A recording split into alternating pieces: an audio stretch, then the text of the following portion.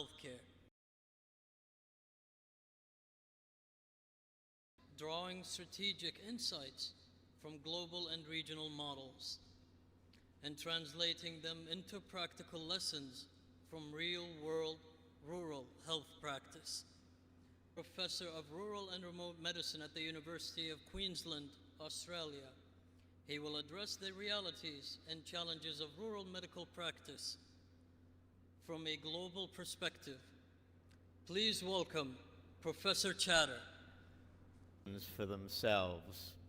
I'm going to talk today around a strategic vision for advancing rural health, and I'll be talking a little bit of generalities, but also trying to give some hints about. Wife would always say that it's the happy wife, happy life, or these days happy partner, happy life, that if your partner's not happy, you won't stay in a rural area. And my wife was very keen to be in a rural area. She rides horses very well. She's a teacher. She became a practice manager. I think the kingdom has made amazing achievements, and I won't go through these one by one, but I think just looking at what's been happening over the last few years, and even since the last conference, it's just truly great to see the progress that's happened. And I think particularly I'd like to mention the fact that there are now 18 family medicine trainees in Bataan. So, so I think, Bataan rather. I think there's wonderful opportunities for those to build their career in this area. Last year I was very pleased to meet some of the cluster heads, and some of the work they're doing, but particularly here, is brilliant. What do we need to change in policy settings to make a difference in rural? And I think what we need to do is recognise that rural is different. Now, many people would challenge that, but I would put forward the case today that there is quite a difference. It's in cities you have specialism, in rural we need rural generalism. We talk about geographic narcissism, which is now a published article by Maylan Fors from Norway, and it's the feeling that the cities have the solutions for rural areas. Instead, we need nothing about us without us. There's structural urbanism, so there's the idea that solutions, once again, on a structural basis, can fit in rural, but we need instead local advocacy and solutions. We need urban-centred policy to shift to rural proofing, and the WHO has been doing some work on that. And instead of competitive markets, which are a bit what we call thin in rural areas, they don't work sometimes as well, we need some private-public partnerships that are truly partnerships. There's some references there to some of those terms if you'd like to note them. What we've done is we work with many organisations of rural Wonka, and we work with Network Towards Unity for Health, which is about socially responsible medical schools. And we're putting together a guidance on evidence-based healthcare strategies to serve rural and remote communities. And that is just getting finally referenced, and then we'll go out to consultation on it, because we want all of you to be giving us some feedback on it, and we're going to be getting you to give us references for it and good examples, because it's very important to share the good examples around the world. So that'll be coming out soon.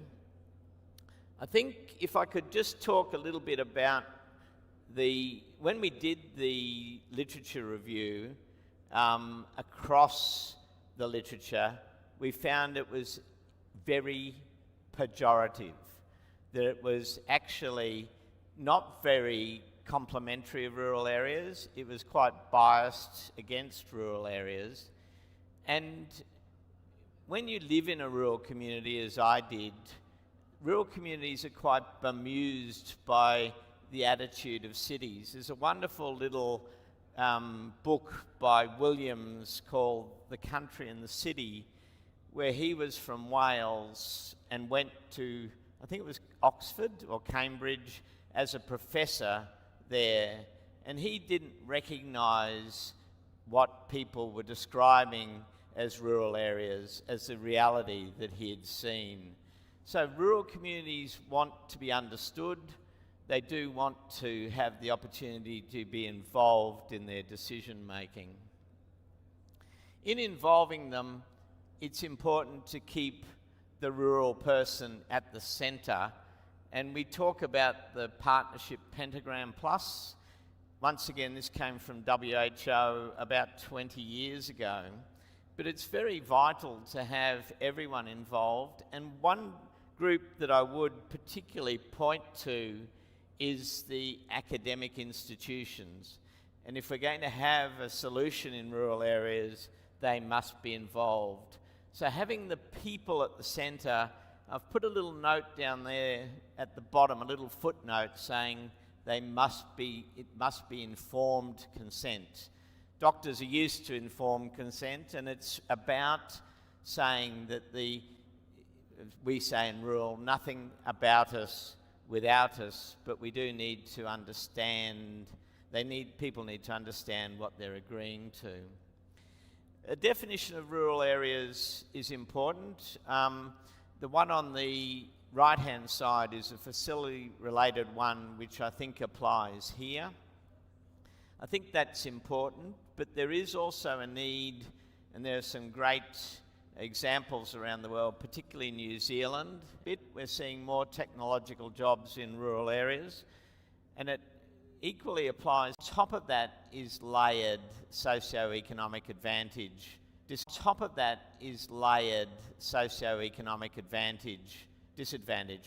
which is common in many communities. But some key points. In geography, we in Australia have the Royal Flying Doctor Service. We equally has got a truck that has a battery operator. The patient, and in Australia, in aged care, the right person, right place, and private-public partnerships. Infrastructure, we need good connectivity, good value, good quality, point of care testing, and I'll come to that in just a moment. Things like BNP and troponins, so we can diagnose heart attacks, heart failure. We can do white cell differentials. We can do digital X-ray. They need to provide true primary care, which is a first contact care. It's innovative. Need to grow your own. There are in the Philippines stepladder programs where nurses can become doctors through extra courses, and we need adequate remuneration and conditions. I was talking to a couple of doctors last night about the recognition of rural generalism in Australia. In the centre is what rural generalism is. It's general practice, primary care, but surrounded by emergency, hospital and population health with some advanced skills. And it's now been recognised as a specialty in Australia, and I think that'll make an enormous difference, not only to practice, but to insurance and indemnity. It means that the doctors who practice this sort of medicine are allowed and in fact covered to do things like we were talking last night about chest drains. So this is the president of the College of Rural and Remote Medicine in Australia.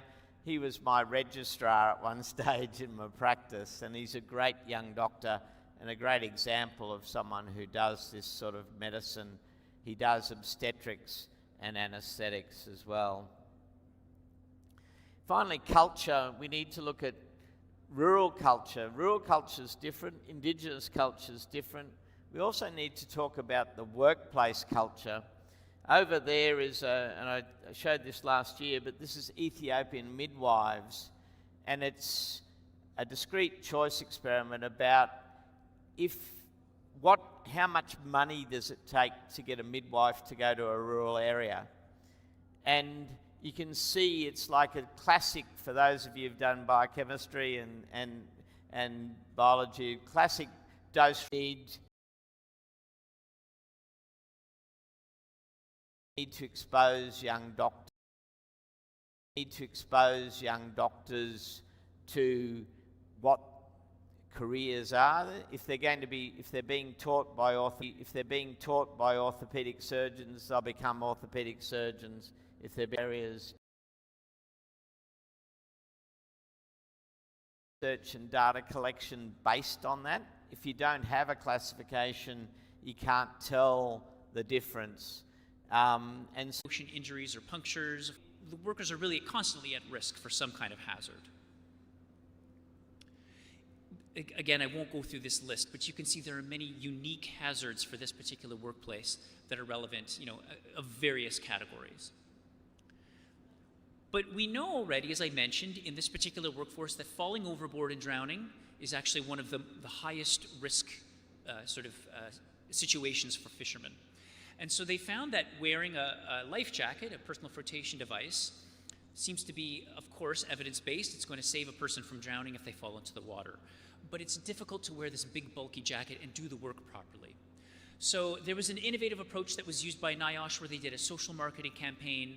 And basically what they did was they took a photo of a person who looks like their fellow fisherman, and he was basically saying, hey, listen, I can't swim in the Bering Sea. It's freezing cold water. If I can't do it, I doubt that you can. And the idea there was to really send something relatable to the workers so they could see, hey, that looks like me. I can relate to that, and I can understand that message.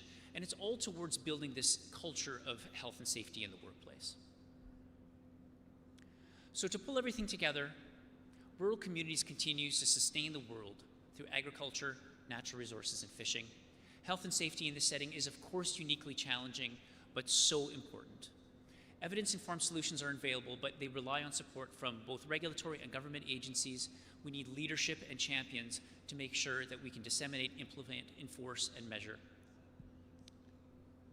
And that's it. Thank you very much. Shukran.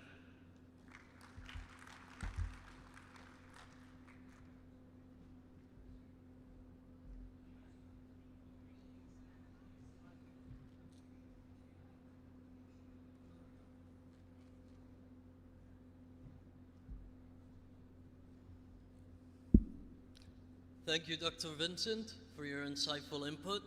Now please welcome with me our third speaker, Dr. Iman Al-Banna, lecturer of public health specializing in health management in Alexandria University in Egypt. She will be discussing leadership and management challenges within rural health system. Welcome, Doctor.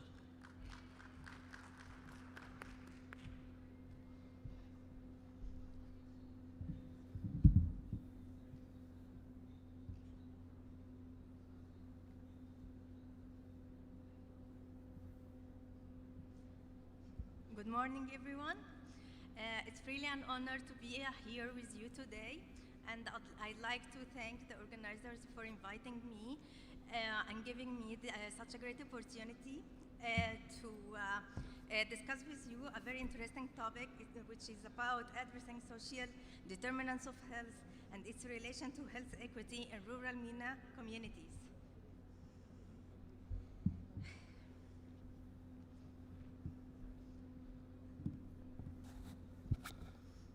Where can I?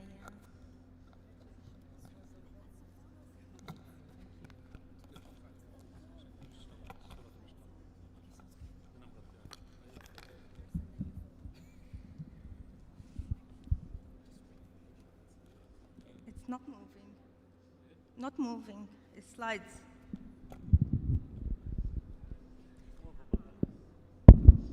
أنا مش عايزة أتحرك.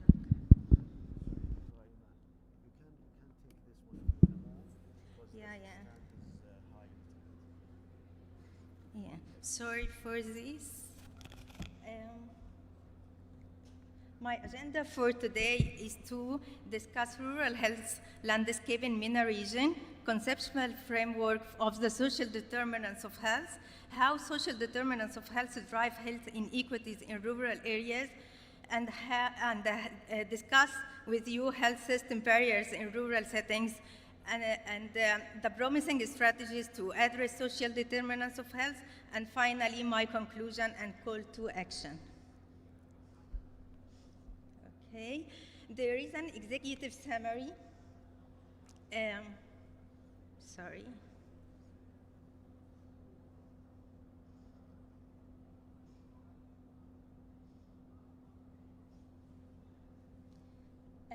There is an executive summary that can summarize the path from disparity to equity. We have the challenge that rural MENA communities face profound health inequities driven by complex social and economic factors, not just a lack of hospitals. The drivers, the social determinants of health, including economic instability, education gaps, and infrastructure deficits, which are the root causes, and further exacerbated by conflict and geographic isolation. And I'm sorry, I couldn't see the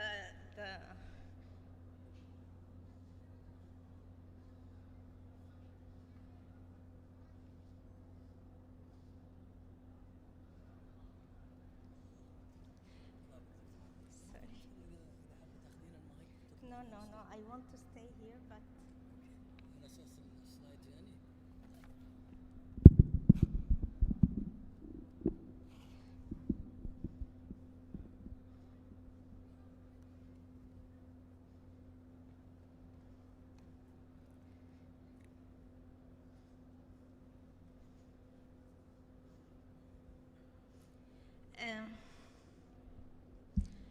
what is the situation of health equity in rural areas now? The rural MENA health equity is a challenge now. For example, in Yemen, the maternal mortality rate is 164 deaths per 100,000 live births, while in United Arab Emirates, it's about 3 deaths per 100,000 live births. And this represents a stark disparities because of the conflict and poverty. And on the other side, because of the specialized and well-established system in United Arab Emirates, it yields vastly different structure. And this represents, again, I'm sorry, this is not my, I have made the changes in the presentation, and this is not the most updated one.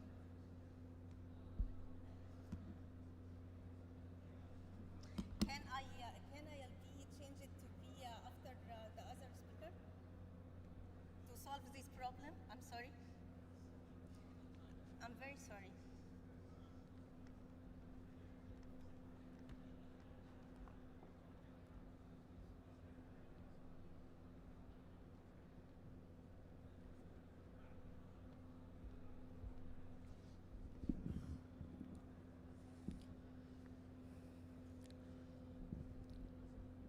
We're having small technical difficulties, but Dr. Iman will come back shortly after our next speaker.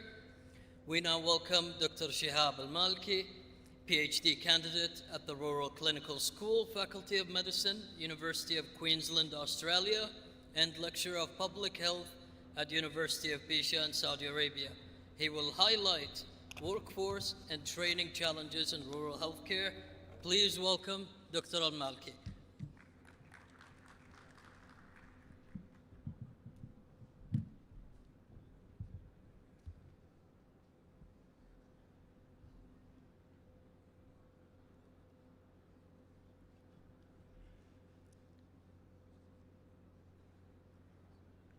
Good morning, everybody, and thank you for being here. I'm Dr. Shihab Al-Malki, PhD candidate from Rural Clinical School in University of Queensland and lecturer at University of Pisha in preventive medicine. Today, I will talk about the challenges of rural health practitioners from theory to practice. This talk is grounded in the real rural clinical practice, not just the theory. And I want to briefly explore the gap between how rural healthcare is designed on paper and how it's actually delivered on the ground. To begin, I will briefly introduce the context of rural health practice.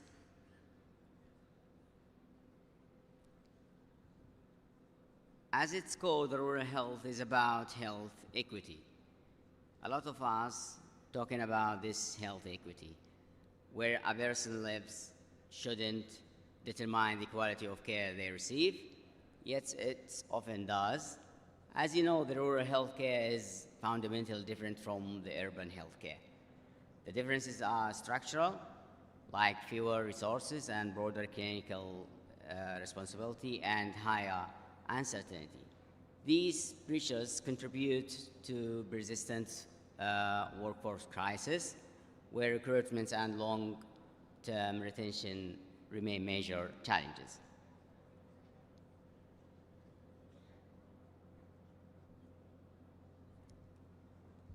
In theory, rural healthcare is guided by a strong policy framework.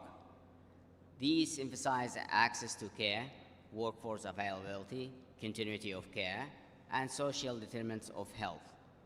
For sure, on paper, these principles make sense, but theory alone doesn't capture the real rural clinical environment.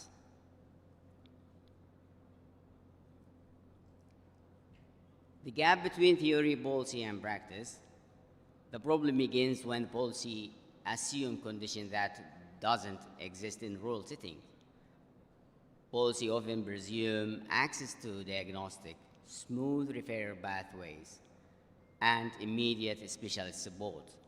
In many rural conditions and locations, these assumptions simply don't hold. This creates a gap between policy intention and clinical reality. If you see to this percentage, we can look at real-world rural healthcare.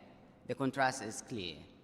Many facilities operate with the limited diagnostic, 60%, reduced specialist access 75%, and fewer staff 45%. Yet they are expected to meet the same standard as in urban hospitals, but this means delivering high responsibility care with constrained resources. Rural practitioners often function as a sole decision maker in critical situations, absolutely. Their role extends beyond clinical care to include administration and referral and psychological support within the community. And these responsibilities are the most evident during the complex clinical decision making. And the fact says rural practice demands both breadth and depth.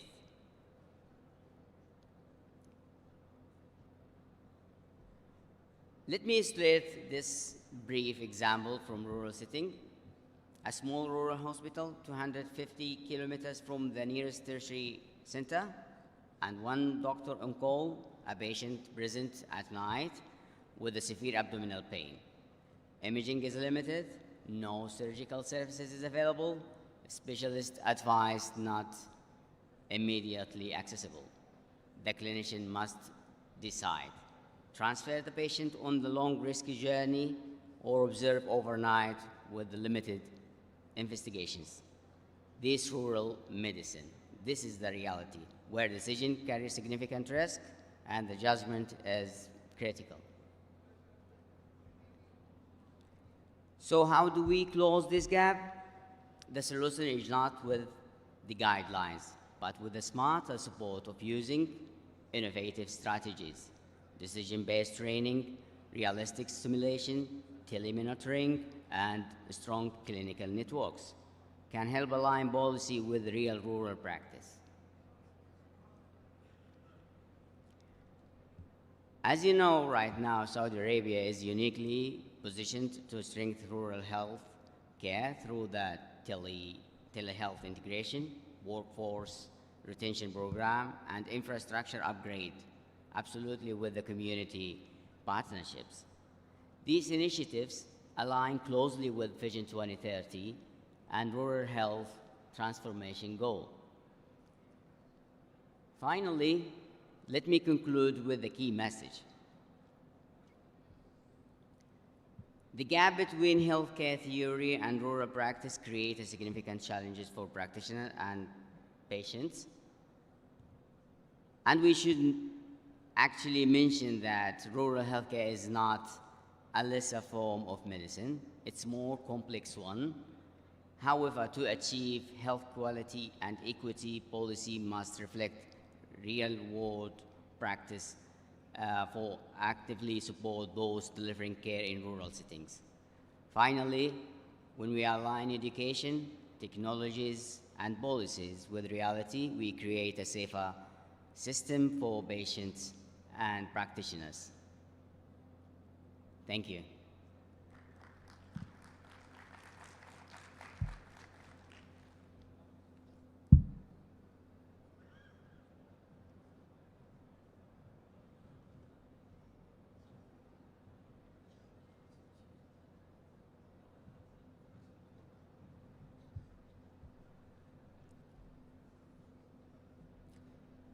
Thank you, Dr. Shihab Al-Malki, for your input. And now we move on with the scientific program and the expert panel discussion focusing on challenges in rural settings. It is my pleasure to introduce the moderator of this panel, Dr. Abdulrahman Al-Snedi, Family Medicine Associate Consultant, trainer and instructor at the Family Medicine Academy in King Saud Medical City in Riyadh. Dr. Abdulrahman Al-Snedi, the panel is yours.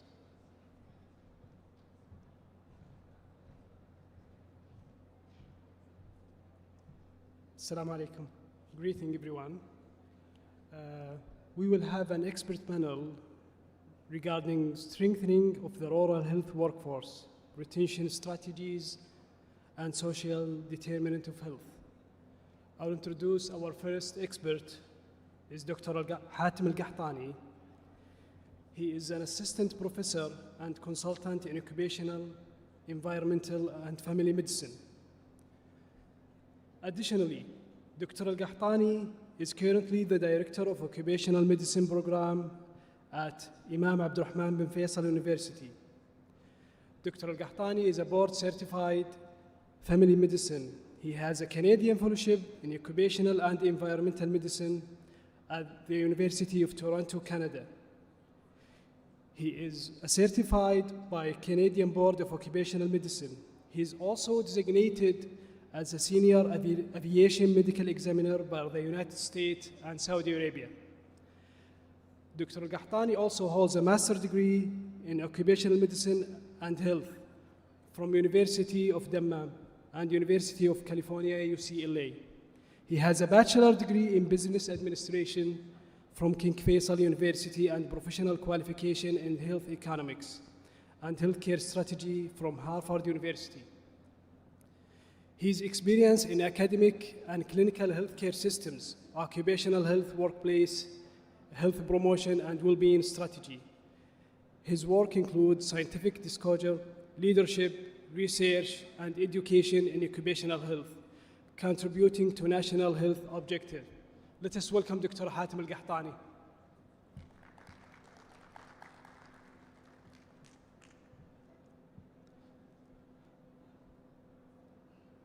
Our next expert, Dr. Thamer Al-Ataibi. Dr. Thamer Al-Ataibi is a senior health expert in occupational health at the Public Health Authority of Saudi Arabia, and he's a consultant in occupational medicine with extensive experience in occupational, preventive, and environmental medicine. He holds a bachelor's degree of medicine and surgery from King Saud University, College of Medicine. He also has a French Board of Occupational Medicine from Claude Bernard Lyon University, France. And he also has a master's degree in health and hospital administration from King Saud University College of Business Administration. Dr. Al-Ataibi previously served as a committee member at the National Council for Occupational Safety and Health and previously worked as a consultant in occupational medicine at King Saud Medical City. He previously plays a key national role through the Saudi Commission of Health Specialty as a member of the Scientific Examination Committee and the Scientific Council for the Preventive Medicine Board, contributing to strengthening of occupational health system, professional standard, and regulatory framework within the kingdom. Let us welcome Dr. Thamir Al-Utaibi.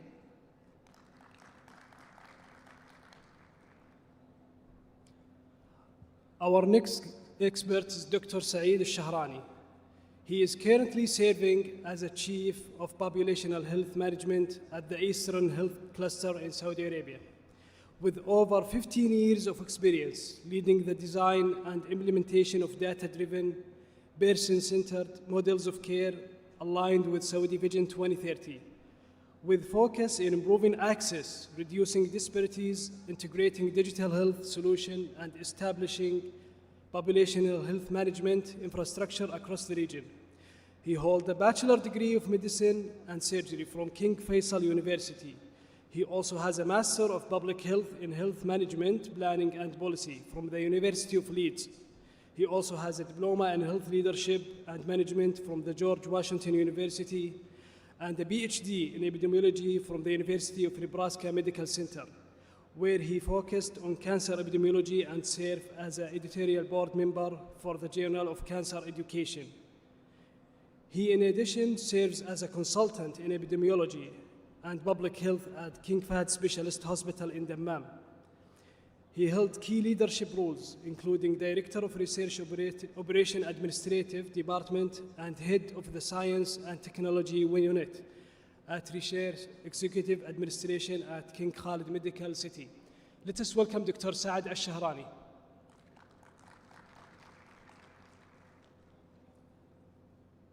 Our next expert is Dr. Nazim Al-Shahrani. He is an Associate Professor of Preventive Medicine and Public Health in the Department of Family and Community Medicine, College of Medicine, University of Jeddah, Saudi Arabia. He also serves as a consultant and advisor to the Populational Health Deputyship at Saudi Ministry of Health. He is a senior populational health researcher with active advisory role supporting national health policy development and health system transformation. His academic and research interests span infectious disease, mass gathering medicine, climate-sensitive health risks, non-communicable diseases, health promotion, and digital and behavioral public health. Let us welcome Dr. Najm.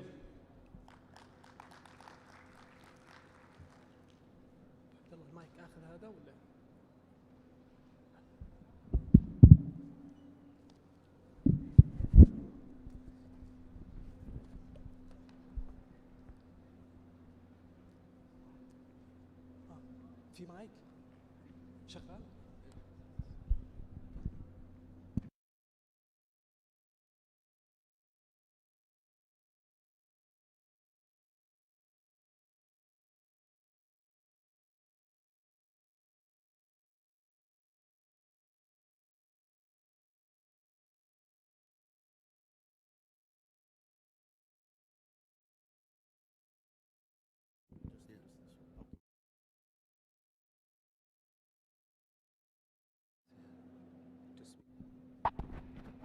Good morning, everyone. So, to frame our discussion, rural and urban health gaps in Saudi Arabia are often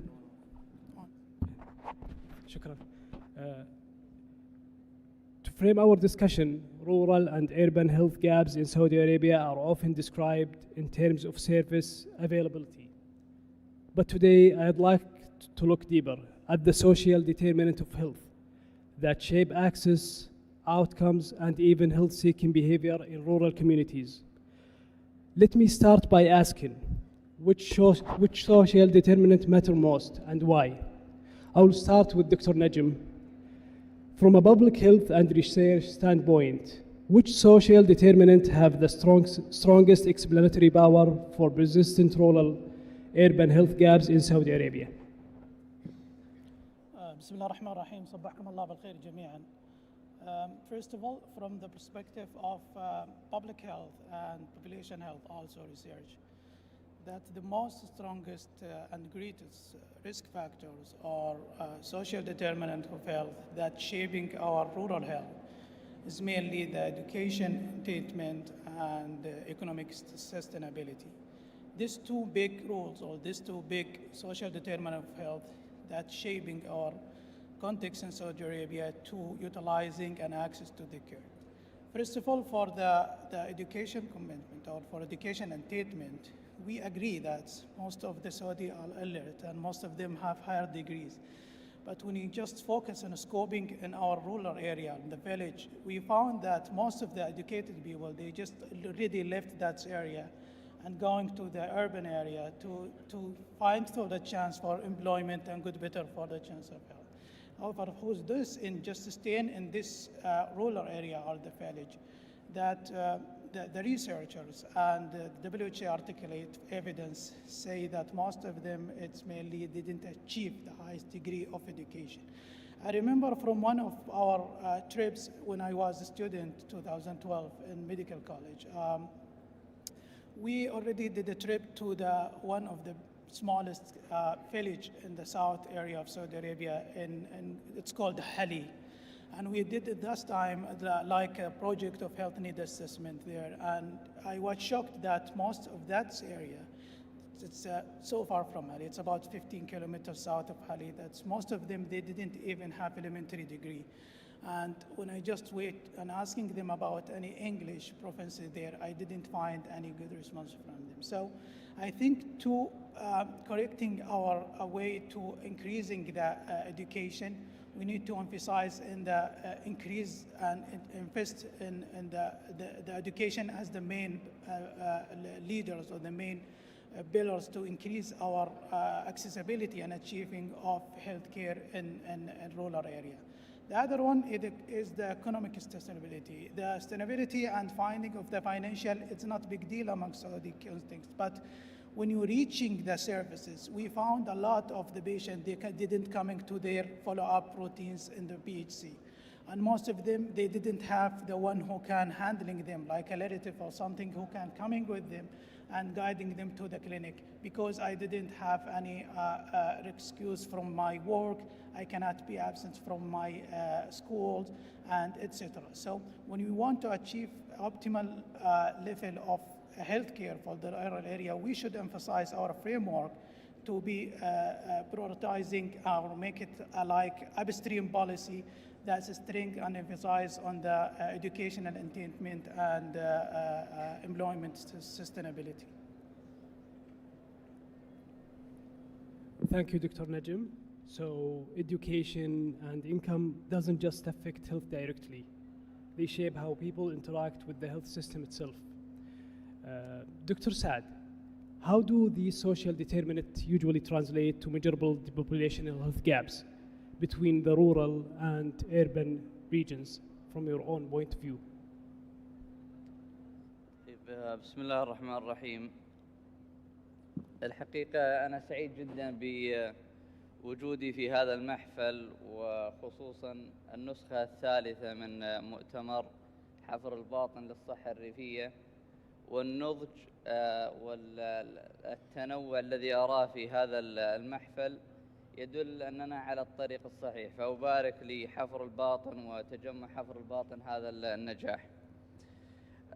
Going back to the questions, which is related to the gap in the population health management in the rural areas versus the urban, I think let us to start with the initial basic foundation for any project or any assessment, which is we need to tailor an assessment to the local perspective or the local need of the rural areas. Yes, we do have some impression. Yes, we do have some observation, but I think we need to start from a local studies and searching the actual gap and the actual need in the rural areas. As many of other areas here in Saudi Arabia, which we are experiencing the healthcare transformation, population health management is still in the, I would say, fancy stage and infancy stage, and yet we're still trying to build the model for the best approach for the population health management.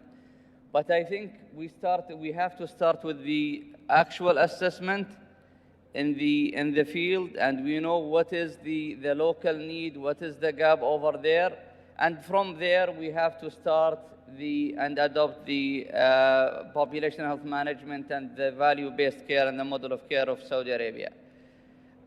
The most important element that anyone could start with is to start to shift the care from reactive to proactive.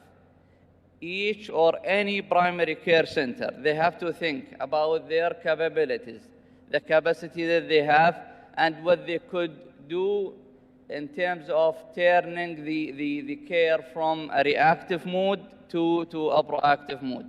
So I think this is the way that we could start based on the expertise, based on the I would say the workforce in the field. We could start with an initial point or initial project with adopting a proactive model of care.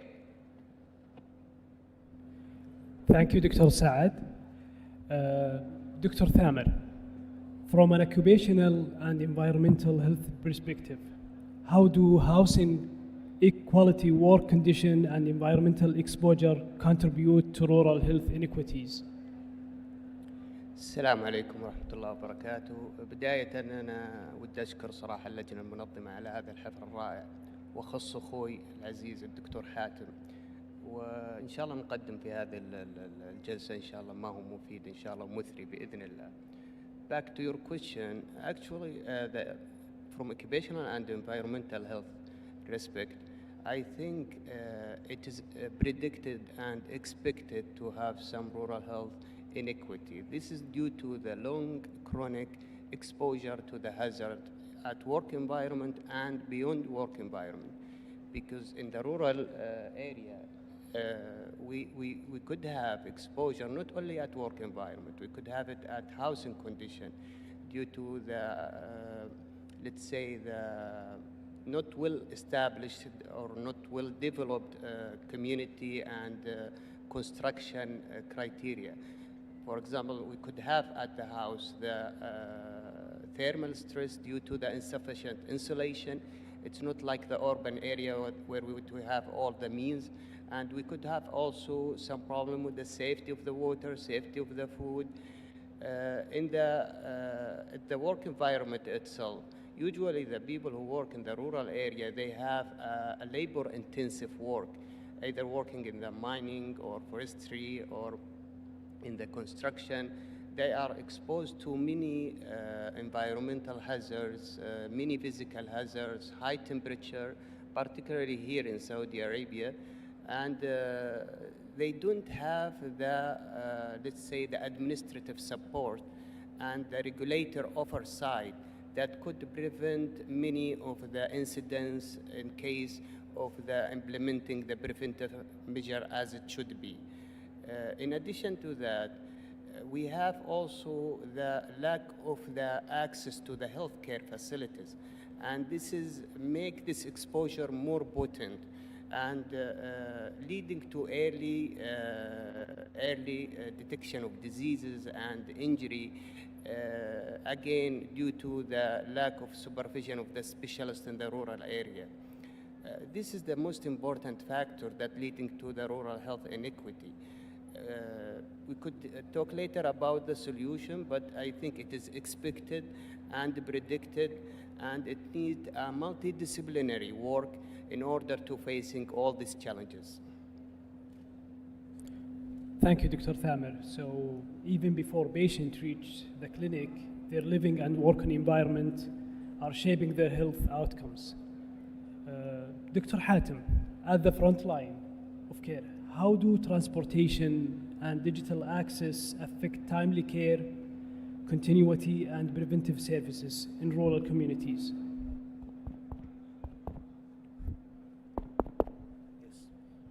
First, thanks for involving me in this panel discussion. I think in terms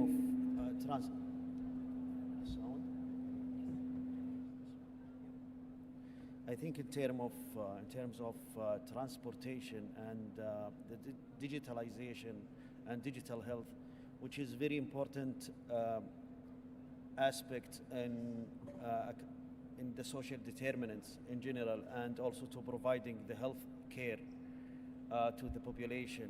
In terms of transportation, exactly, which is an important aspect with which Dr. Thamer mentioned about the accessibility. So the transportation is method. It's a method to deliver the population to the health care. So if there are any defect in the transportation, it will affect also the healthcare system, and also to delay the population to reach to the healthcare providers. So if there is any defect in transportation, it will affect also on the operation of the medical services, delay the cases that seen in the clinics, increase the waiting lists, delay in detection of cases, and also affect on the treatment of cases that will the symptom getting worse and also the complication getting worse. So the transportation is very important aspect. Even the ways and the routes, it's very important. It's affecting the health system and healthcare system. The number of accidents in transportation is increased. I saw some literature about the percentage of the road traffic accident in the rural health, which is around 20% worldwide. So these affect on the healthcare system and also the middle of care. So we need to concentrate in transportation. In terms of digital health, which is also, we consider it as a solution for the connectivity of patient and population to the healthcare, we can consider as a problem, and if there is any defect, and we can consider it as a solution if we use it in very good way. So we need to activate actually the digitalization and the telemedicine and telehealth. And also, if we can provide the telehealth medicine services in good way, that will decrease number of patients to coming to the clinic, decrease the waiting list of patient, and also reach to inaccessible patients and communities. So I think these two determinants, it's very important, and we need to put it as a strategic to find a solution and to improve that what we have and develop the services that can give these two determinants to be more achievable and more developing. Thank you, Dr. Hatem. So we explored some of the social determinants that drive rural health gaps. Now we'd like to discuss more about how Saudi Arabia can move beyond health care expansion toward cross-sector section in the line with Vision 2030. I'll start with Dr. Saad. Dr. Saad, from a healthcare cluster and populational health perspective, what concrete roles can municipality and transport authorities play in improving rural health access?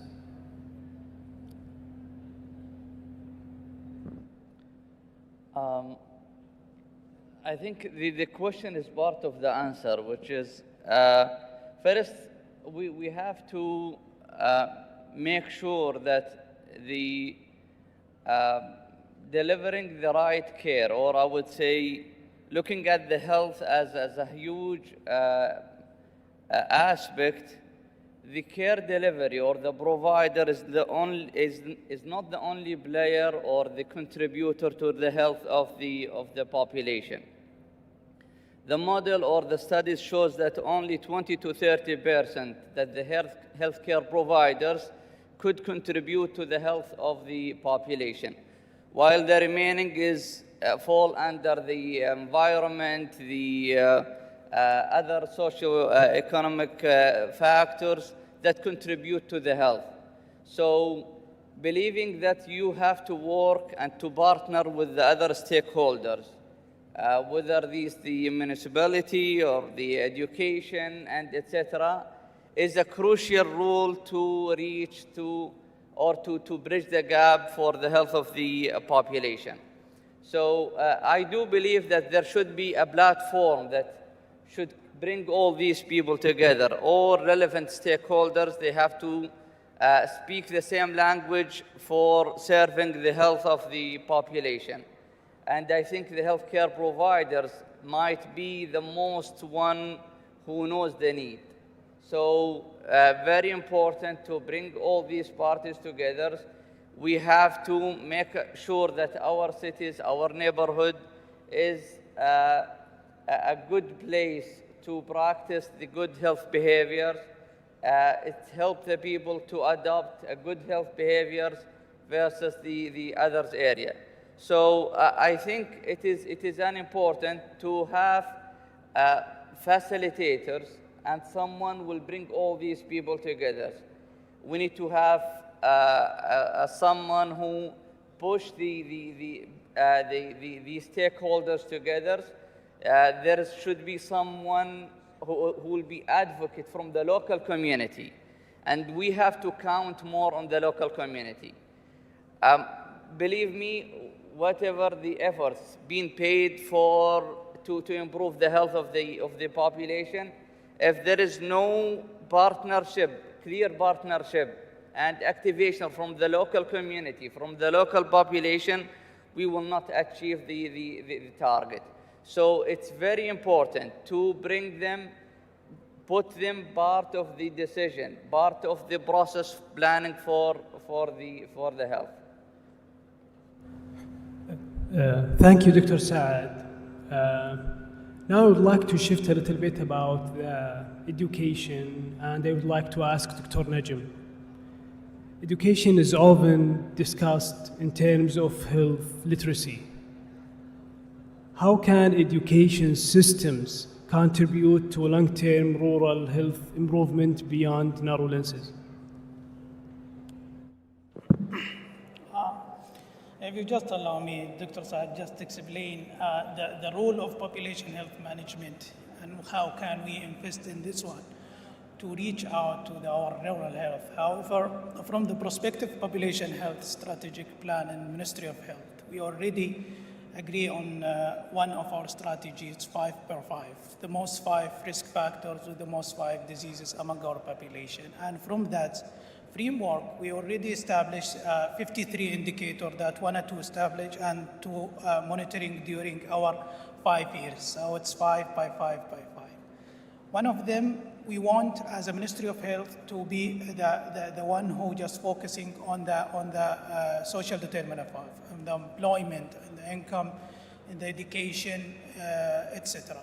And for our operational plan, we want to invest in that by just monitoring, by just oversize the activity through our partners, either public health authority or the clusters who are doing their job through the population health management. And we established that we want to monitor it through 2 parts, through the clusters, as 20 clusters in Saudi Arabia, and through the regional directorates, about 13 directorates. And we just proposed that the emir or the chief of the directorate, Amir al-Mantaqa, will be the one in attached to be monitoring his area. I think if we just going to sub-clusters or sub-regional, we will discover the disparity between each area. We will discover what's really have to want to invest our part, either in education, either in transportation, either in literacy, health literacy at all, and can prioritize. Our imagination that will be by the end of the next year, we'll have like a population health indicator or population health index that will be giving like a grade for each region and each cluster, and each one of the cluster chiefs or the regional emirs, he have the access to that one to say what's the top 5 problem, what's the top 5 risk factor, what's the top 5 social determinant of health that he has a lack in their area. And from that prospective way, we may go down to the sub-regional, and we can divide it as to the rural or urban area for each region. Actually, I agree with Dr. Saad that we need to be like a collaborative work. A healthy city program in Ministry of Health has successful rules among the city that I think we wanted to implement it for the rural area, for the village, for the area, even for the district. In my imagination, if we just making like this district, so this area has accreditation from Healthy City, from Ministry of Health or Public Health Authority or what, etc., it will be like investment or nudging the population toward healthier society and healthier area. So that's in nutshells. It's need like a collaboration work. We should have, like what Dr. Saad said, cross-sectional collaborations between all the stakeholders, not just for health, also beyond the health. The last thing that we need to emphasize is the social participation. We need to have a community participation representing from all area. All our regions, all our villages, all our cities have their own social beliefs, own social cultural belief that we want to emphasize in that positive culture and positive belief to reshape our population in a good will and good population. Thank you. Thank you, Dr. Najim. I would like to shift a little bit about the digital infrastructure, and this is for you, Dr. Thamer. From the Public Health Authority and occupational health point of view, is digital infrastructure merely a technical investment, or can it function as a health equity intervention in rural Saudi Arabia? Actually, this is a very good question. I think we should look at digital infrastructure not only as a technical investment or digital investment by itself. From our perspective in occupational health, we see it as a very important strategic intervention to overcome the challenges and the rural health inequity. Yesterday, Dr. Marwan mentioned in one of the panels of discussion that now in Saudi Arabia we have a new regulation regarding medical fitness examination that will be mandatory for all public and non-profit and even the private sector. We know that we don't have the enough number of occupational health professionals to conduct these examinations. Here, the importance of the digital infrastructure arises. We could apply this technology in order to overcome these challenges and conduct this examination and get use of it by consulting the professional from other area, even if there is distance barrier. Through the digital technology, we could practice the virtual consultation. We could do the online consultation, also the digital peer communities. This will overcome the challenge like social isolation. So the digital technology is very important. It facilitates the access of the health care. I know it's not enough to replace all the classical practice of occupational health. We still need the clinic and the physician, but it will narrow the scope and the gap. It will narrow the gap between the rural and urban area. So it is very important, the digital, it's very important because it offers solutions. Sometimes we couldn't do it in the rural area, for example. So by the online activity, online consultation, this will overcome a lot of challenges. Thank you, Dr. Thamer. So, since we spoke about the inequities and some of the gaps, now I would like to ask Dr. Hatem, how can health cluster operationalize health in all policy at the local level? So, non-health sector actively support the rural health outcomes?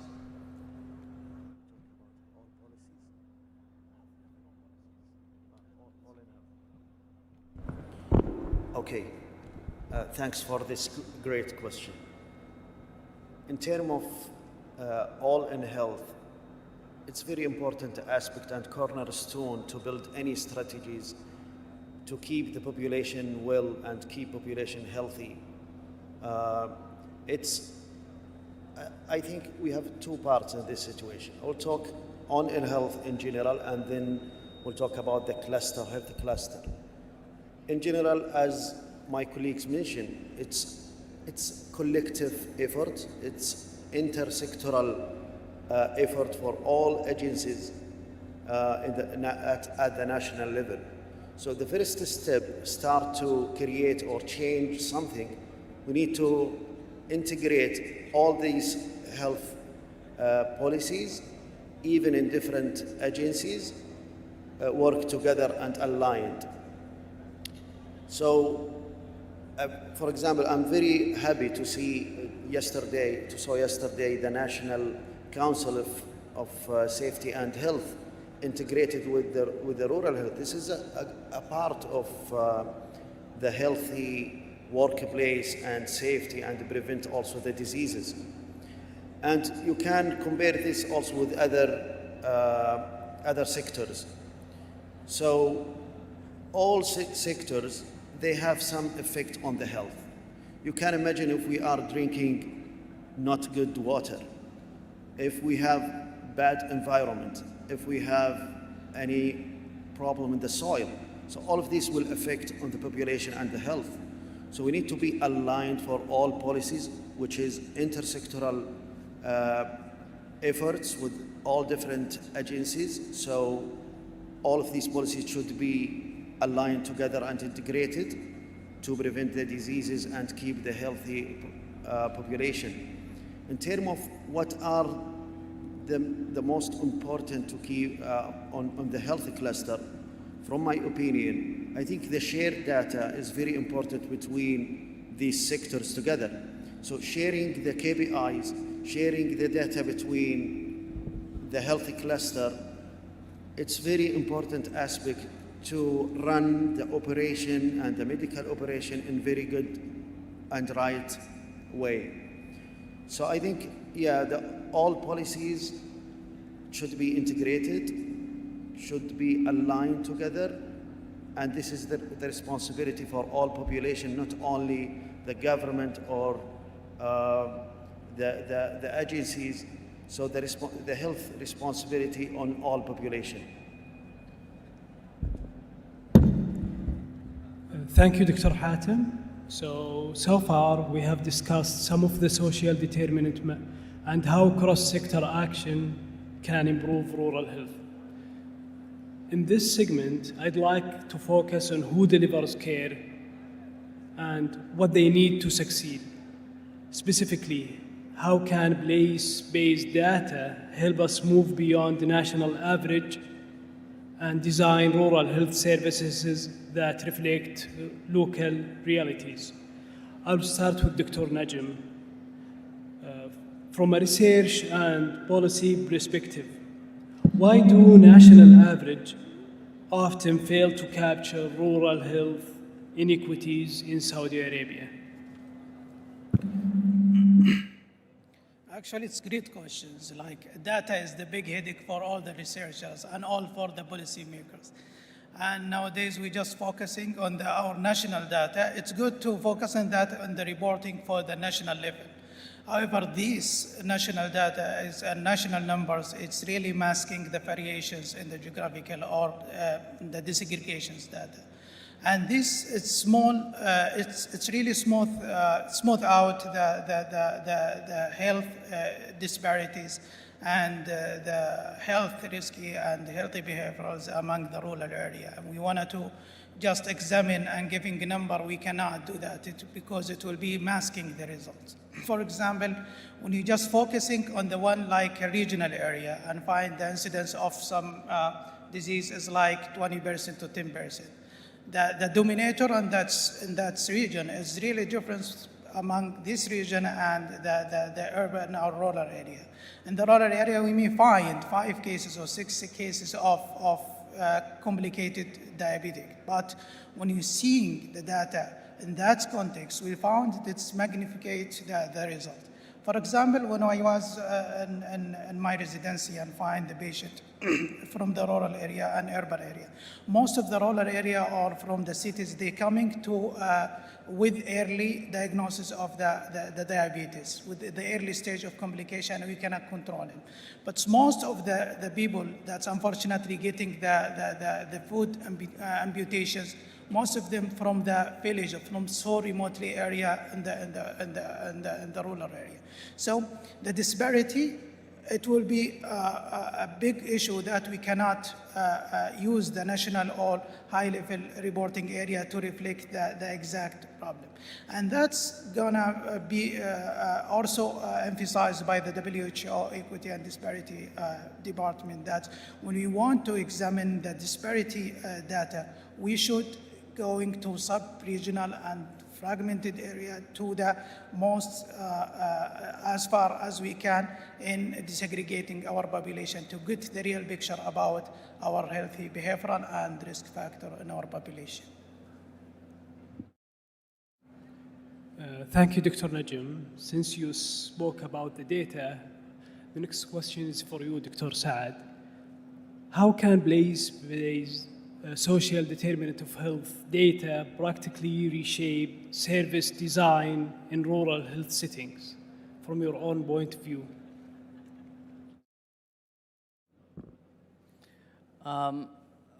Definitely, knowing the local setting and knowing the actual situation in the rural areas will help to shape the healthcare delivery.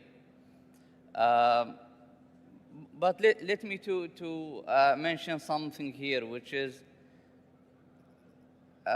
sometimes we do look to the rural areas in a way that, you know, it is less privileged and they are some kind of more negative than the positive. But I think it might be the way around. Let us to think about the positive social determinant of health in the rural area that's not there in the urban area. And you know, it's deeply rooted in our culture. Going back to the history, النبي صلى الله عليه وسلم هو بعد ما ولد أرسلوه إلى يعني القرى المجاورة في البراري لأنها أنقى هواء. Still, this is part of the area that we, or the factors that we should attribute to and count on and capitalize on. Let us to look at the positive thing that we have it in the rural area, and we could use it for the benefit of our, I would say, our health. Yes, we do have to check the negative, or I would say the issues that we have in other social determinant of health. We have to consider it in our planning. We have to put it in the focus, but we have to capitalize also in the positive area. So how does that could shape the healthcare delivery? In many ways. Knowing what is the preference of the local population, knowing the level of the education that you have to tailor your message based on your population. And this is the, I would say, what we have learned in the College of Medicine, something that it's not there in the local communities. The way of people perceiving you, totally different if you're in the urban area than the rural. If you meet with an old guy who knows how to greet him, how to introduce yourself to him, is totally different than someone in other areas. So getting involved with the local communities, and this only could be met by the local people who knows the culture, the context of the local people.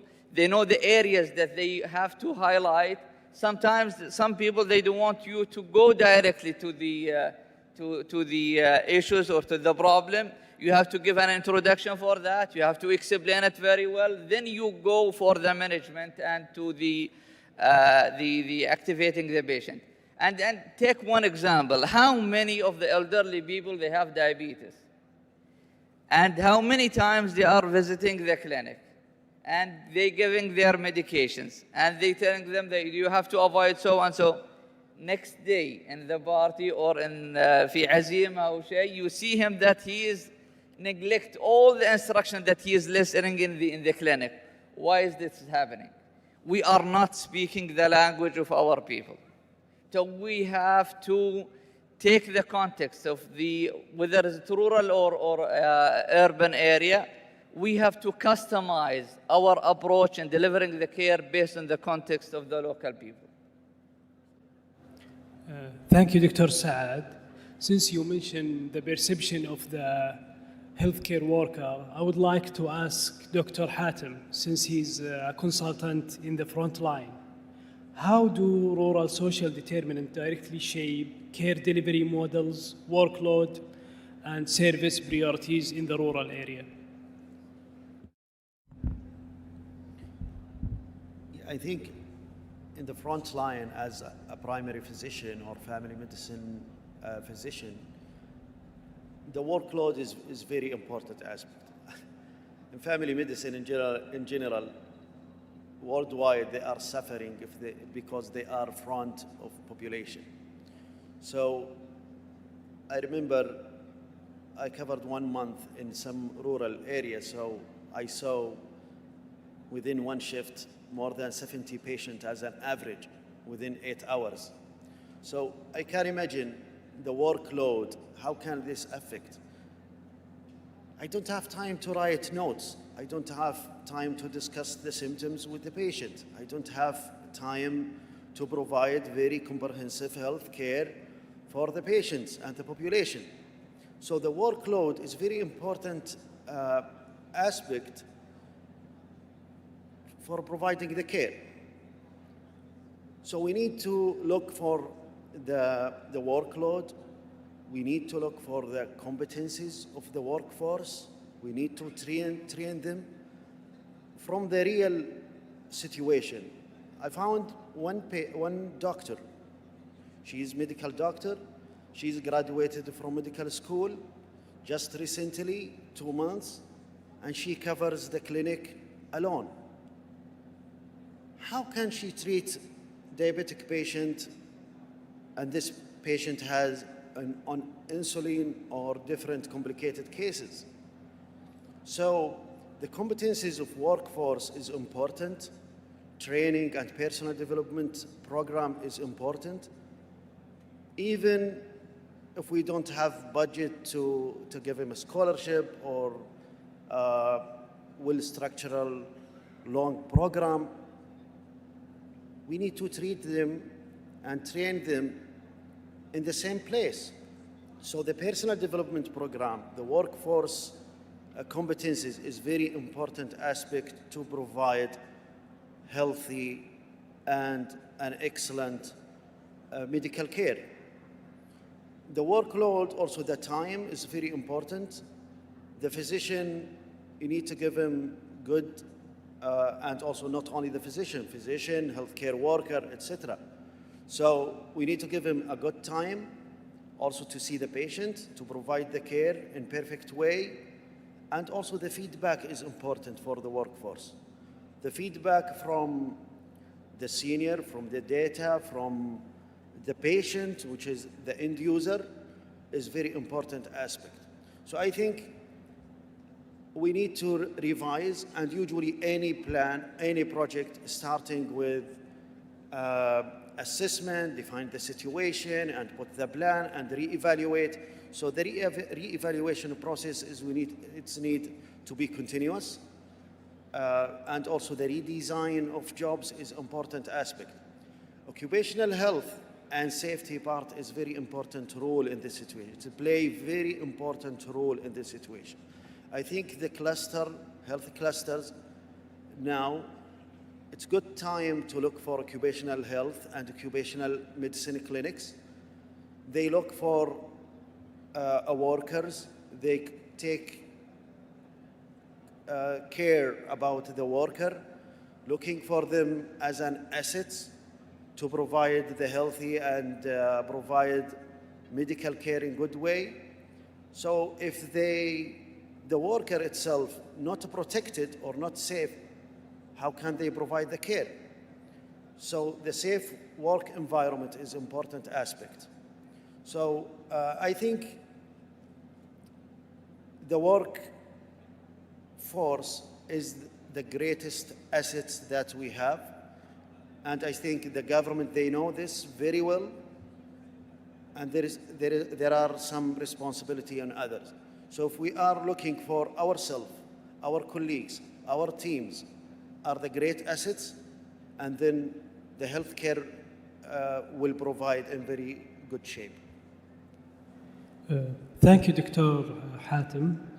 You mentioned something about the workforce, their competency, and the working environment. And I would like to ask a question about the competency of the workforce, specifically in the rural area. And I would like to ask Dr. Thamer regarding what competency does rural health workforce needs to effectively address social determinant and act across sectors. Okay. Let me start from where Dr. Hatem ended. He has mentioned the importance of occupational health and safety and taking care of our workers. That's very important, particularly in the rural area. Rural area, we know that the hazard that the rural worker, health worker face is much greater than and much bigger than the one in the urban area, due to the social isolation, due to the work overload, due to the lack of resources. So this leads me to answer your question about the competences that the rural health worker should have in order to achieve their mission and do their work as it should be. Actually, in the rural area, the rural health worker must go beyond their classical role. They should do much greater things than the healthcare worker do in the urban area, because they have to communicate with the others in effective way. They have to overcome the lack of resources by their competences. They must be leadership. They have the leadership skills and advocacy skills to raise their issue and their challenges to the decision makers. They must be aware of the public health and the preventive measures. This is very important to be potent and competent in the health promotion and risk communication. Also, regarding the rural health worker, they must be adaptable and flexible. They must have high tolerance to the workload, high workload, to the broad spectrum of practice. They must accept all kind of the hazards they may face in the rural area. In addition to that, they have to be a cross-sector collaborator. They must always work with the other authorities, work with the other interested parties and stakeholders to form a comprehensive management or comprehensive health intervention to protect our greatest asset, as Dr. Saad mentioned, which is the workers and the population. It's very important to take care of all aspects, because the worker is not facing only hazard at work environment. They have social life, they have parents, they have kids. They need good roads, they need good schools, and they need also housing, which is guarantee respectable life. So all these competencies must exist for those who work in a rural area in order to overcome the challenges expected there. Thank you, Dr. Thamer, and thanks all to our expert. So before we close, I'd like to pose one final cross-cutting question to all our experts. should Saudi Arabia move forward toward a formal rural social determinant of health framework, explicitly linked to workforce planning and populational health management, rather than addressing just the social determinant in a fragmented or way? So I would like to hear an answer from all of you, if you don't mind. Definitely, sure. We need to customize our context, social of determinant framework, health of determinant framework, open our culture, open our beliefs, and open our population. And I think we are a model. Even we are homogeneous population in Saudi Arabia, we still have difference in our belief, cultures, and etc. So definitely, I agree with that. Dr. Abdurrahman, we should say yes, but let me to say, definitely we do support, and we do know that this is the way to go, is to shape our healthcare delivery based on the social determinant of health. But let us to be more realistic. What could be done at the field? What could the frontliners do with the current capabilities? I think this is the most important. Yes, let us to have an overview about what do we lack, where is the gap, where is the issue, but we have to consider also what could be done at this moment. And I think this is the most important point, which is plan your action based on the current capabilities that you have. And also, yes, you have to plan for the future, but if you put a plan for now, don't try to put an overestimate for the goals and the objectives that you want to reach, while the current capabilities doesn't meet your plan.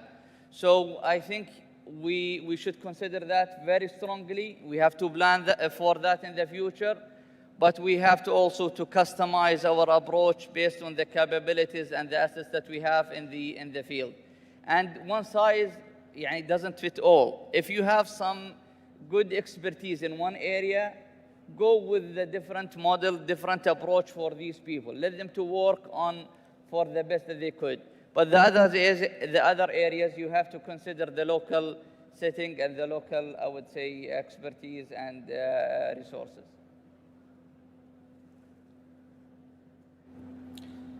Certainly, yes. But I would like to stress in one point very important, that is a teamwork. It's not a one entity work. There must be a multidisciplinary national team from all interested parties: education, transport, Ministry of Labor, the health care institution.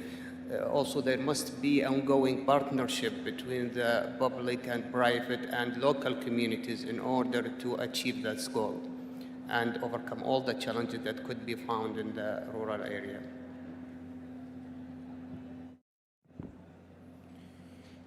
Yes. I say, as my colleagues mentioned, yes, we have a vision. We have great transformation. We have right model of care, starting from the prevention and apply the primary prevention, secondary prevention, and tertiary prevention, which is the right path to providing the healthy model and providing health care in good shape.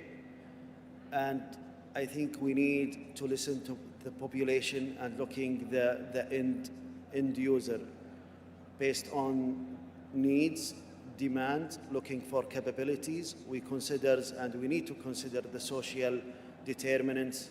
And I think, yes, if all sectors work together collectively, sharing the KPIs together, working aligned, and collect all these efforts to keep this population well, we are on the right path. Thank you all. So what seemed to be clear from the discussion today is rural health in Saudi Arabia is not only as a clinical service alone. It is a whole of system of opportunities aligned with the Vision 2030, and it needs the collaboration of many sectors and government sectors. I would like to thank you all, and thanks to our expert in this discussion and for engaging in these matters. Thank you so much, all of you.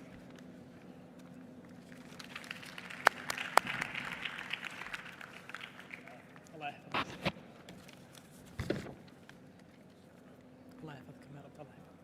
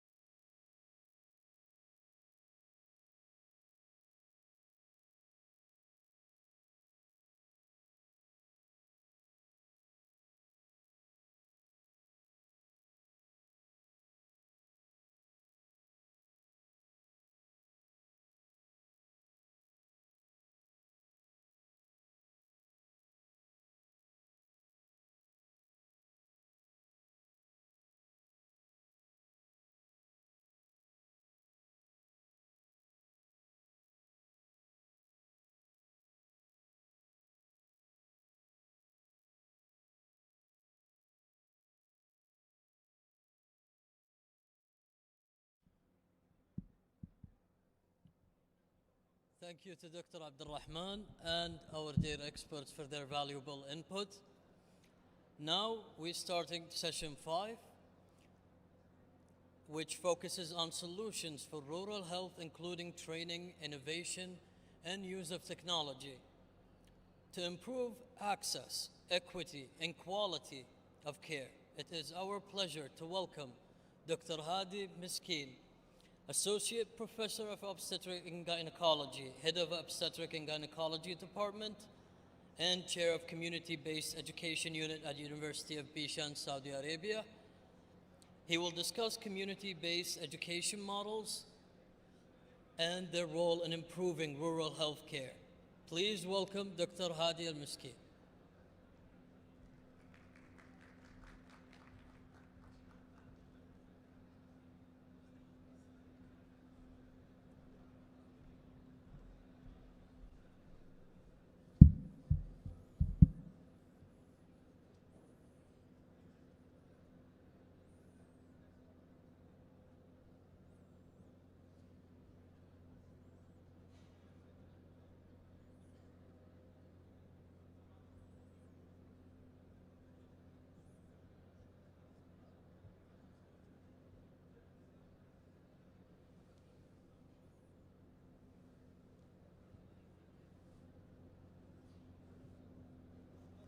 دي هنا مش كده؟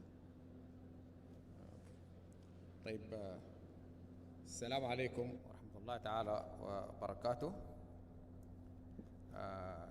أول حاجة شكرا جزيلا للجنة المنظمة على الدعوة الكريمة وجهود اللجنة العلمية وجهودكم جميعا. أنا سعيد جدا اليوم معكم وسعيد إنه to present in front of you. My talk is about bridging the gap, achieving equity in rural health care through transformative medical education and specialized trainings and the suggested pathway in Saudi Arabia within Vision 2030.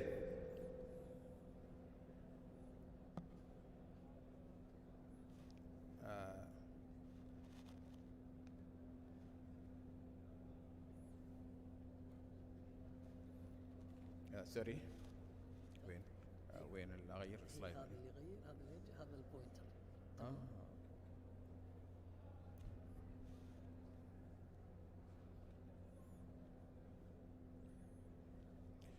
Actually, this presentation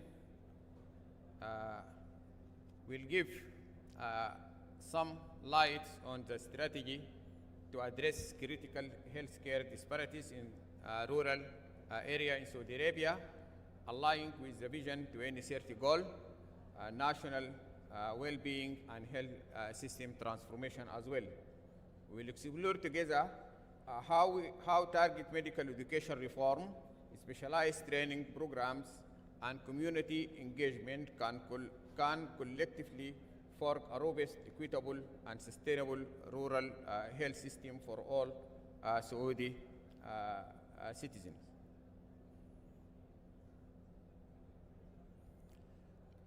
Saudi Vision 2030 places a profound emphasis on investing on its peoples and their well-being. This strategic commitment extends deeply into healthcare sector, recognize that robust, skilled, and empowered human capital form, as well as equitable health system in the rural area and, of course, on the urban area as well. It is through this dedication that we can unlock transformative potential, especially under deserved rural area. So, actually, we have challenges when we talk about rural urban health. We have challenges, and despite all of the development we have, rural communities still face challenges, and we have to address it frankly, like geographical locations and workforce shortage and service gap in between rural and urban area as well.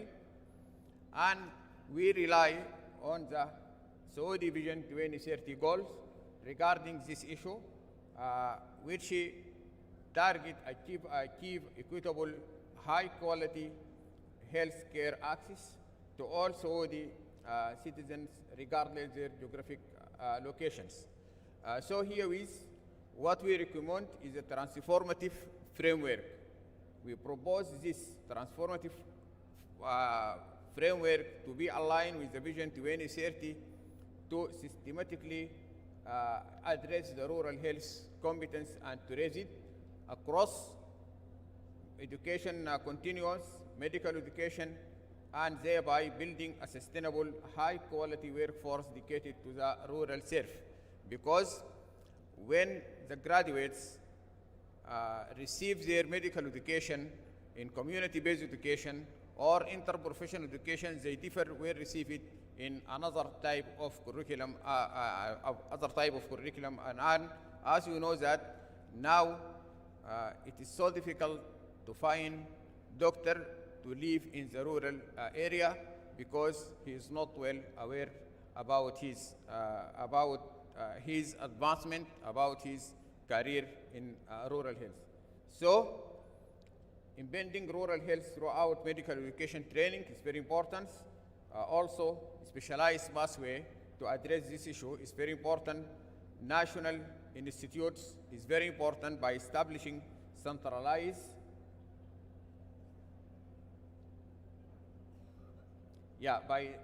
establishing centralized research and policy leadership.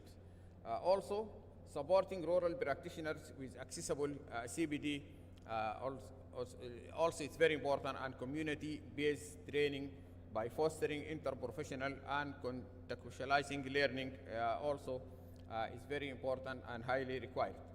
So, what we propose here is a framework built on 5 interconnected pillars that work together to create comprehensive ecosystem for the rural health excellence.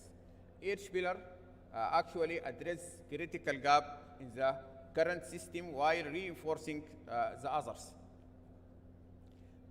These pillars, number 1 is mandatory rural health integration, and we have to mandate the integration of the rural health modules across undergraduate medical school.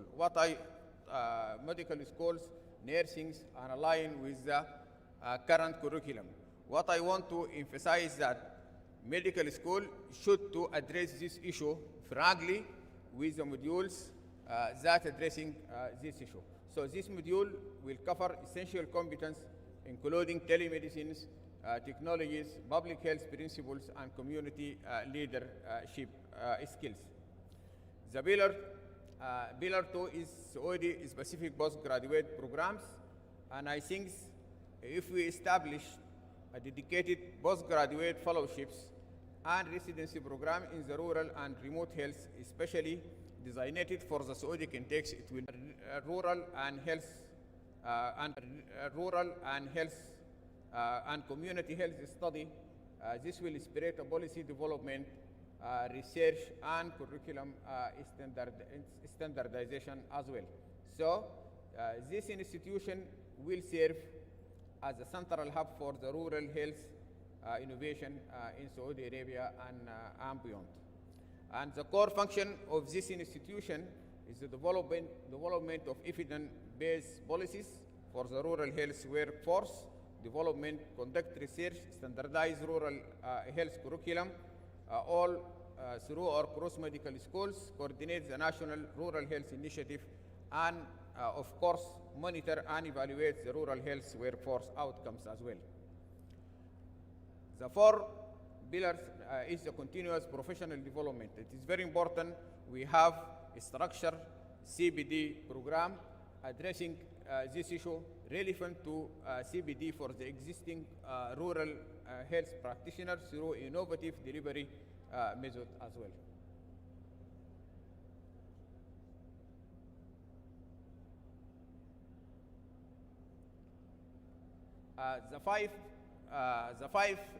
The fifth pillar is community-based interprofessional training. And herewith, I want to take a few times to talk about this in details. What I observe here, we have a lack of community-based education and interprofessional training modules. And now, fortunately, we are working on this issue in University of Bisha in align and in coordinating with the FEMER Institute, because by training doctors, nurses, pharmacists, and allied health professions together in a real rural settings, we create teams that understand both clinical and social determinant of health in their communities. So they will be more dedicated to their rural area. So what we recommend here is interprofessional teams with community environment and cultural competency graduates. So now we suggest this transformative roadmap. What's the else? The else is to ensure the quality and equity of this service, because what we need here is to be committed to quality and to be committed to equity, especially in the community competency-based assessment, to ensure all the graduates meet the rigorous standard for the rural practice regarding of their training pathway as well. Also, I think tele-mentorship programs is so important, and now just we start this in the others whole.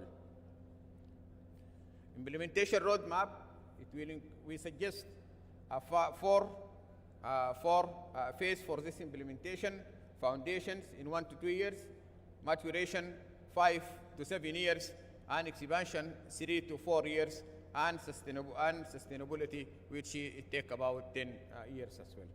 So if we adopt this transformative framework, we expect that we maximize the workforce growth, we increase the retention rate, we increase the coverage, and we increase also the satisfaction as well. So, in alignment with Saudi Vision 2030, this framework is directly supported the Vision 2030 goal by improving healthcare quality, increasing accessibility and developing national talent across all regions in Saudi Arabia, and hence we can advance for other regions. I want just 1 minute to conclude. We have a key recommendation here for the resilient rural health, and we have here specifically we have this recommendation for the new الباطن Institute to lead the rural health in Saudi Arabia, because it serves a critical regional hub ideal for attracting talent serving surrounding community as well.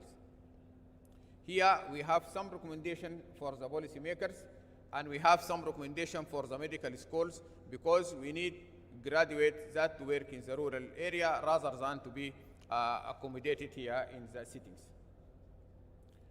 So I can conclude that the proposed framework is offer a comprehensive and actionable strategy to transform rural health care in Saudi Arabia, and by fostering dedicated, skilled workforce and ensuring equitable access, we can fulfill the promise of Vision 2030 for all citizens. The journey of healthcare quality is a collective endeavor through commitment, innovations, and strategy investment, and we will build resilient and thriving healthcare system for every corner in the region. So, thank you again for the organizing and scientific committee for inviting me to this amazing event, and congratulations for the outstanding, unique work as well. Thank you so much.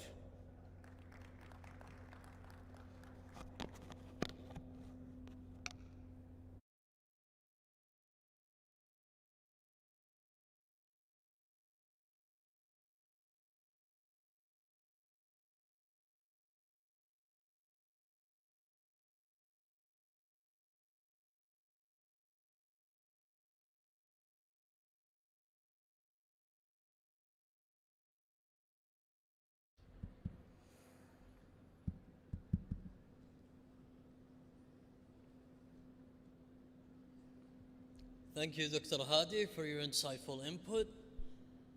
Now we welcome Dr. Sumaira Haq, Senior Advisor at the Milken Institute Health in the USA and Faculty Advisor at the George Washington University Global Women Institute. She will share global examples of innovative solutions to improve access and equity in rural health. Please welcome Dr. Sumaira.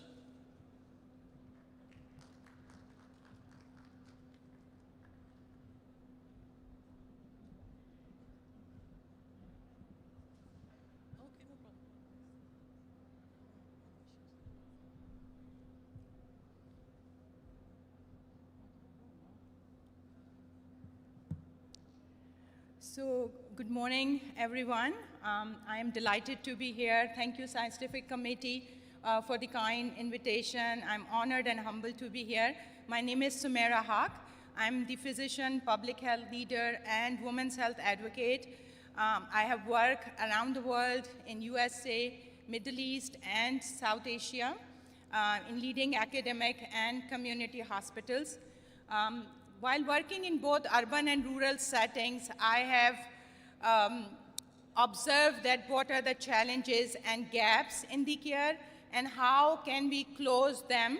I will be sharing today with the Vision 2030, how it's aligned and scaled to integrated care. I'm all about clinical integration, so I will be focusing on that.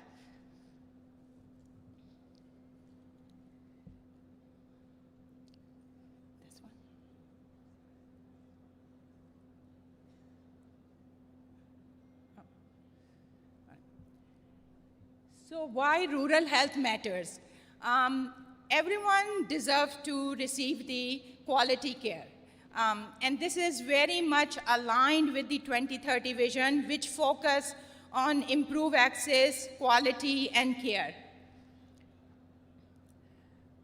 So global rural health challenges are around the world same, even among the advanced countries like USA. And if you will see that working in both urban and rural setting, I have seen that many hospitals in the rural area and urban areas are facing the same challenges.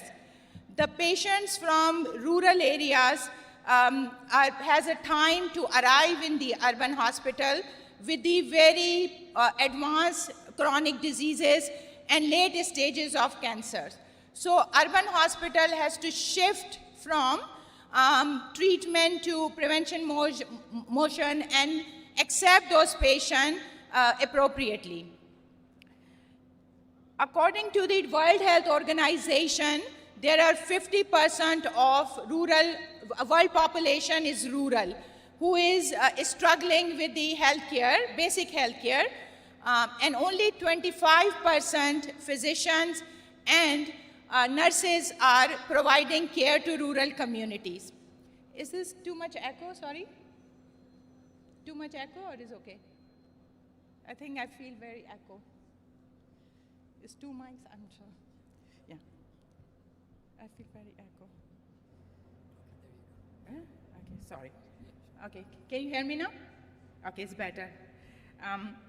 So I was talking about the World Health Organization and their findings. Also, International Labour Organization has mentioned that 50% of the rural population is not receiving the basic health care.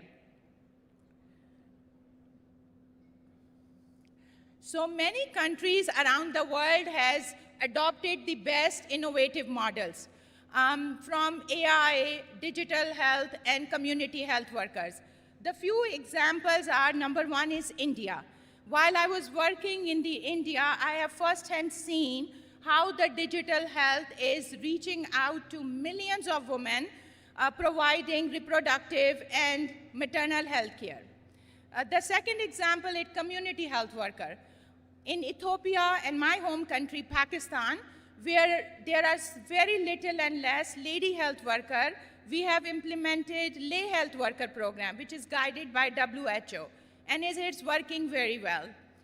And recently, Gates Foundation has launched with OpenAI Horizon 1000, which is focusing on strengthening primary health care to strengthen diverse population, and they are starting the project in Rwanda, Africa.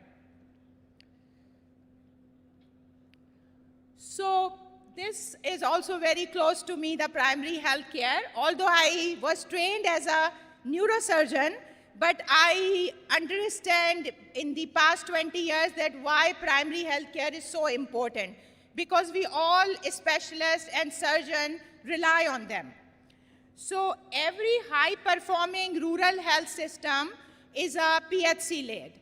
If a strong primary health care, there will be improvement in prevention and also management of the chronic diseases. While urban health systems are specialized in, excelling in a specialized hospital, there is very little has been done in clinical integration and comprehensive health care. And this is in the leading hospital happening in the North American countries. So we have to understand if it's happening in the urban setting, in the rural setting, where is the education and investment is the issue, how much the gap is there. Whether it is urban or rural, the primary health care should be the anchor, but it has to be linked with the specialist care. So why community-centered care is important? It is important because it builds trust in community.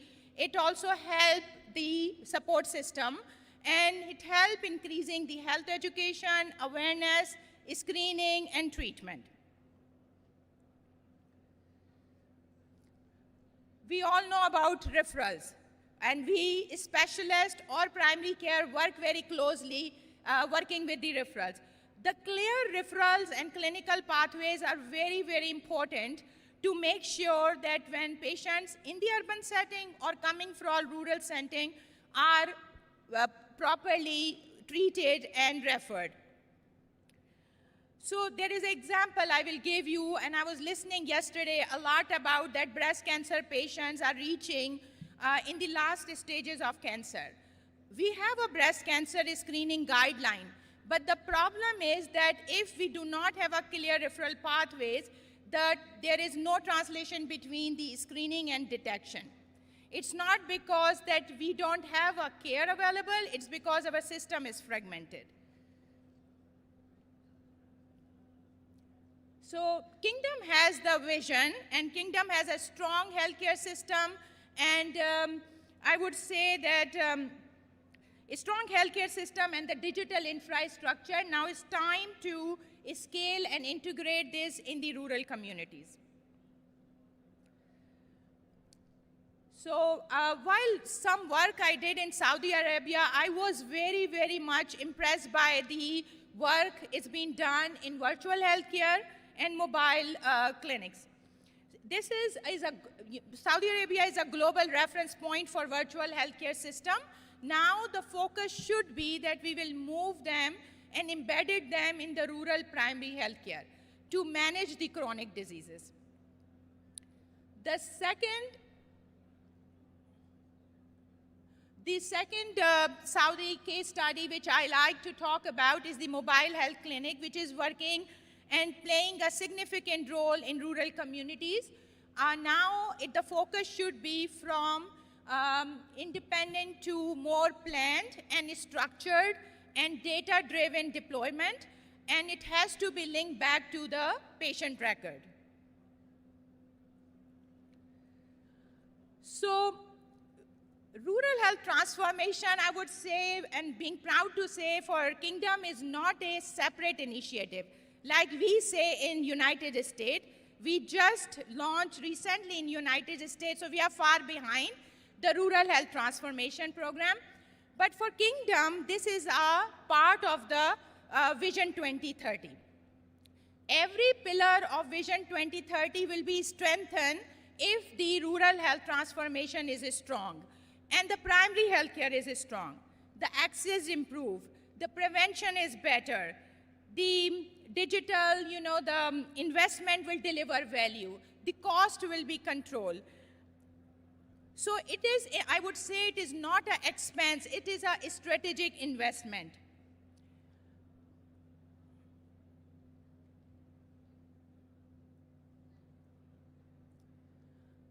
Now we know that what works best for global practice, and we also know that Kingdom is ahead of doing a lot of good work in community health worker and especially telemedicine and mobile clinic.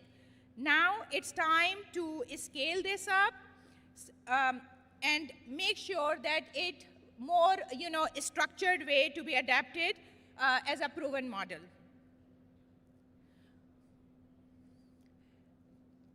I would like to end by saying that Kingdom has a vision and resources. Now it's time to scale the integrated care and reach to every community, especially rural healthcare.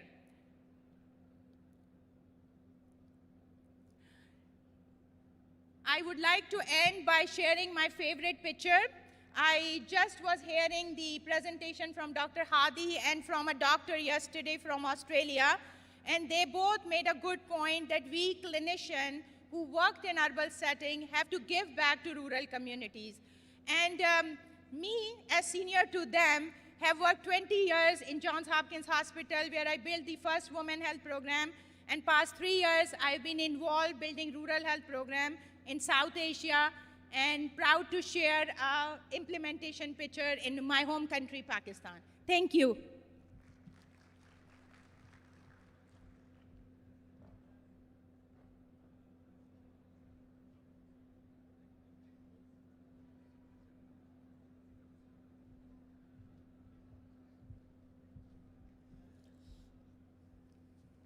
Dr. Matthias. No, this one. Nicholas? Speaker 3, I guess. Yeah, Matthias. Because I'm the third one on the picture. Oh, it's okay. Would you like to start now? Yeah. Okay, sure. We now welcome our next speaker, Dr. Nicholas Frederick, co-founder and managing director of MedSD in Germany. He will discuss digital platform and connectivity models in rural healthcare. Dr. Schumacher. Good morning, everybody. Thank you very much for this kind introduction and this kind invitation to this conference here to have Al-Batin. We are very honored to participate and to share some of your thoughts. From my professional background, I'm a medical doctor by training, but spent most of my time as management consulting in bigger consulting firm, but have now recently more experience to rural areas, especially in Europe. But as a board member in 2 African NGOs, I know the issues in rural areas, especially in Eastern and Southern Africa, based on an NGO perspective. So some of these thoughts and findings I'd like to share now with you in the couple minutes. I guess we discussed over the last 2 days enough about the challenges. Access, quality, and service offering is one of the issues in rural areas, not only in the developing countries, but also now in the developed countries. So the key challenges have some geographical issues which you have to address locally, adapt with solutions locally, but in common for Africa, Middle East, and Europe, I guess the access mainly driven by not enough capabilities from doctors or healthcare professionals is one of the main reasons that we have a lack of healthcare services in rural areas. If we go back to the World Bank Group, which is sponsoring huge programs, they said we have until 2030 to deliver for more than 1.5 billion people quality of health. And this had not only an impact on increasing the health outcome, this has an economically increase. From jumping back to my European perspective, if, for example, Amazon is establishing a new warehouse in Europe, they send the communities a huge list of requirements, and access to healthcare is one of the main topics to make, to bring then wealth and value to the local countries. Looking back about access to digital, as a European, we are coming from a legacy healthcare system where we have a lot of resistance to implement innovation. This map is from the Bertelsmann Foundation. Bertelsmann is a big publishing organization in Europe, and they have their own think tank, and they develop these index, and you see the core European countries in the middle real struggling to implement due to various reasons new technologies, especially digital technologies. If you look back, how looks medicine in Germany in the rural areas? This is a picture from this month. So you see we have old buildings, no real modern healthcare center. We have more male-driven, boomer-driven doctor system. And if you look a little bit through this window, to have electronic health record, it's far away. They are still collecting data by paper. But this we can improve all over the world with digital, with telemedicine instruments, and now with all the artificial intelligence and all opportunities to integrate in rural healthcare centers new technical instruments who give access, who give service to the patient so that they don't need to travel to be treated well. I mentioned that I'm a board member in 2 African NGOs. One are the Flying Doctors. When the Flying Doctors were founded in Kenya more than 60 years ago, the founder asked their teacher, Albert Schweitzer, what they can do for Africa. And Albert Schweitzer mentioned, use the instruments of your time. The instruments of this time in the late 50s was the airplane. So they can start with outreach program, and that was the technology, the most advanced technology. If you know, and my dear colleague speaker mentioned, if you look now in Africa, and there we can learn a lot, you have the fully for-profit solutions which are using an integrated network of services connected by new technologies.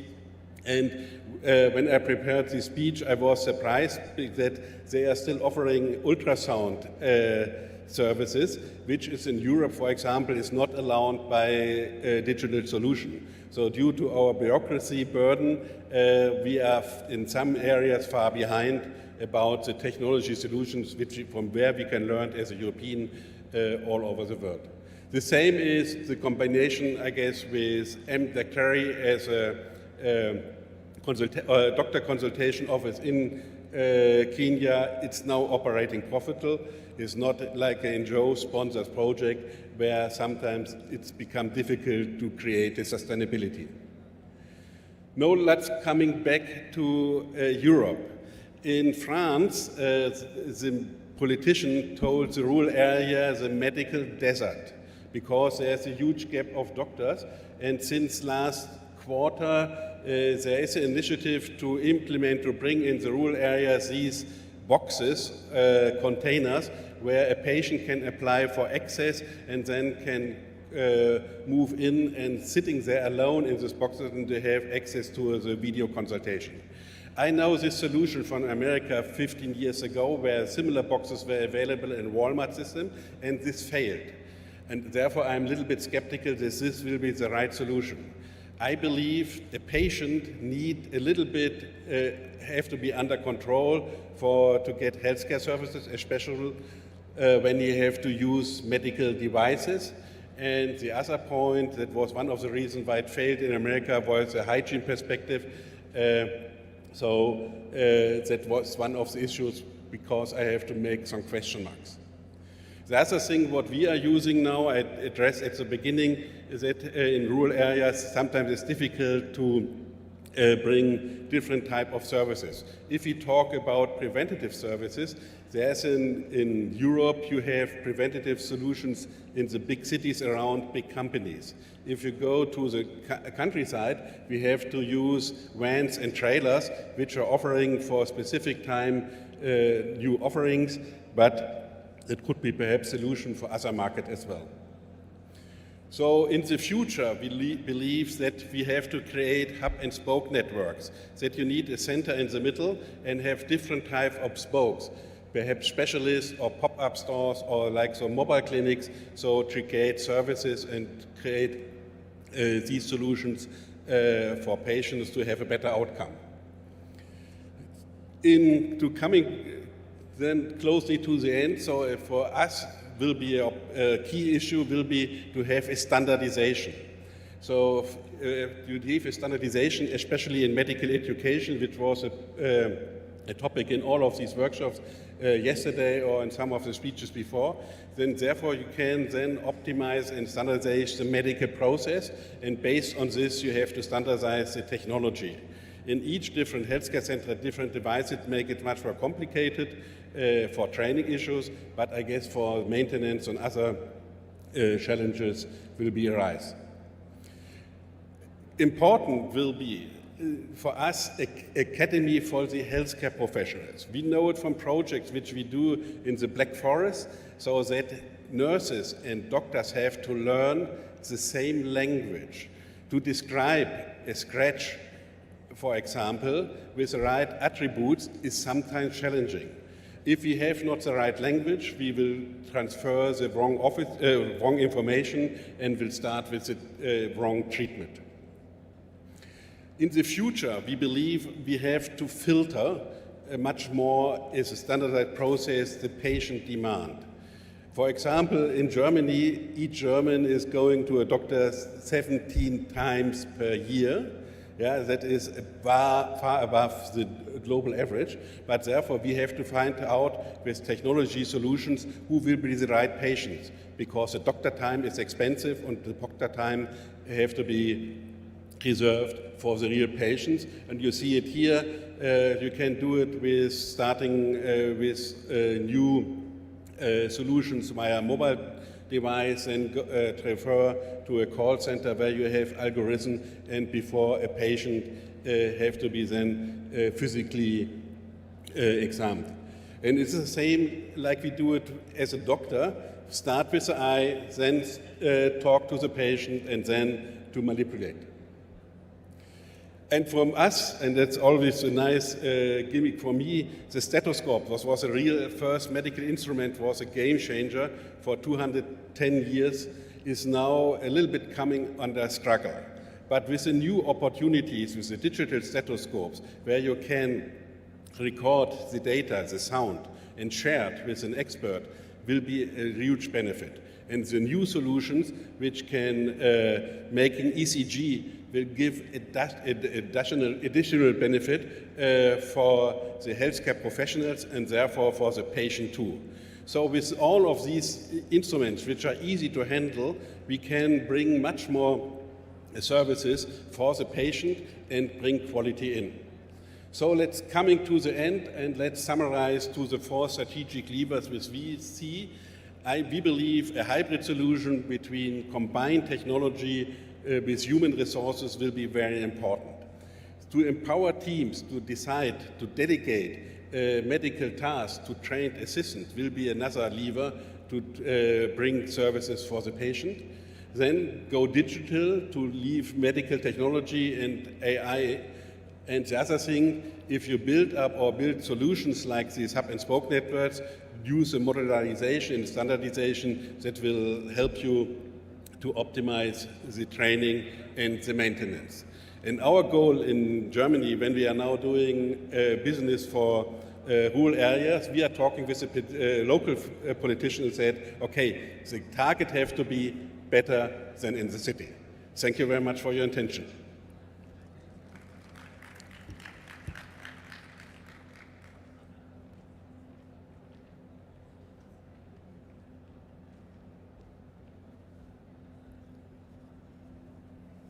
Now please welcome with me our next speaker, Dr. Matthias Kaas, Vice President of Data Solutions and Managing Director at Fresenius Medical Care Data Solutions in Germany. He will explore how data and digital solutions can support rural health systems. Dr. Matthias, the floor is yours.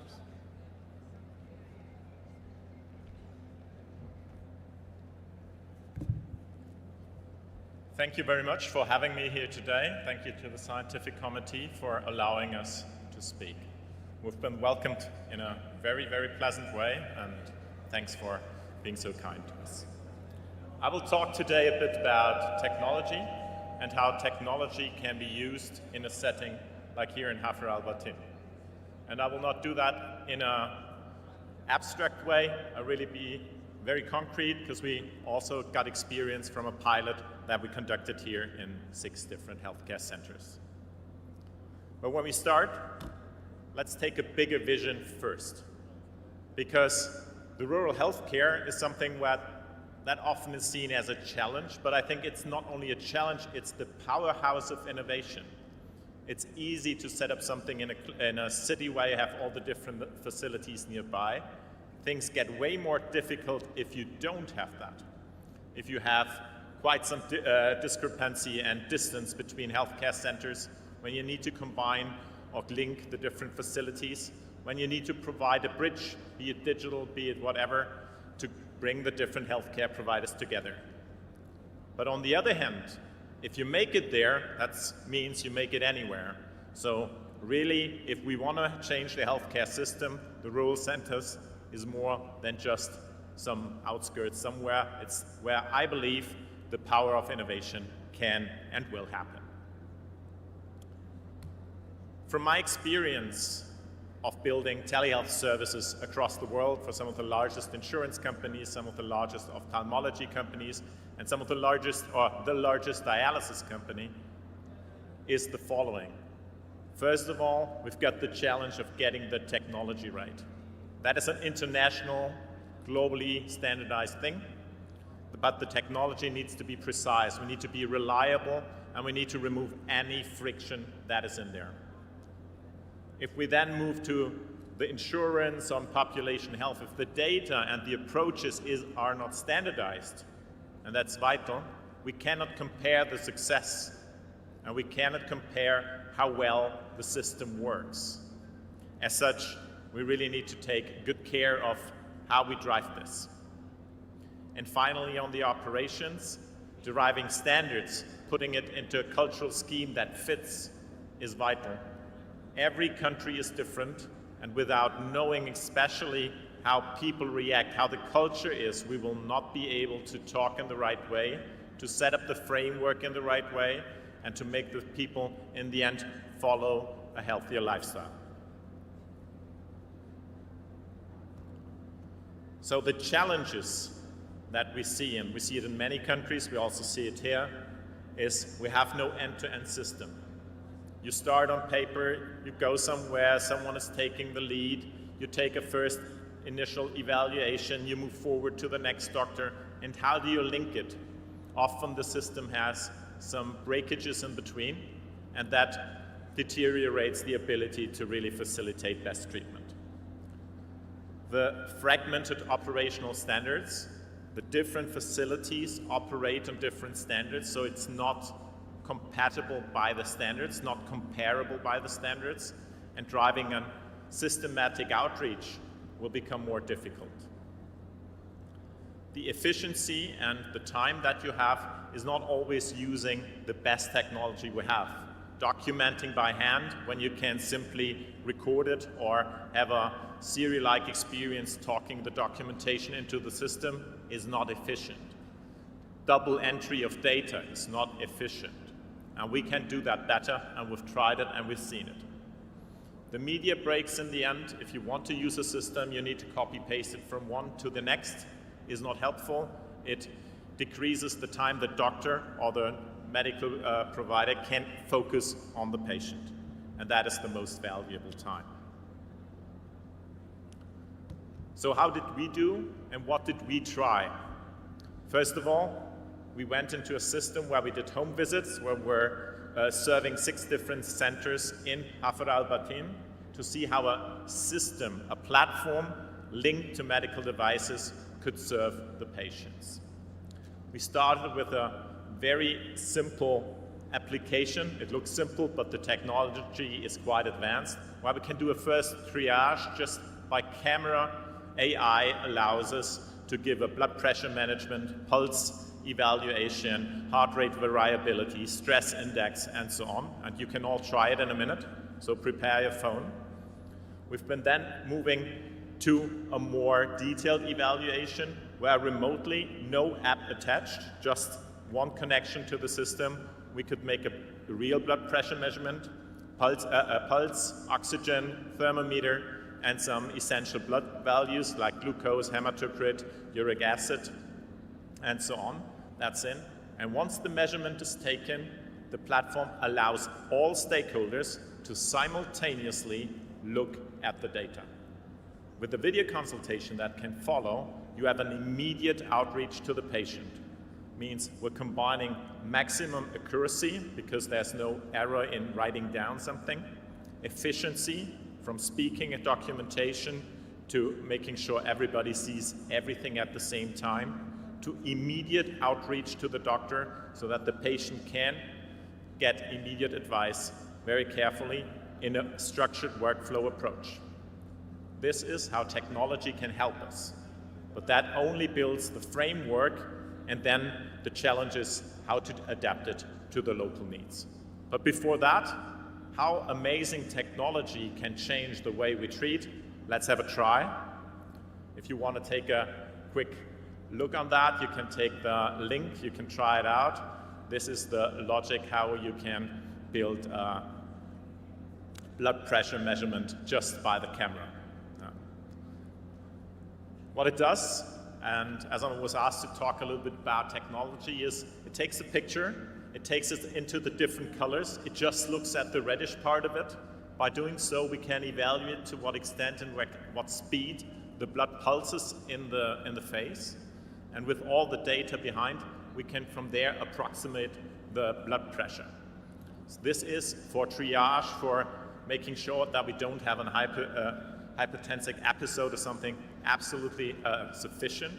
But for a more detailed treatment for the patient, of course, you want to hand him or her blood pressure device, and we have that totally connected, so you only hand over the blood pressure device for a week, tell them to measure twice in the morning, twice in the evening, and then you have the basis for a real good evaluation. So when we start to summing up the topic, we'll come to the point of new sensing technology allows us a much better view of the patient. I was showing the one with the camera. There's others that look at voice. There's again others that look at some other tests of genetic elements. But this enables us to gather more data with less effort in a standardized way so that we can collectively provide a better treatment. The digital connectivity is super vital as well.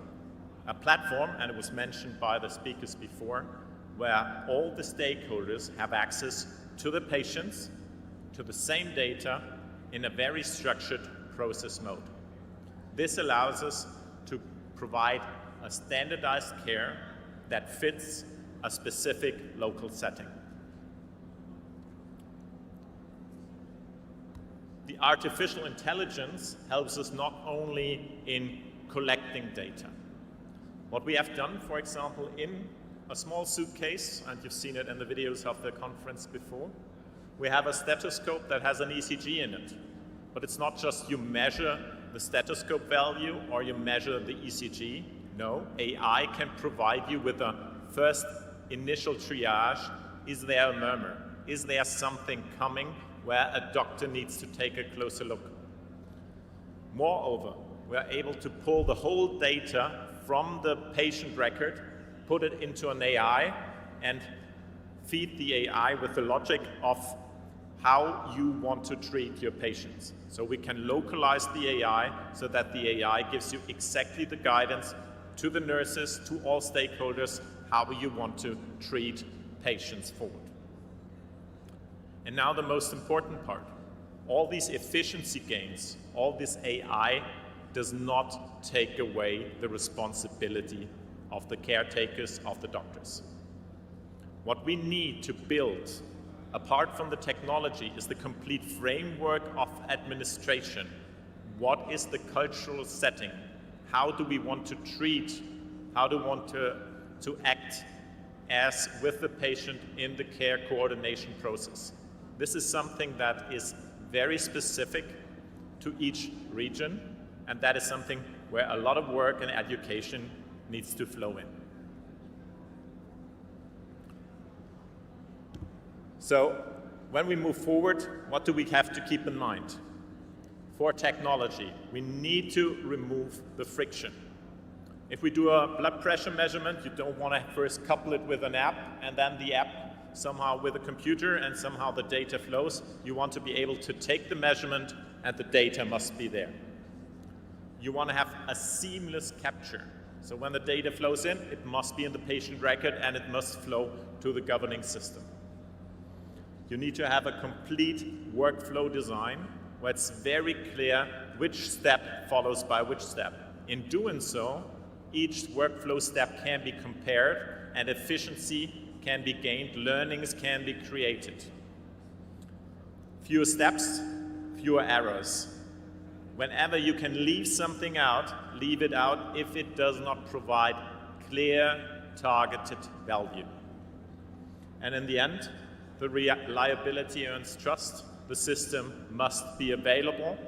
There must be a clear fallback if the system is not there so that you can rely and move back to a manual entry so that nothing is lost, so that in all circumstances the processes can be followed. And that's more. You have the virtual clinics here, and with such a system you can have a complete hub and spoke systems with virtual clinics pretty much out of a simple suitcase with a simple application where all you need is mobile phone to participate as a stakeholder. The central part needs to be very clearly managed, and you have enough experience. I think you know the logic there.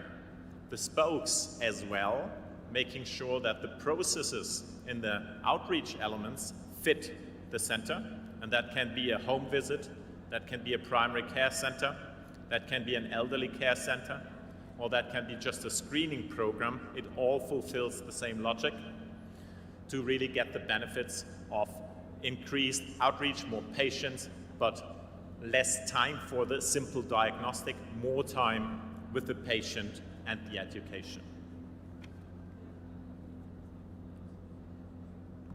So when we move forward, the technology is just a basis. It only works with the experience that you have with your patient population. Means a clear structure that needs to be defined that fits the cultural setting. And it's different in Europe, it's different in Middle East, and it's obviously also different from the city to the countryside. You need to define for your needs, for your healthcare system and also the reimbursement, which documentation should be done so that it's comparable and you can provide exactly the treatment needed. It must be tailored to the documentation needed. If it's too excessive, then again, it uses time that you could spend better otherwise. But it must be sufficient to have exactly the information you need to treat appropriately. From there, if you have that outreach, nurses look at the patients and they document, there must be a very clear escalation path.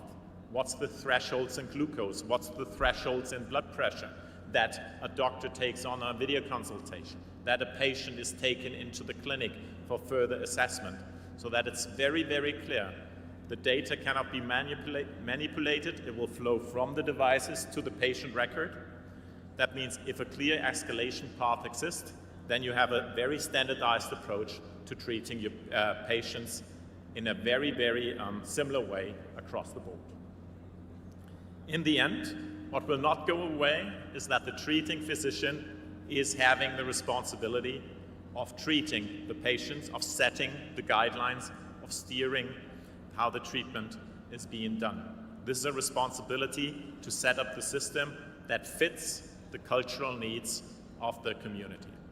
For us, it was a maximum pleasure to see how this works, and we could show that efficiency gains were drastic, that standardization is possible, and that an immediate outreach to the doctors could help to provide immediate help where needed. So thanks a lot again for having us, and looking forward to discussing with you further. Thank you.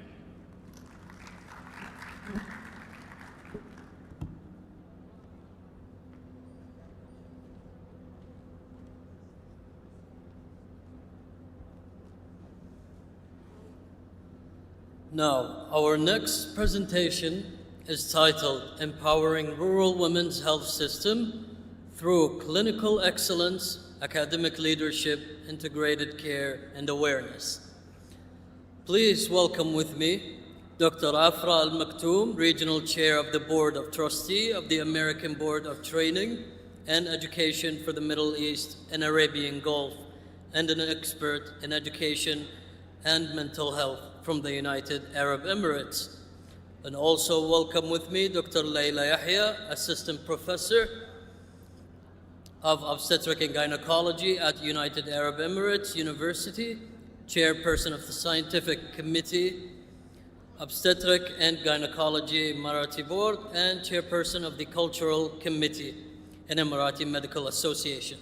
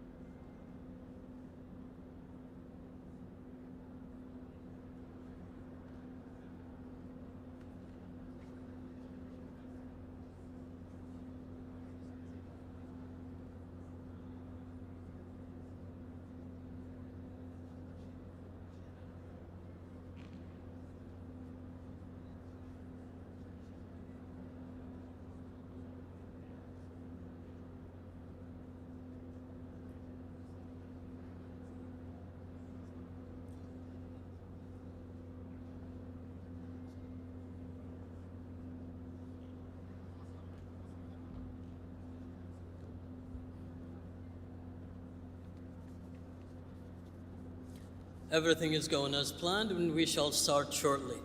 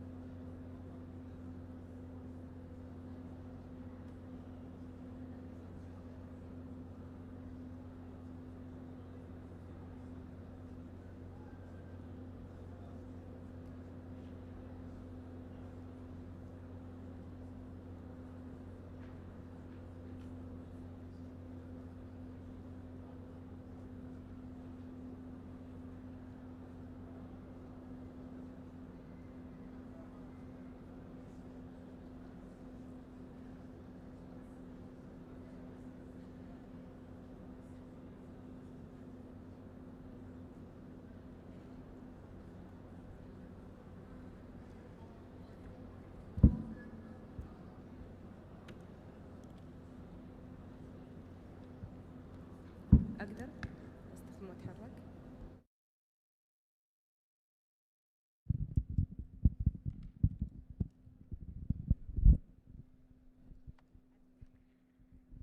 السلام عليكم ورحمة الله وبركاته.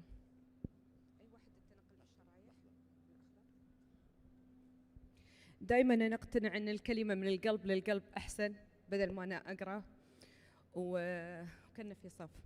أولا أشكر دعوتكم لنا نحن الحضور. ثانيا أشكر أمير حفر الباطن وجميع من شارك ودعم هذا المؤتمر، وأشكر وزارة الصحة وجميع القائمين معهم في العمل بجهد لنجاح هذا المؤتمر، وإن شاء الله بإذن الله تكون إضافة جميلة بإذن الله تعالى ومثمرة. طبعاً أنا ورقة تكلمنا نحو شيء أو اخترنا تمكين صحة المرأة الريفية. أنا إذا بتكلم عن المرأة ليست المرأة فقط هي كيان بنفسه أو جانب صحي فقط، لا، أنا بتكلم عن المرأة هي نقول نحن الدينامو لهالمجتمع اللي تأسس أجيال تساعد في تنمية المجتمع. نحن كنا مهم عندنا أن الخليج ككل يقوم بأبنائه وتكون في استدامة في النجاحات، نبرز كل طاقاتنا من خلال أبنائنا، وهذا اللي يرجع وين يرتكز إلى أبناء الأسرة. المرأة والرجل أنا من النوع اللي ما أحب أفصل بينهم، نجاحهم هم الاثنين مهم جدا.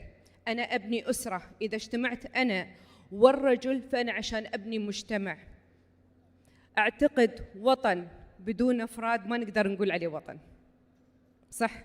الشيء الثاني إن الله سبحانه وتعالى كرمنا بماذا؟ كرمنا لما نفخ بروحه في آدم، سيدنا آدم رضي الله عنه، ثم خلق المرأة وهي سيدتنا حواء من ضلعه. فهذا شو معنى؟ أنا قطعة منك يا الرجل، لن أستطيع أن أستغنى عنك. ونحن رب العالمين خلقنا عشان نبني ونعمل ونعبد الله بعملنا في المجتمع. طبعاً اللي بطرحه من نقاط في السلايدات التالية بتكون، فهي من تجربة من التسعينات، من يوم أنا تخرجت سنة رابعة من التدريب في مجالي كمستشارة صحية أو تربوية وأسرية، خلال مراحلي حتى وصلت الآن وأنا واقفة عندكم هني.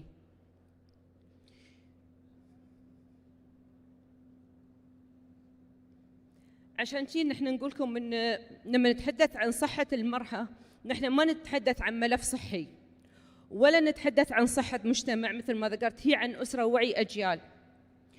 أنا لما تيني أي شخص مثل امرأة وحتى لو رجل، تعرفون يا جماعة نحن من يوم كنا نحن أول ما نشتغل كأخصائيات في المدارس يحطونا أول تدريب، أنا لما جيت وأتكلم مع الطالبات شفت أن تعرفون نحن في الإمارات أو أي منطقة خليجية فيها تعدد من الجنسيات، صح ولا لا؟ يعني لما جيت بشوف المشكلات اللي موجودة، نحن ما في تواصل بيننا وبين دائما طالباتنا، نحن يشوفوننا نحن من فوق ما نزلنا تحت، فتكثر عندهم دائما المشكلات سواء كان مشكلات سلوكية إلى آخره. فاضطريت بهالطريقة أن في مجالي في هاك اليوم أني أتعلم اللغة الهندية والبلوشية ولهجات أخرى عندنا عشان ما تحس البنت أنا فرق عندها، خاصة أن نحن في هاي الفترة التسعينات كانت بس نسبة من المواطنات إلى جانب نسبة من البدون أو من الجنسيات الأخرى في المدارس، خاصة المدارس الحكومية.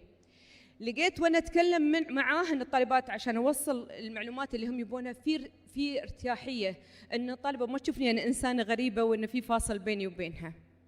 إلى جانب لما تناولنا المشكلات، طبعاً أول ما سألت طالباتي شو تظنون نبى نتكلم عنه؟ قالوا عارفين. إيش قايل أرفع مستواي؟ ايش قايله اكون مجتهده، ايش قايله اكون طالبه مثاليه، التمسك. قلت لها لا، انا بتكلم اللي انت تفكرين فيه في هالسن. اعلمك العلاقات الاجتماعيه كيف، اعلمك كيف تحترمين جسمك، احترم نفسي، احترم عقلي، احترم احاسيسي حتى اللي موجوده في اول، احترم نفسي عشان اقدر احترم الاخرين.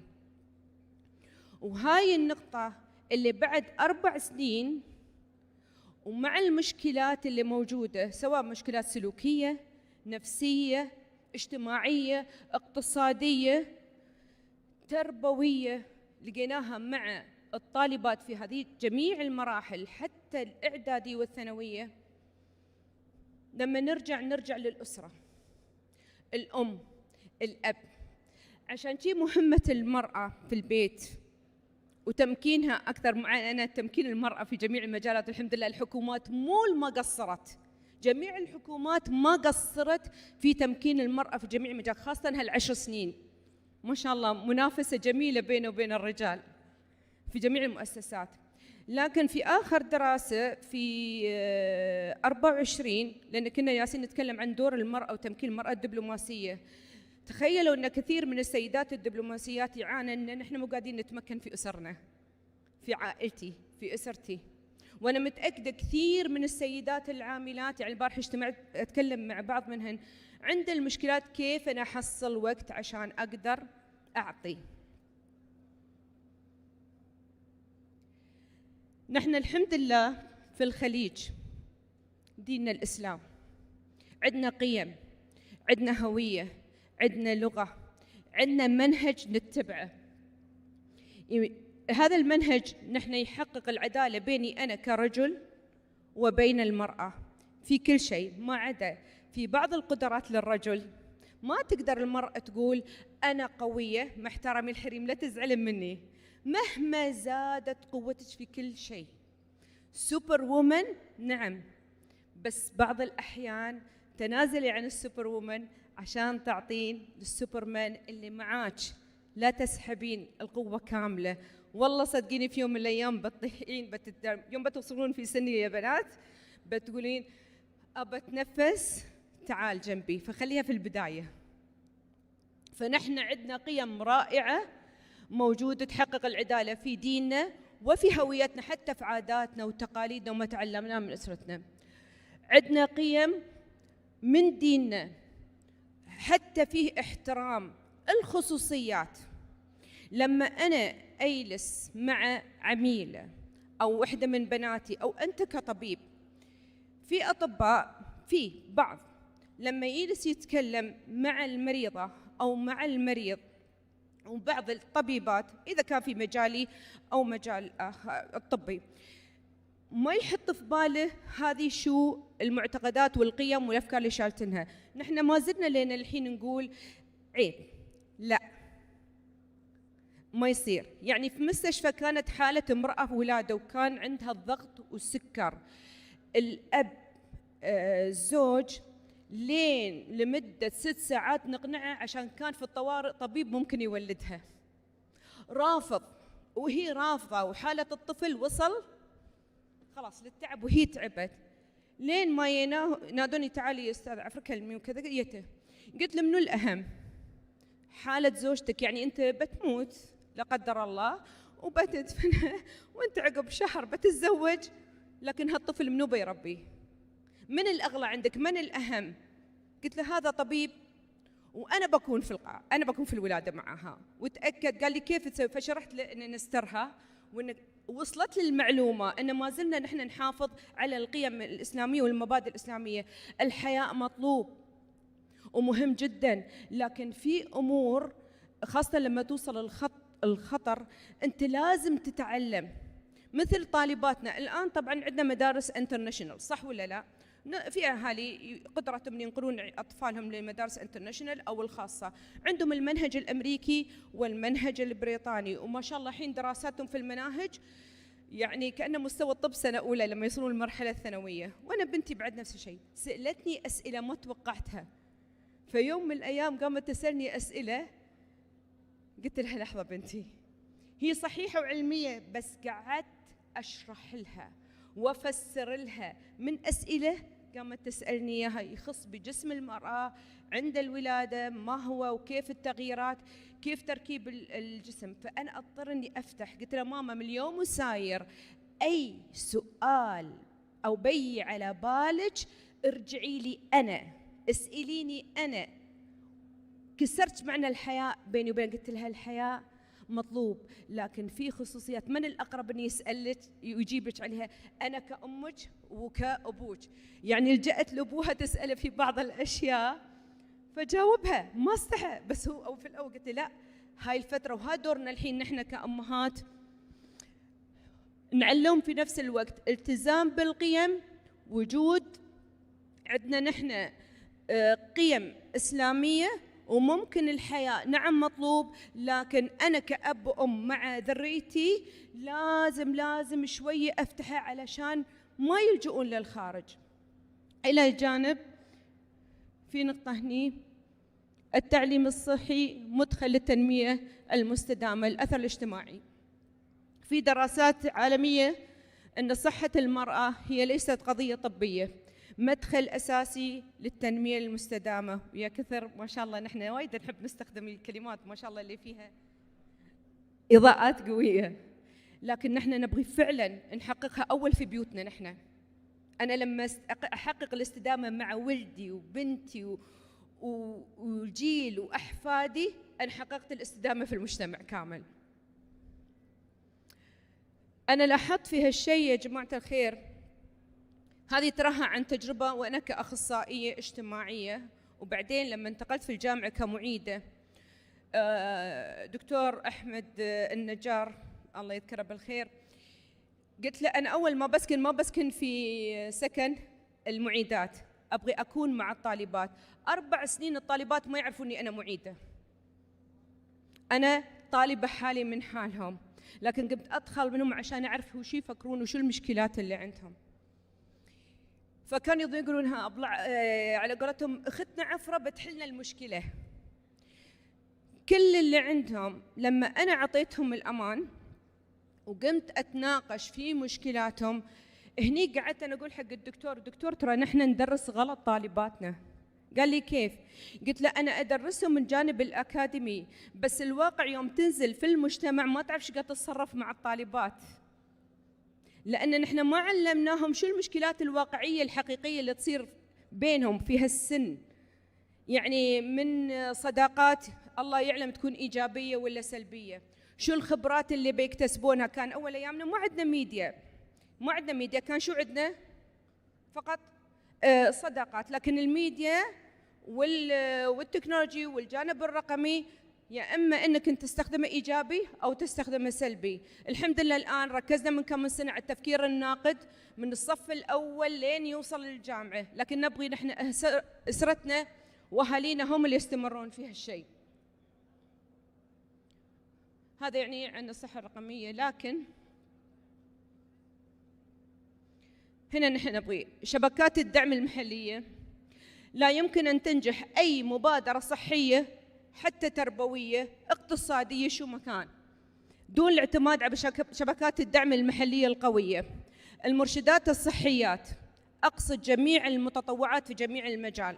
ترى وايد في متطوعات يبون يدخلون ويون في مؤسسات سواء مدرسين كانوا أمهات يبون يعطون، بس في مدارس أو في مجال تقول لك لا أنا ما أعترف أن عندي مشكلة. عند الاعتراف المشكلة ف50% هي حل المشكلة. قادة المجتمع المحلي، مجالس الأحياء. أنا طبعاً ما أعرف عندكم نحن في الإمارات عندنا مجالس الحي، كل حي يعني بضرب مثلاً في الرياض، أنا موجودة في الرياض في حي الحمراء، وعندي في حي نحن مجموعة من السيدات تقريباً فوق 30 امرأة، طرحت عليهم فكرة أي مشكلة تصير عندنا في الحي يخص بالطالبات يعني بعيالنا بناتنا أو بيننا، نحن نحاول نحن كحي نتشارك ونحل المشكلة سواء كانت اقتصادية اجتماعية ثقافية، ونقدم ما بيننا. يعني مثلا أنا ممكن أتكلم في تجمعات المرأة المجالس نختار مرة والمرات، وفعلا نجحت هالشيء حتى يمكن تقربنا نحن والفرجان اللي حوالينا نفس الشيء. في الإمارات عندنا المجالس الأحياء، مجالس الأحياء اللي مسؤولة عنها هيئة تنمية المجتمع، بس نحن نبغيها تتفعل لمناقشة فعلا وتوعية المجتمع، لأن احنا نقول كم نسبة عندنا مراهقين في الحي، شو الأعراض اللي موجودة، شو المشكلات اللي يعاني فيها الحي. هذا المفروض اللي فيه تكون مجالس الأحياء. الرابط الأسري والقبلي، ما شاء الله علينا عندنا عمان ويدان وخوال، لا تقول نحن نبغي نلغي فكرة أن كل أو كل أب الجد والجدة ما يخصكم في عيالنا، وانتقاد زوجة الولد لا حد يقول حق عيالي. لا يا ربي، نحن كم اللي الحمد لله الخالة واليد والعمة والجار يربي ابنك، نحن كلنا عشنا هالفترة، صح ولا لا؟ الآن نحن نبغي نعزز هالشيء، الأسرة بكاملها ما في تحيز، حتى في المشكلات الأسرية يقفون بالحق عشان الصغار يتعلمون. وانتم ما شاء الله عليكم في المملكة العربية السعودية مع اختلاطي مع القبائل والناس وبيوتهم، جميل اللقاءات كل 6 شهور بالأسر، الجانب الرجالي والجانب النسائي يتناقشون عن مشكلات بعض الأفراد في هذا المجلس، لا ينفض هذا المجلس إلا حالين المشكلة. أحييكم على هالشيء صراحة، وحافظوا عليه. وقمت أنا أنقل هاي الأشياء لمجتمعي في الإمارات بهالشيء. الممارسين التقليديون، دمج الممارسات الصحية التقليدية الآمنة مع الطب الحديث، ما زال حتى الآن عندنا نحن من الحريم اللي يلجؤون للطب البديل. نحن نبغي ندمج من هن فعلا عندهم قابلية أن يتعلمن ما شاء الله من أطبائنا ويتعاونون ما بينهم ويتم تعليمهم وتثقيفهم أكثر من أجل صحة المرأة وصحة المجتمع. هنا توصيات تنفيذية لصناع القرار، وأتمنى لأن نحن شبعنا من التنظير وتوصيات وبحوث ودراسات، يا ترى كم توصية وكم دراسة تم تناولها.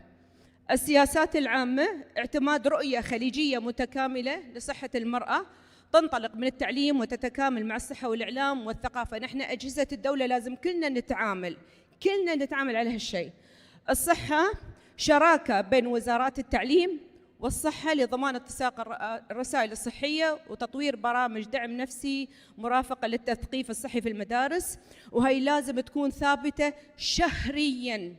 نحن أيامنا كان ما يمر علينا شهر إلا في ثقافة صحية للأم وللبنت، ما نبغاها موسمية. الله يخليكم، الموسمية هي وقفوها، بناتنا محتاجين. عندكم التعليم، دمج الإعلام والثقافة، الشراكات اللي هي القطاعات الحكومية وغير الحكومية.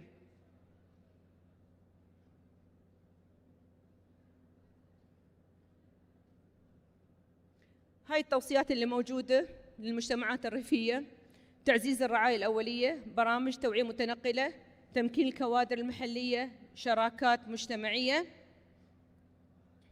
إضاءة صحة المرأة ركيزة مجتمع مزدهر ومستقبل مستدام في الخليج، التزامنا المجتمع بالتعليم الصحي الشامل والاستفادة الذكية من أدوات الصحة الرقمية، دعم المبادرات المجتمعية المرتكزة على الأصيلة، المسارات اللي تمكننا من تحقيق الرؤية.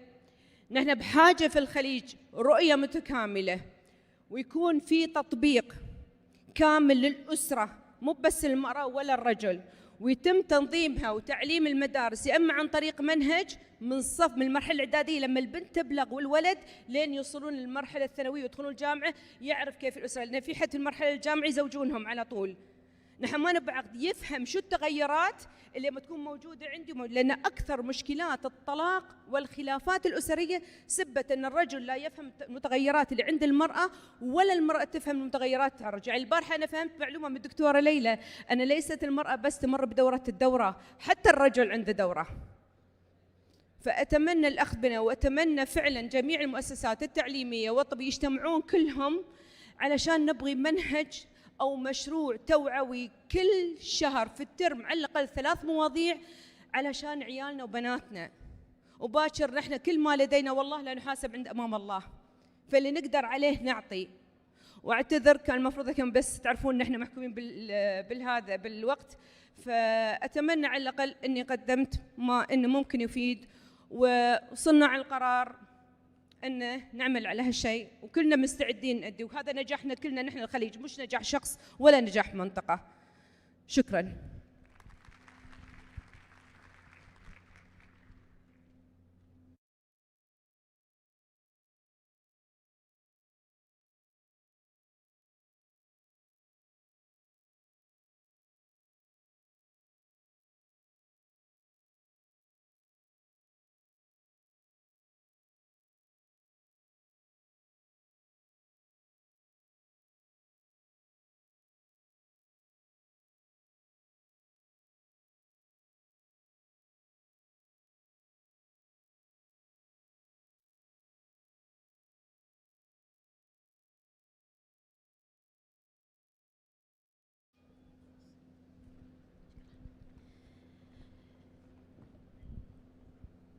شيخة الدكتورة عفراء، أعتقد أخذتي من وقتي وخليتي الدكتور عمر يحطني أندر ستريس، فالسموح من الجميع إذا كان في أي توتر في تقديم المحاضرة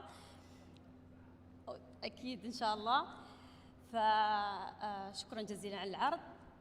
بداية أنا أحب أني أنا أقدم كلمة شكر لإدارة المؤتمر لجعلي جزء من هذا البرنامج الناجح والمؤتمر العالمي اللي أثرى صراحة معلوماتنا، وأدى أصلاً كنا موجودين كنا مع بعض هني في نفس المنطقة في حفر الباطن في المدينة اللي شعبها وناسها أغرقونا صراحة بلطفهم بكرمهم بشهامتهم.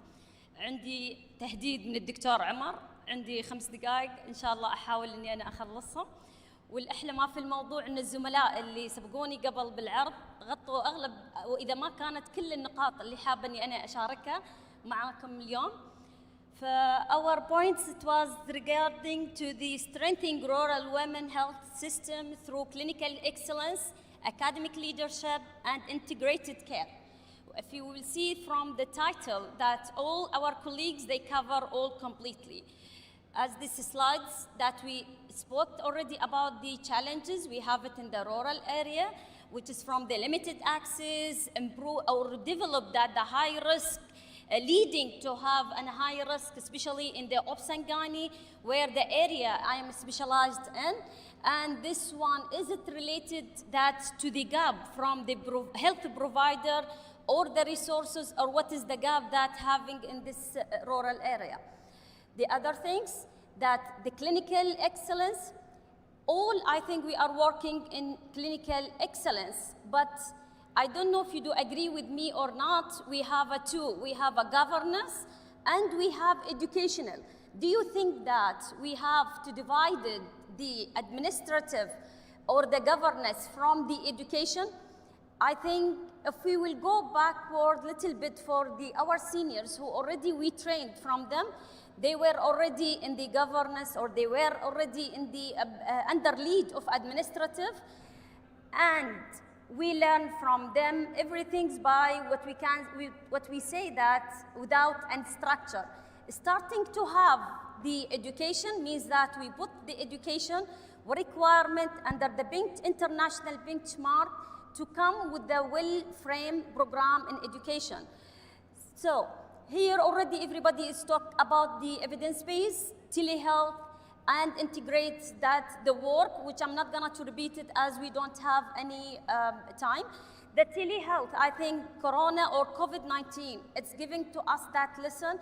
If we need to reach to anybody, we can reach if we would like to have that. I'll go to the academic leadership. Academic leadership, I think Dr. Hatem, I think if I'm not wrong with his name, he mentioned that the physician in the clinic, they have an overwhelm and already they have the problem to explain to the patients or provide the services. At the same time, they are required from the administration to have a productivity, number of cases and etc. Here, with the trainee that we have, like the residents, what they are doing, how many universities we have now in each city, and how many graduated trainee we graduated in a year. So where are they? What is the role of those trainees during direct supervision, especially for those who are educators? They know if these residents, they have a direct supervision and indirect supervision. Okay, why we are not preparing those and utilizing them?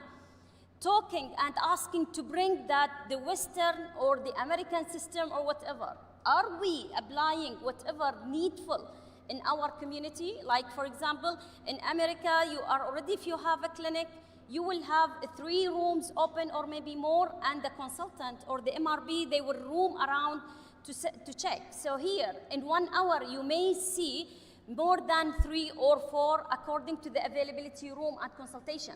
So are we taking whatever required in our community, or we just simply, we are putting a copy-paste paper on the round table to say at the end we did our homework which was required from us? We should to look about the quality that we needed to serve the community in general.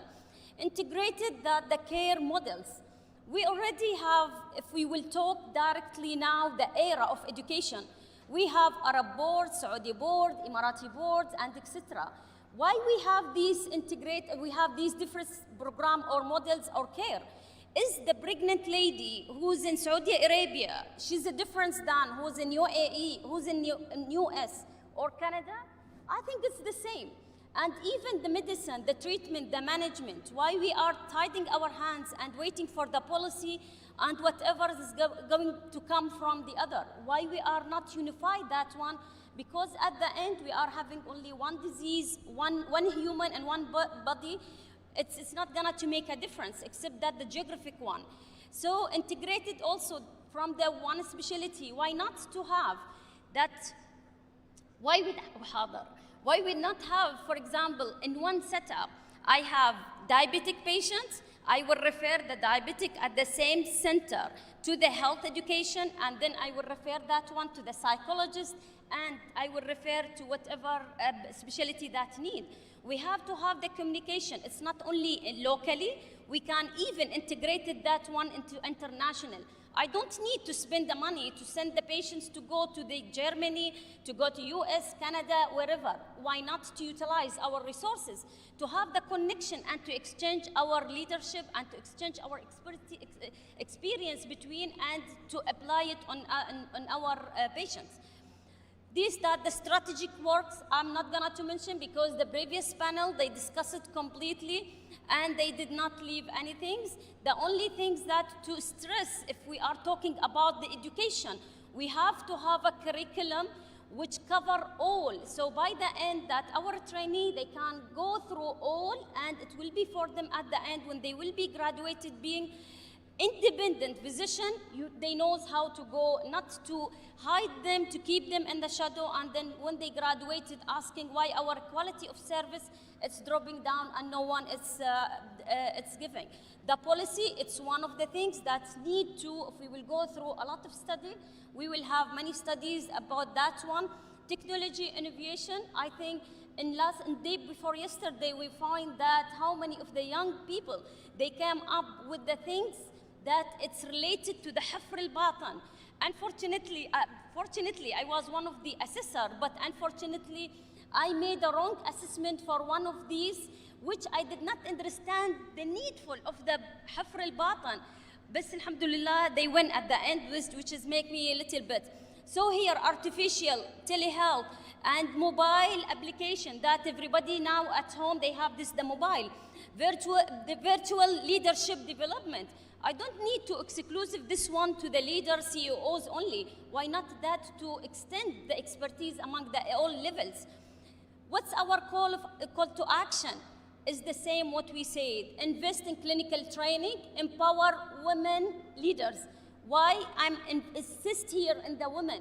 I'm talking about the OB-GYN because I have believed personally, I'm already in my levels that in 21 years in the OBS and gynae specialty is gonna be the last. That no one is gonna to understand the woman except the woman. I'm not undermining the rule of the men, but to know that, and especially in our culture, we need to have the woman to break the barrier between the other women and to know, to understand her needful also.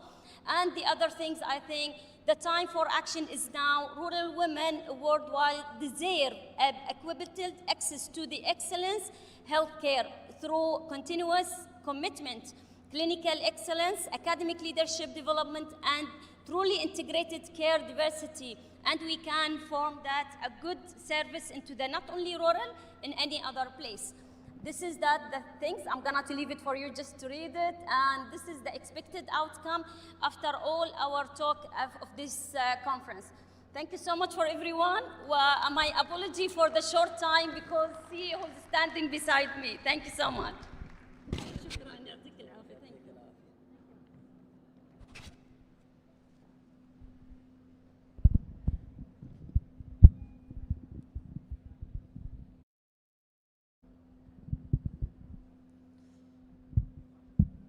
Now, welcome back with me our next speaker, Dr. Iman Al-Banna.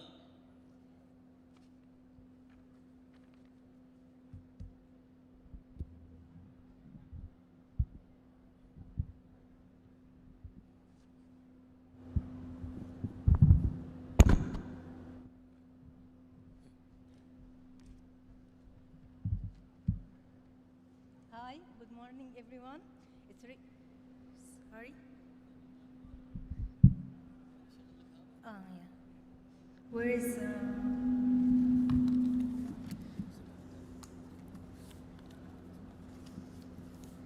Good morning, everyone. It's really an honor to be here with you today to discuss the very interesting topic of addressing social determinants of health to advance health equity in rural MENA communities. This is my agenda for today. First of all, why rural health equity matters. Despite major health system investments across the region, rural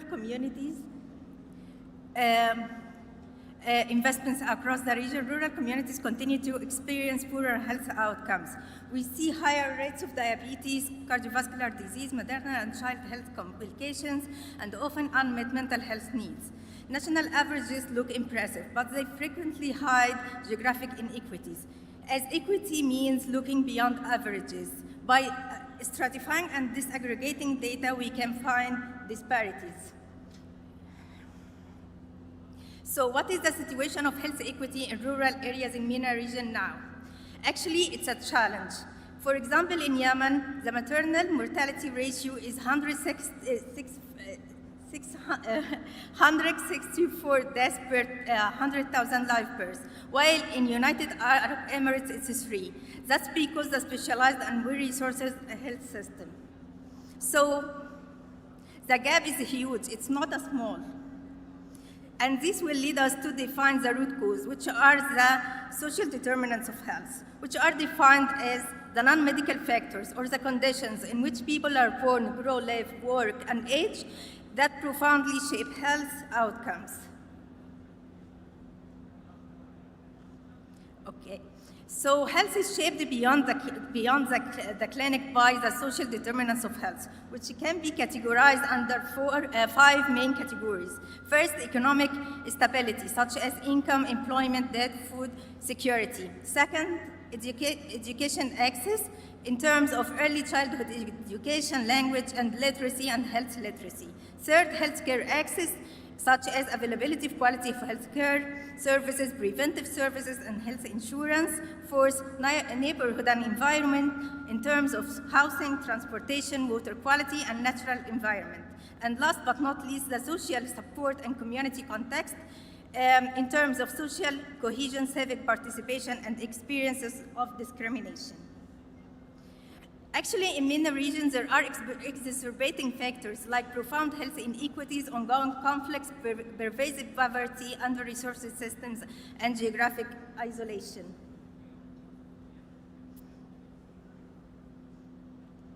So the main drivers of health disparities are low education, food insecurity, lack of transport, and gender inequities. And when we make a deep dive into the MENA region, we can find lack of reliable transport that prevents timely access to essential healthcare facilities, emergency services, specialized treatment, which form a physical barrier to survival. And we can find widespread food insecurities leads to malnutrition, especially for vulnerable population, like children and women, that exacerbate chronic health issues. And we can also find general inequities as harmful traditional practices that can hinder and restrict women's autonomy and access to health her access to health information and services. Also, we can find a high rate of low educational attainment and high illiteracies that limit health literacy and economic mobility. We also have a 33% or 1/3 of the population living in rural MENA communities facing critical transportation barriers. And by presence of these transportation barriers, financial strain, the triple threat of transportation barriers, food insecurity, and social stigma, all of these form a complex barrier that static hospital buildings alone cannot fix. But the good news is that there are effective strategies to improve health equity and to build a healthier future for rural communities. By adopting a multi-sectoral strategy for improving health equity,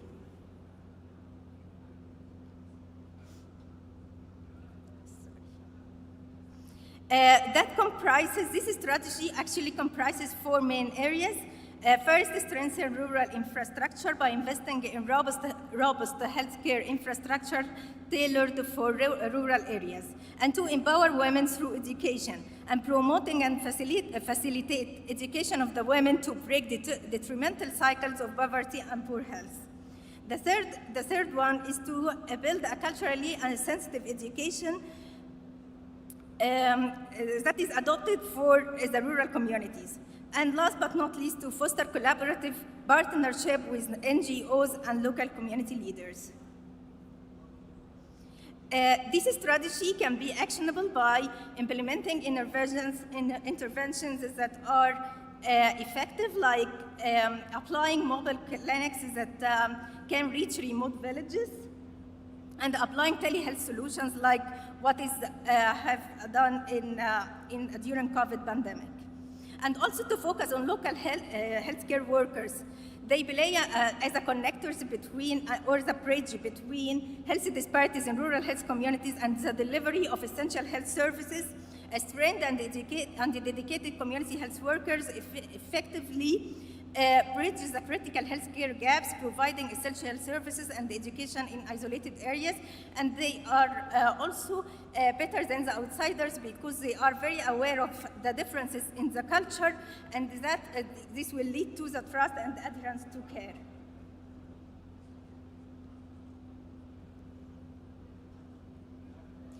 The strategy can also be implemented by developing the policy interventions that can address urban biases, and to develop policies that target social determinants of health. Also, by focusing on empowering local leadership to develop and tailor health interventions that are culturally relevant and effective for their unique local context. So when we have a consolidated success model like applying mobile clinics, using telehealth solutions, and focusing on local community healthcare workers, we can improve health equity. And this will raise a call to action that is comprises of three main steps. First, to integrate rural health equity and recognize rural health equity as an indispensable component of global health equity. Second, to invest in long-term social determinants of health and commit to sustained community-driven investments in social determinants of health. And lastly, to transform rural communities. And let's start now from here, from the الباطن conference, and don't let geography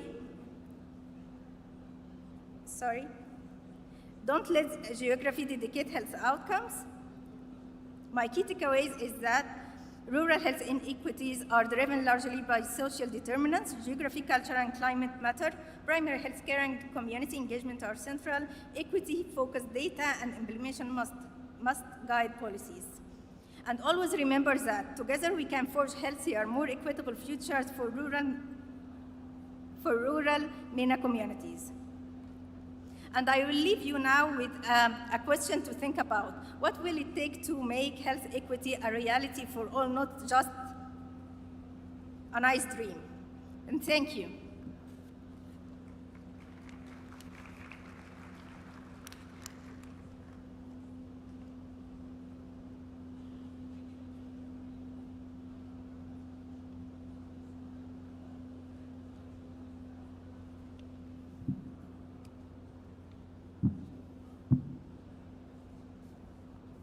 We come now to Rifathon, a key highlight of today's program. We will hear short remarks from the top 2 winning teams, each briefly sharing their ideas and experiences. Please welcome them with me.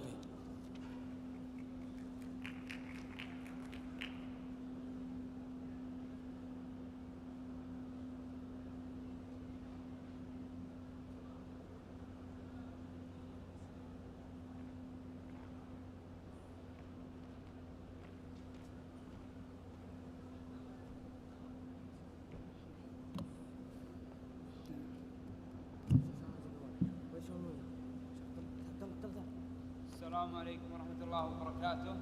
معكم عبد الله السعدون الشمري زملائي عبد الله محمد مطيري، عبد الله محمد هجاج مطيري، وعبد العزيز سليمان العنزي من فريق ترياق. مايك تعمل هنا.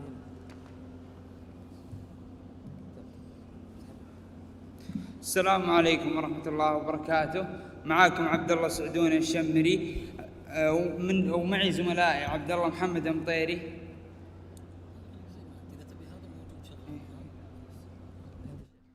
السلام عليكم ورحمة الله وبركاته.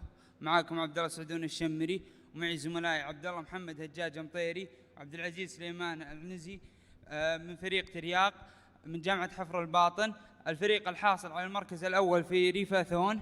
أقدم لكم اليوم ابتكارنا من جامعة أقدم لكم اليوم ابتكارنا الرقعة الذكية لكشف السموم أو SDR باتش. في كل عام يسابق آلاف المصابين بلدغات الأفاعي والعقارب الزمن، ولكن للأسف فإن أغلبهم يخسر هذا السباق بسبب المسافة أو ظروف أخرى. ونظرا لمنظمة الصحة العالمية فلقد وجدنا أن المشكلة ليست في المملكة العربية السعودية فقط بل في كافة أنحاء العالم. فنظرا للإحصائية فيقدر عدد المصابين بلدغات الأفاعي أكثر من 5,400,000 حالة إصابة و137,000 حالة وفاة سنويا، وثلاثة أضعاف هذا الرقم يحدث لهم مضاعفات خطيرة مثل البتر أو العجز الدائم. أما بالنسبة للدغات العقارب فيقدر عدد المصابين ب1,200,000 حالة إصابة وما يزيد عن 3,000 حالة وفاة. ونظرا لهذه الإحصائية فلقد وجدنا أن أهل المناطق الريفية والنائية يعانون من مشكلة صحية خطيرة، ومن أبرز المشكلات التي يعانون منها صعوبة الوصول للمساعدة وصعوبة التشخيص وضعف الأمصال الأخرى بسبب الحرارة. وإذا لم تعالج هذه المشكلات بسرعة فقد تؤدي إلى مضاعفات خطيرة مثل البتر أو العجز الدائم إذا لم يتم التدخل في الساعة الذهبية. الحل SDR باتش، رقعة ذكية غير مؤلمة سهلة الاستخدام، تستشعر السم وتطلق المصل المناسب بشكل تلقائي. تتكون من 4 طبقات. الطبقة الأولى طبقة الحماية كما هو موضح في الصورة، والطبقة الثانية قاعدة توزع الإبر بشكل مجهري دقيق، وقاعدة الإبر المجهرية التي تحتوي على 3 أنواع أمصال: مصل للأفاعي ومصل للعقارب ومادة الإبنفرين، والطبقة اللاصق الطبي. الأمصال المستخدمة: لقد استخدمنا مصل متخصص للأفاعي متعدد التكافؤ يشمل أشهر 6 أنواع أفاعي في المملكة العربية السعودية. وبالنسبة للعقارب فلقد استخدمنا مصل متخصص يشمل العقارب السوداء والصفراء المنتشرة في المملكة العربية السعودية. ولقد أضفنا مادة الإبنفرين، مادة تمنع انتشار السم مما يمنح وقتا أطول للمريض للوصول للمرافق الطبية. طريقة الاستخدام هي طريقة سهلة يمكن للجميع استخدامها. أولا إزالة الغطاء الخارجي وإزالة الطبقة الواقية، ثم وضع الرقعة في موقع اللدغة. ستعمل الرقعة بشكل تلقائي في هذه الأثناء. الرجاء الذهاب للمستشفى للمتابعة. آلية العمل: تعمل الرقعة على استشعار السم عن طريق إشارات كيميائية وتفعل آلية الاستجابة. تفرز المصل المناسب بشكل تلقائي خلال مدة من 3 إلى 5 دقائق.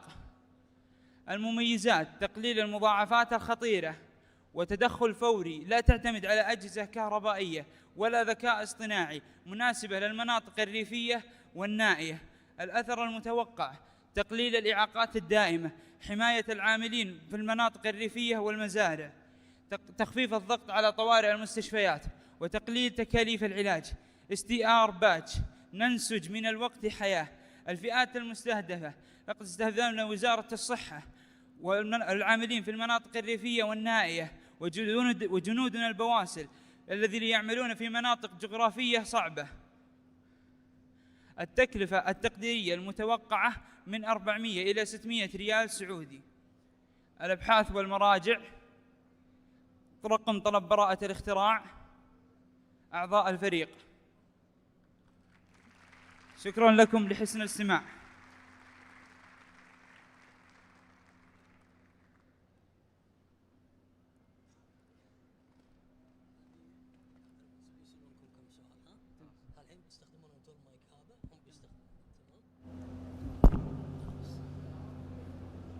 Now we will hear some remarks from our experts regarding this presentation.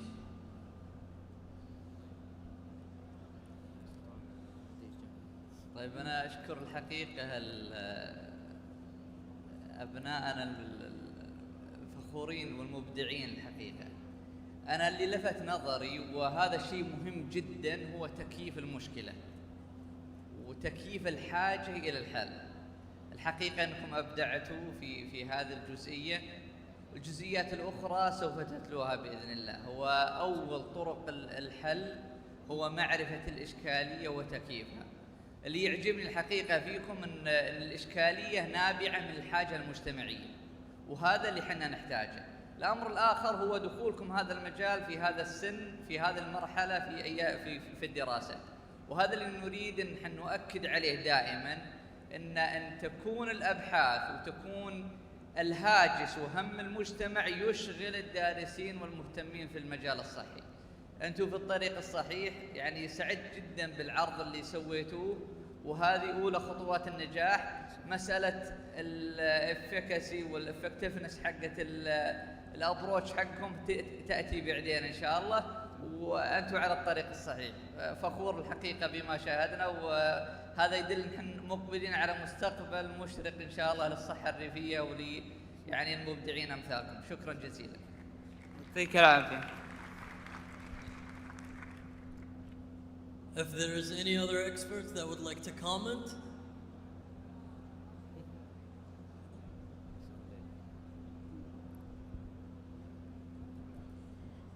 عبد الله الشمري والفريق اللي موجود معاه، اولا انا سعيده جدا على حصولكم على المركز الاول.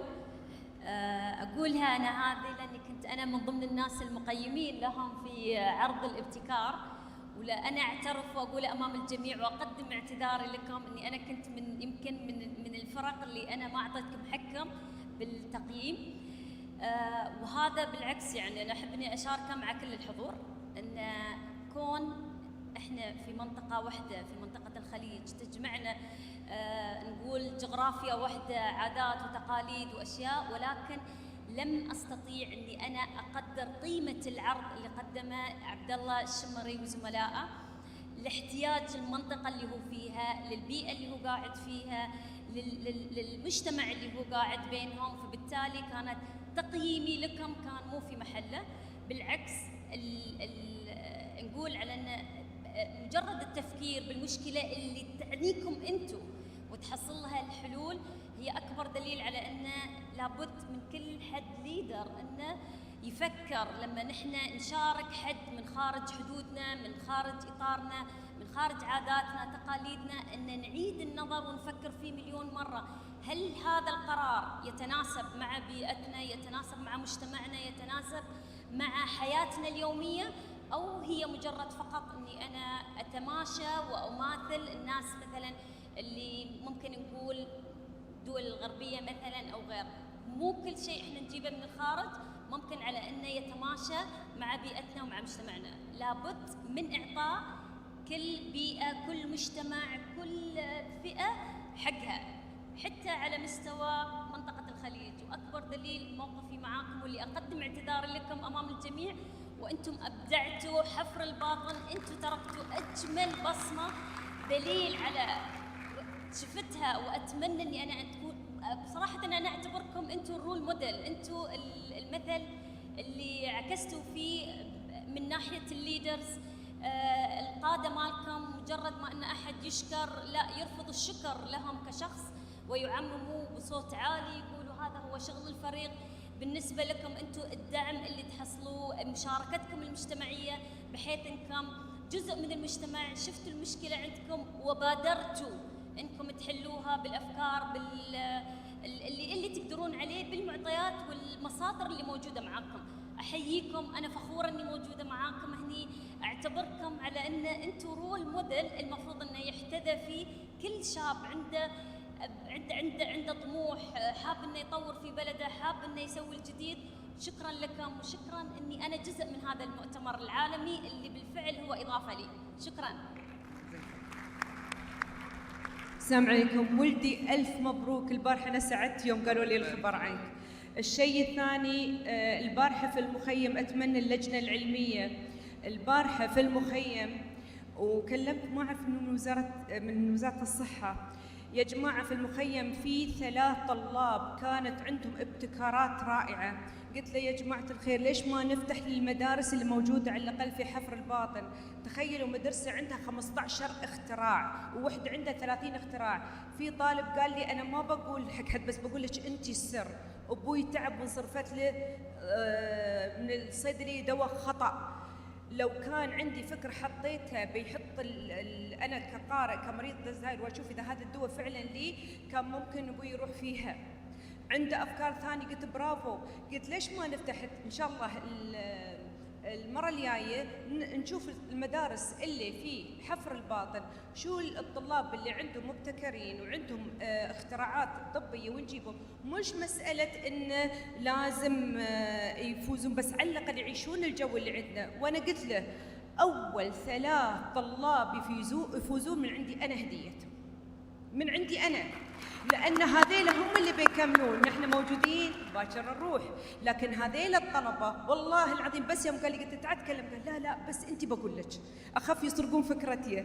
شوف إيش قايل ما عنده طمأنينة بس وده إن حد ياخذ بإيدهم هذيله. فشو رأيكم فكروا فيها السنة الجاية حفر الباطن كم من مدرسة استقبلوا. الموقف هذا يدعم على أنه we should empower الwomen leader.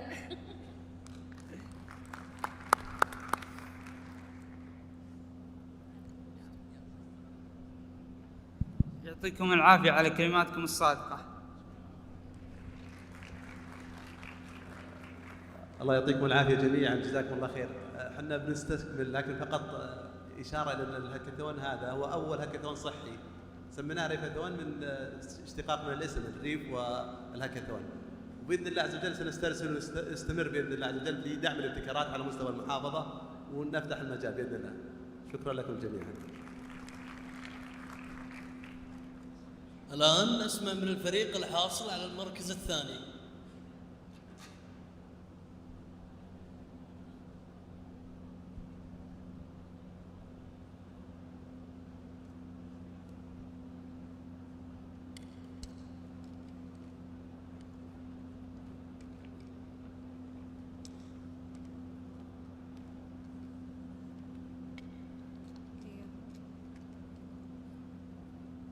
السلام عليكم، سعيدة بتواجدي معكم الآن. أنا صفية محمد الشقاق من فريق أوج الفائز بالمركز الثاني في هاكاثون ريفيثون مع زميلاتي هديل وطيف وإسراء. سعدنا بالفوز جدا. حابين نطلعكم على ابتكارنا. بصيرة هو لصقة ذكية تكتشف الجلطة الوردية العميقة في بداية تكونها. قبل عامين من الآن فقدت إنسانة عزيزة على قلبي ومثل أختي بشكل مفاجئ جدا. فجأة صدمنا بخبر وفاتها. كنا دايما نشوفها طبيعية ما فيها شيء ما تشتكي من ألم وكنا نعتقد أن الجلطة خلاص هي اتشافت منها. لكن فجأة صدمنا بخبر وفاتها. كانت بعمر 20 سنة. قالوا أن الجلطة رجعت لها من جديد وتحركت وسببت الانسداد الرئوي. طبعا الله يرحمها ويغفر لها. نفس ما نعرف ان الانسداد الرئوي مهدد للحياة بشكل مباشر. نسبة الإصابة في المملكة العربية السعودية أكثر من 25,000 إصابة سنويا من الجلطات الوردية العميقة و14% منها تنتهي بالDVT.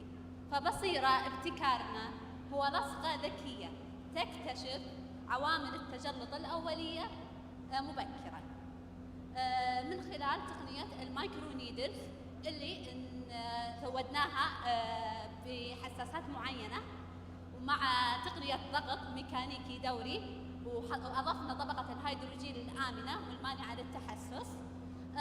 طبعا اللصقة نفس ما واضح هنا بالصورة بيكون شكلها تقريبا كذا آمنة سهلة الاستخدام.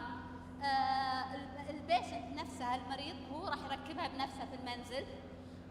أقل تكلفة آمنة. تتميز إن إحنا راح نحلل العوامل الأولية لبداية التجلط مبكراً بحيث لما ترسل البيانات إلى الأبليكيشن بيحللها وفق معايير معينة إحنا أضفناها. لما يكتشف هذه العوامل ولما يقارن بين ساقين المريض بين الرجل اليمنى واليسرى، لأن اللصقتين بنثبتهم على الرجلين. لما يشوف في اختلاف بين قيم الرجل اليمين والرجل اليسرى، هنا راح يرسل التنبيه الأولي اللي يحث المريض إنه يروح على المستشفى مباشرة ويقوم هناك بالفحوصات اللازمة.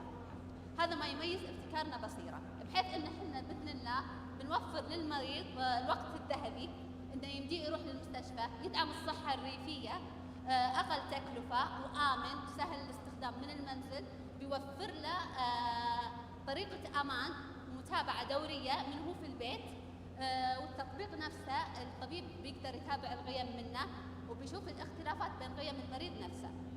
فهذا هو ابتكارنا بصيرة، أتمنى أن يوصل لكم وتفهمونه، لأن جد إحنا نحتاجه جدا يعني، وبإذن الله بيكون في إفادة للجميع. بخصوص التكلفة، إحنا أساسا راح نصنع بأقل تكلفة واقتصادية جدا، وكل أحوال التكلفة بتكون دايم أقل من تكاليف معالجة مضاعفات الجلطات نفسها. وشكرا لكم.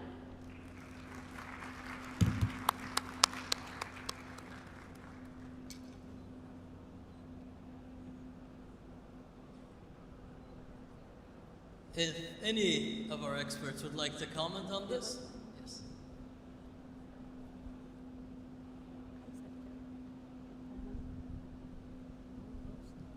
طيب، بسم الله الرحمن الرحيم، والصلاة والسلام على أشرف الأنبياء والمرسلين. أنا الدكتور هادي مسكين. حقيقة أنا تشرفت جدا بحضور عرض هذه المشروعات الفائزة، والحمد لله أني أنا علقت بعض المشروع الثاني. ما يميز هذه المشاريع في نقاط مشتركة موجودة بينهم. الحاجة الأولى هي ينفذها شباب وشابات واعدين نفتخر بهم ونبني عليهم المستقبل، فأنا أهنيكم على هذا الإبداع. الحاجة الثانية إنه هذه المشاريع نابعة من حوجة مجتمعية شخصية إنسانية صحية من مجتمعهم المحلي، ودي بتدينا فكرة عن التفكير الإبداعي اللي بيتميزوا به شبابنا. نسأل الله سبحانه وتعالى إنه يوفقهم ويسدد خطاهم. لكن السؤال الجاي، ماذا بعد هذه المشاريع؟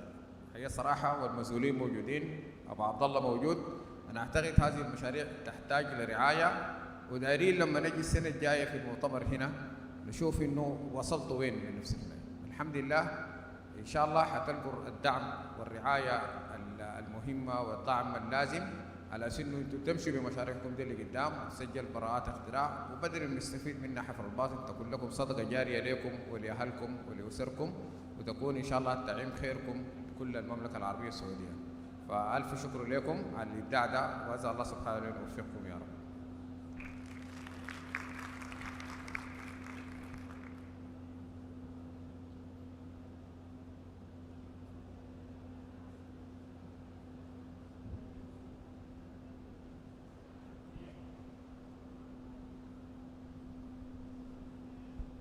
السلام عليكم، معكم سلطان العنزي من فريق ريفية. للأمانة سعدنا جدا بأبنائنا وبناتنا في محافظة حفر الباطن، إنه الابتكارات هذه فعلا انبنت وتطورت من أساس حاجة في المنطقة. يعني أنا انبهرت للأمانة في الأيام السابقة، طبعا احنا جلسنا معاهم 4 أيام، والله يعني احنا استفدنا أكثر من ما أفدناهم. ما شاء الله عليهم مميزين، والافكار فعلا احنا نعاني منها في مستشفياتنا في حفر الباطن. واعتقد انه مش بس الرورال اريا، اعتقد انه سواء في المدن في الرورال اريا، مش بس في السعوديه، ايضا في جميع انحاء العالم. فالله ينفع فيكم ان شاء الله، وبالعكس احنا فخورين انه تجمع حفر الباطن ومؤتمر حفر الباطن الدولي للصحه الريفيه تبنى الافكار هذه وعرضها، او بالاصح ساعدنا انها تتكون وانها تتطور وانها تعرض، وباذن الله نشوفها على ارض الواقع قريبا.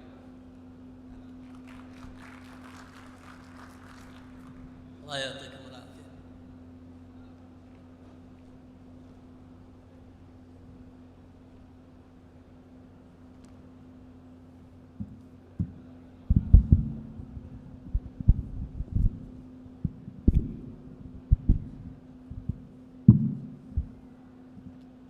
Now it is with my great pleasure and the chair of the scientific committee, Dr. Umran Hamid, to reward our speakers.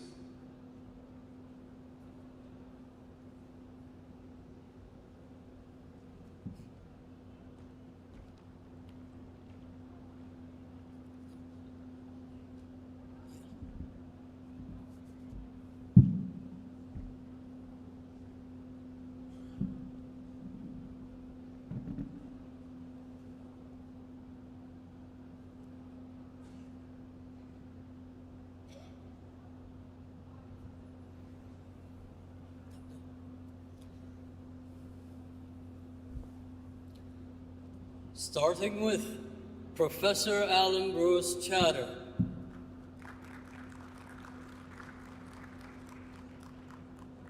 Please make your way to the stage, Doctor.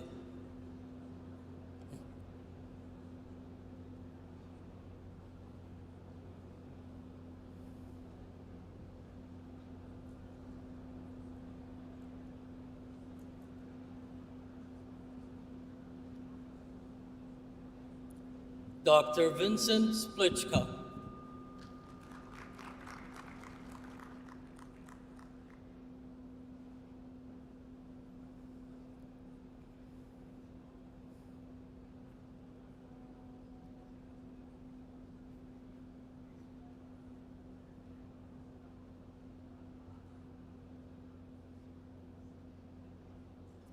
Dr. Iman Al-Banna.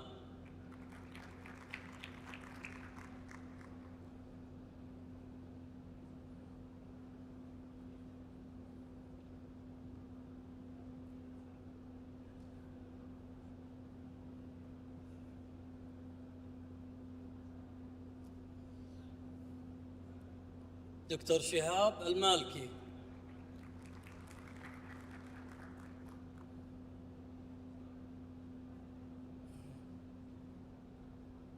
دكتور عبد الرحمن السنيدي.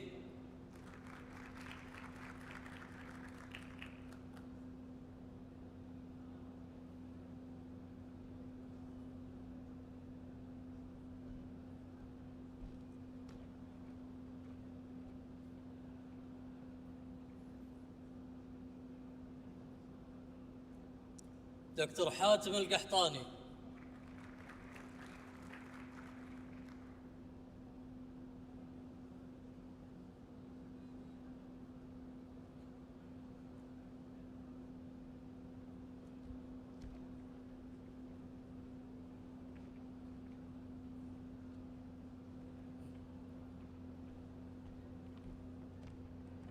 دكتور ثامر العتيبي.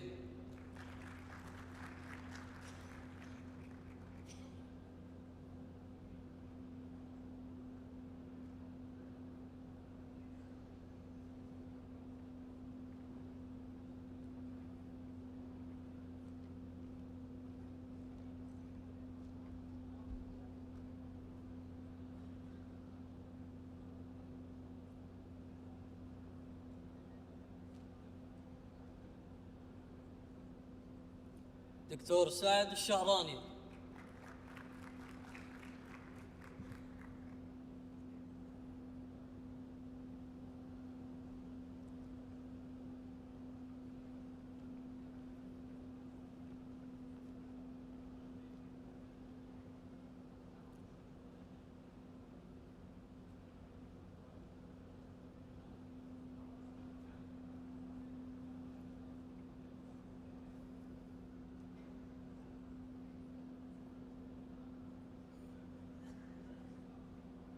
دكتور نجم الشهراني.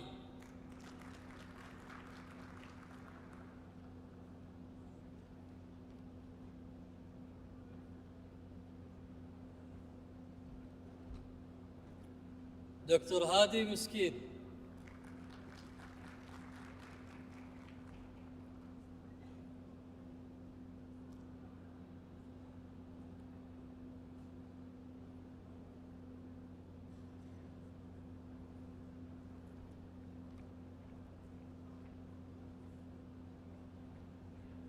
دكتور سميرة هاك.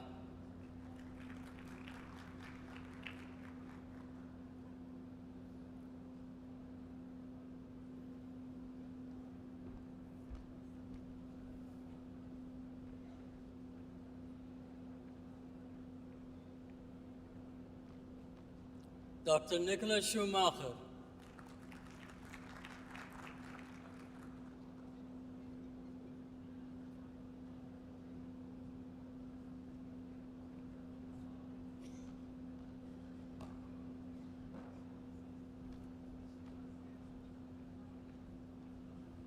Dr. Matthias Koss.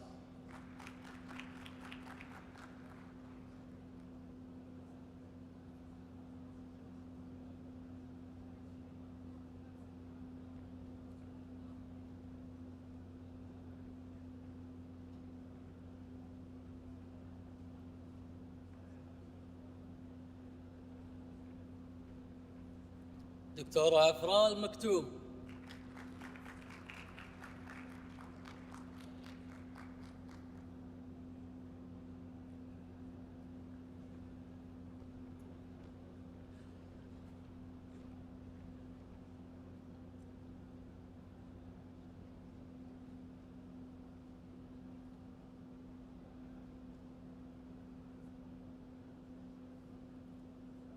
دكتورة ليلى. تفضل.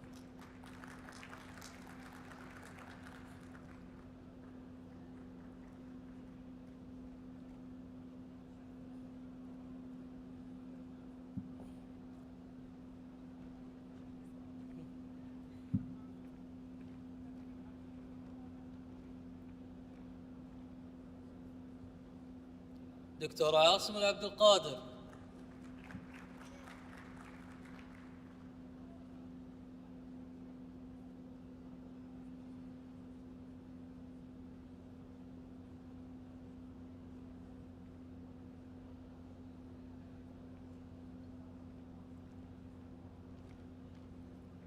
دكتورة فرح شروف.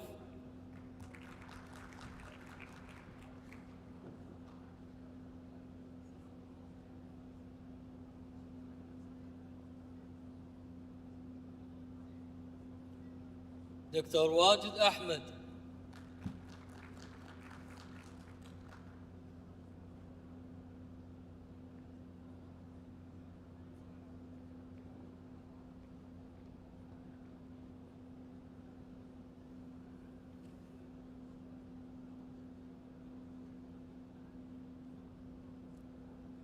دكتور يوسف البلوي.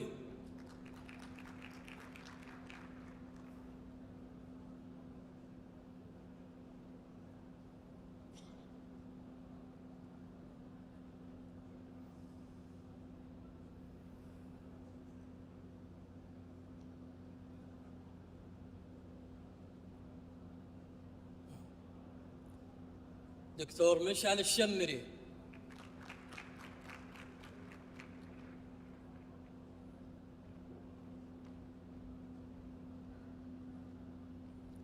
دكتورة نرجس غلاب.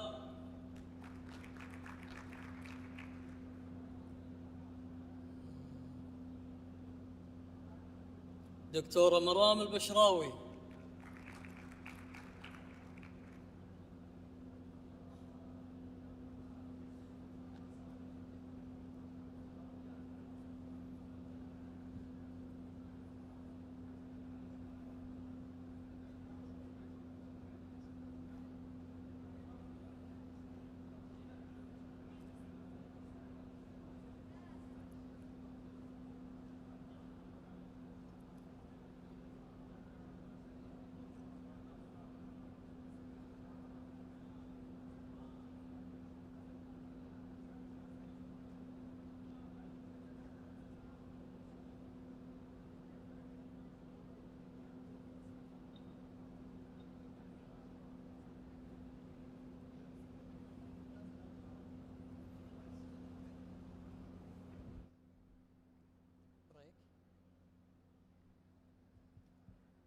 Ladies and gentlemen, now we will take a 1-hour break for prayer and lunch, and we will see you after promptly, so please be on time. Thank you.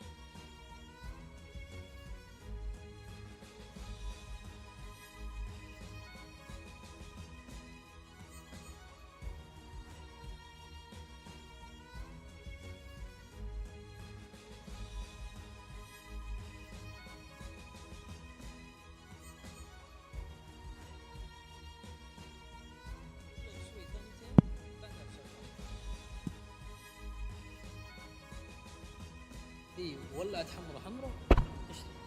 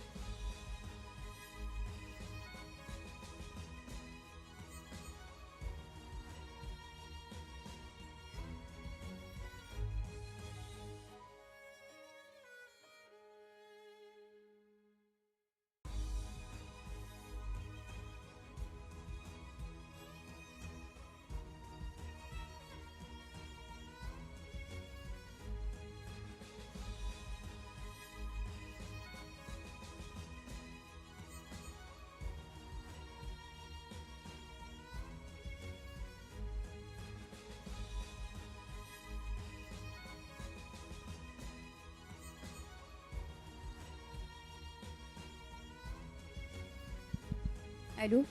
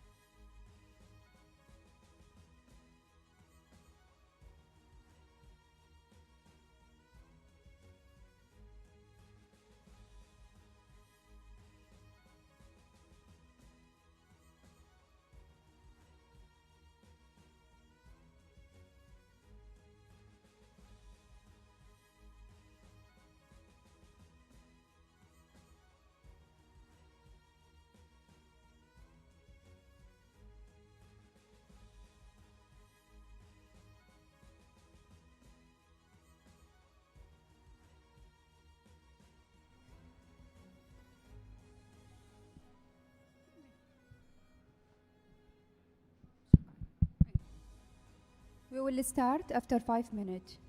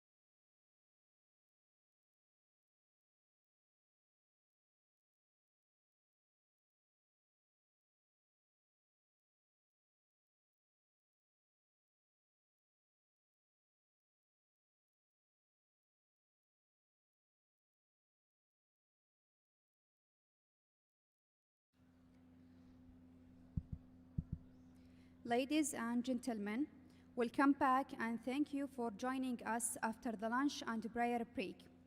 We now move into the next part of today's program, which is designed to be highly interactive, practical, and driven by real questions from the audience.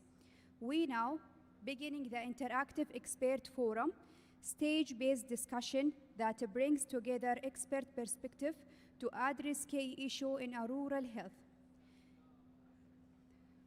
It is my pleasure to introduce the forum moderator, Dr. Asim Al-Abdelkader, Executive Director, Academic Affairs, Training, Research and Innovation, IAU, Academic Medical City, American Board Certified Consultant in Family Medicine, Preventive Medicine, Public Health and Geriatric, with expert in health policy and executive leadership.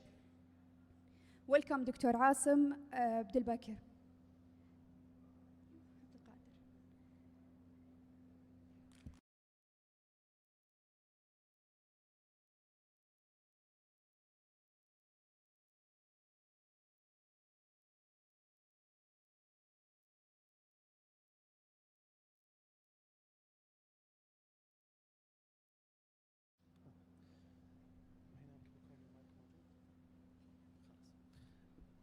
Assalamu alaikum wa rahmatullahi wa barakatuh. Good afternoon, everyone. And thank you all for being here since this morning, and especially after the lunch. I know it's a challenging time to stay up and attend to the discussion. But we're hoping, as introduced earlier, that the upcoming discussion will be an interactive one. It's going to be two ways between the experts and the audience. And we're hoping, inshallah, over the next 30 to 40 minutes to discuss and reflect on some of the topics that have been lectured on today and yesterday, to hear from our expert panel about their opinion, their experiences, and at the same time, we would like to hear from you, our audience, some of your reflections and questions about the topics that will be discussed, inshallah. So before we start, I would like to introduce our eminent and well-known speakers by now to the stage to join me for the panel discussion this afternoon. So please welcome with me Dr. Alan Bruce Chater, Dr. Farah Shraf, and Dr. Wajid Ahmed.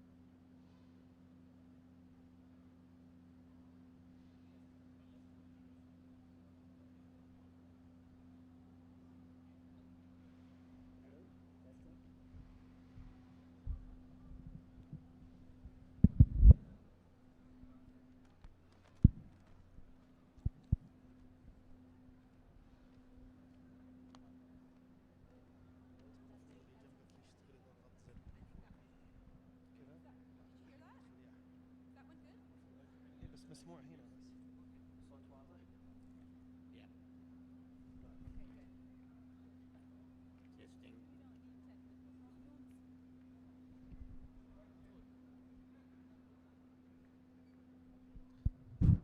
Okay, so we can start just to set up the stage for the next 30 minutes, inshallah.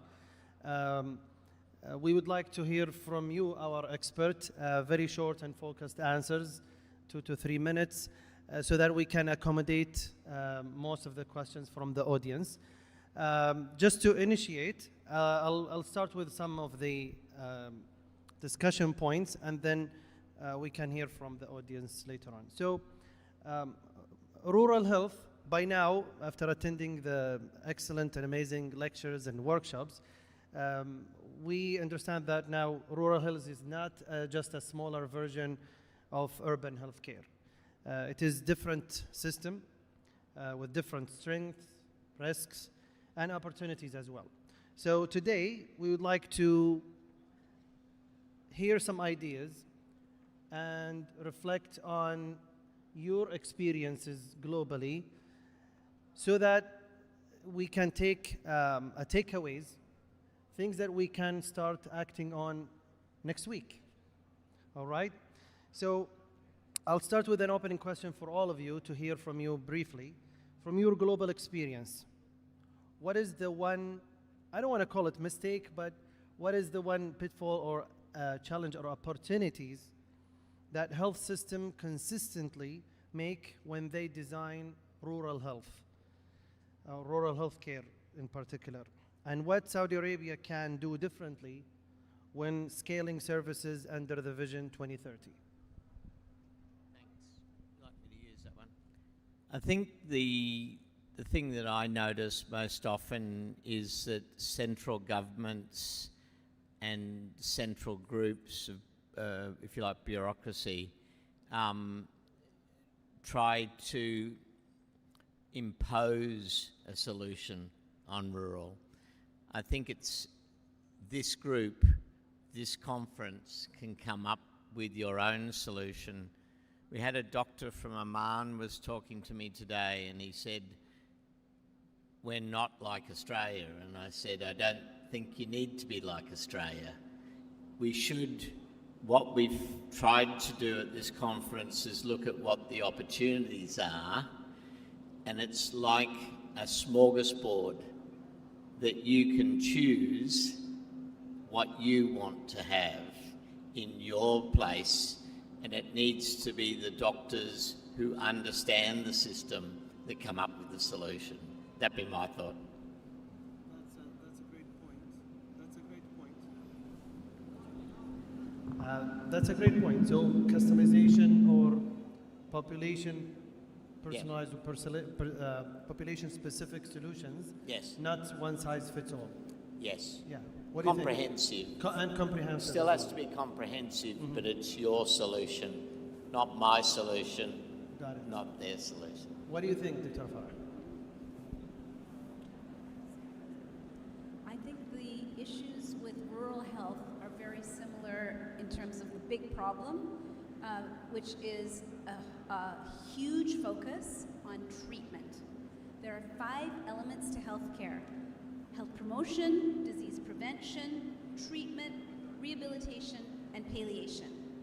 And virtually all rural healthcare systems tend to falter towards the default, which is focusing mainly on treatment. And in the rural areas where people are often traveling really, really long distances to get to the care systems or to get to work or to get to places, their lifestyle is usually a little bit different than urban areas. It's really, really, really important to focus on how rural people can stay healthy, what kind of food they can eat, how some of the social and cultural aspects of their lives can be integrated into the care. And particularly in our part of the world where we have rural and remote, so we have a lot of really remote areas that are also rural, we've seen a lack of integration with some of the indigenous kinds of frameworks of health. And finally, that's changing. Finally, that's changing. And it's actually starting in the rural and remote areas, where we're seeing an opportunity to shift into trying to understand the culture of the rural remote areas, which in our context are largely indigenous. So we're getting away from just the treatment at the expense of all of the win-win opportunities that health promotion and disease prevention offer. So thank you. I agree with both of you. And going back to Bruce's point, and a person with a strong background in public health and preventive medicine, we talk a lot about data. So the data part is also important. So when we're thinking about what is happening in my community, I need to do a good population health assessment. What are my issues? Because no two rural communities are the same. there are significant differences in terms of the population demographics, the social determinants of health that is impacting them, availability of healthcare, and then even health human resources, what every community is experiencing. So to me, combining that with how we are making those determinations that these rural communities need, it's an important dialogue. We definitely need those important dialogue that what is important for my community, whether I want to invest more in a hospital, whether I want to invest more in more primary care settings where I can have a more personalized conversation with my doctor versus going to any kind of emergency care that I need. And then building on top of that, we need to plan what can we do more upstream? What can we do to prevent from these people from showing up in the emerge in the first place? So combining those data elements, combining those a good health assessment of my community, and then making plans that are relevant for my community would be definitely something that we are missing, because the communities are also evolving and we gotta stay on top of that. We need to do ongoing continuous data monitoring and assessment so we can continue to meet the needs of our community. Could I just make a quick comment on that, and that I think rural communities need to, what you're saying, they need to own the facts. They need to know that the data should be given to them, and then they can be part of the solution. Perfect. So data-driven, comprehensive healthcare throughout the continuum of care in remote and rural areas, that is also based on needs assessment. Obviously, that's a comprehensive approach to design and implement rural healthcare services that will require not only central or higher support and funding and all other resources, but also require people on the ground who can execute that and make it from strategy to operation, from theory to practice. Here I would like to ask you, Dr. Bruce, from the global experience in general and in Australia, where there are a lot of successful examples in rural health, what are the top 2, if you would, or 3 incentives that the health system can provide to healthcare workers, especially those in the front, on the ground, in rural areas and remote areas, that actually promote the implementation and the sustainability of these healthcare services? I think the first thing is you need to have good facilities. They don't need to be, in that term, flash. They don't need to be fancy, but they need to be solid and good facilities with tools that the rural doctor can use. And then you have to inspire those doctors. I was talking to Dr. Devesh before, who's about, you've gone from virtually no family doctors in training to 18 or 20 family doctors in training. They're obviously responding to the enthusiasm of the system for their future. Doctors do not want to be the answer to a problem. They want to be the future. Mm-hmm. And so you must inspire them. And obviously, here you are inspiring them. And so that's, you've got to inspire them, but then you have to deliver an environment in which they can do good things. Doctors want to do good things. True. And you make it, my wife always says, she was our practice manager, she used to say, ban the boring. Ban the boring, make it interesting. Yeah. The issue for health and human resources in rural settings is often related to a lack of, sometimes in some countries, a lack of electricity or a lack of basic facilities, and it's true for virtually all healthcare providers. It can be a midwife, a nurse, a physician, really any healthcare provider who's been trained in an urban setting then doesn't feel that the life for them in a rural setting could be anything close to their life in an urban setting. So in our context, we try to sell the rural lifestyle as positive and exciting. And the rural lifestyle really, in many countries, is very exciting. You have much more easy access to nature, and if you like doing outdoor sports, you have to really sell the healthcare workers on the positive benefits of being in the rural setting. Sometimes people are a lot more friendly, you don't have this alienated kind of urban living, you can know your neighbors, you have a more friendly way of living. There are lots of ways to try to sell it, but mainly in our context, people don't want to go into the rural areas because they don't understand what it could be like to live in a rural context. And so it's really much more the lifestyle piece, not the healthcare piece. Because the healthcare setting is usually fine. That part is okay. It's more what are they going to do with their families? How are they going to raise their kids? If the schools are not good in that area, almost no healthcare worker is going to go.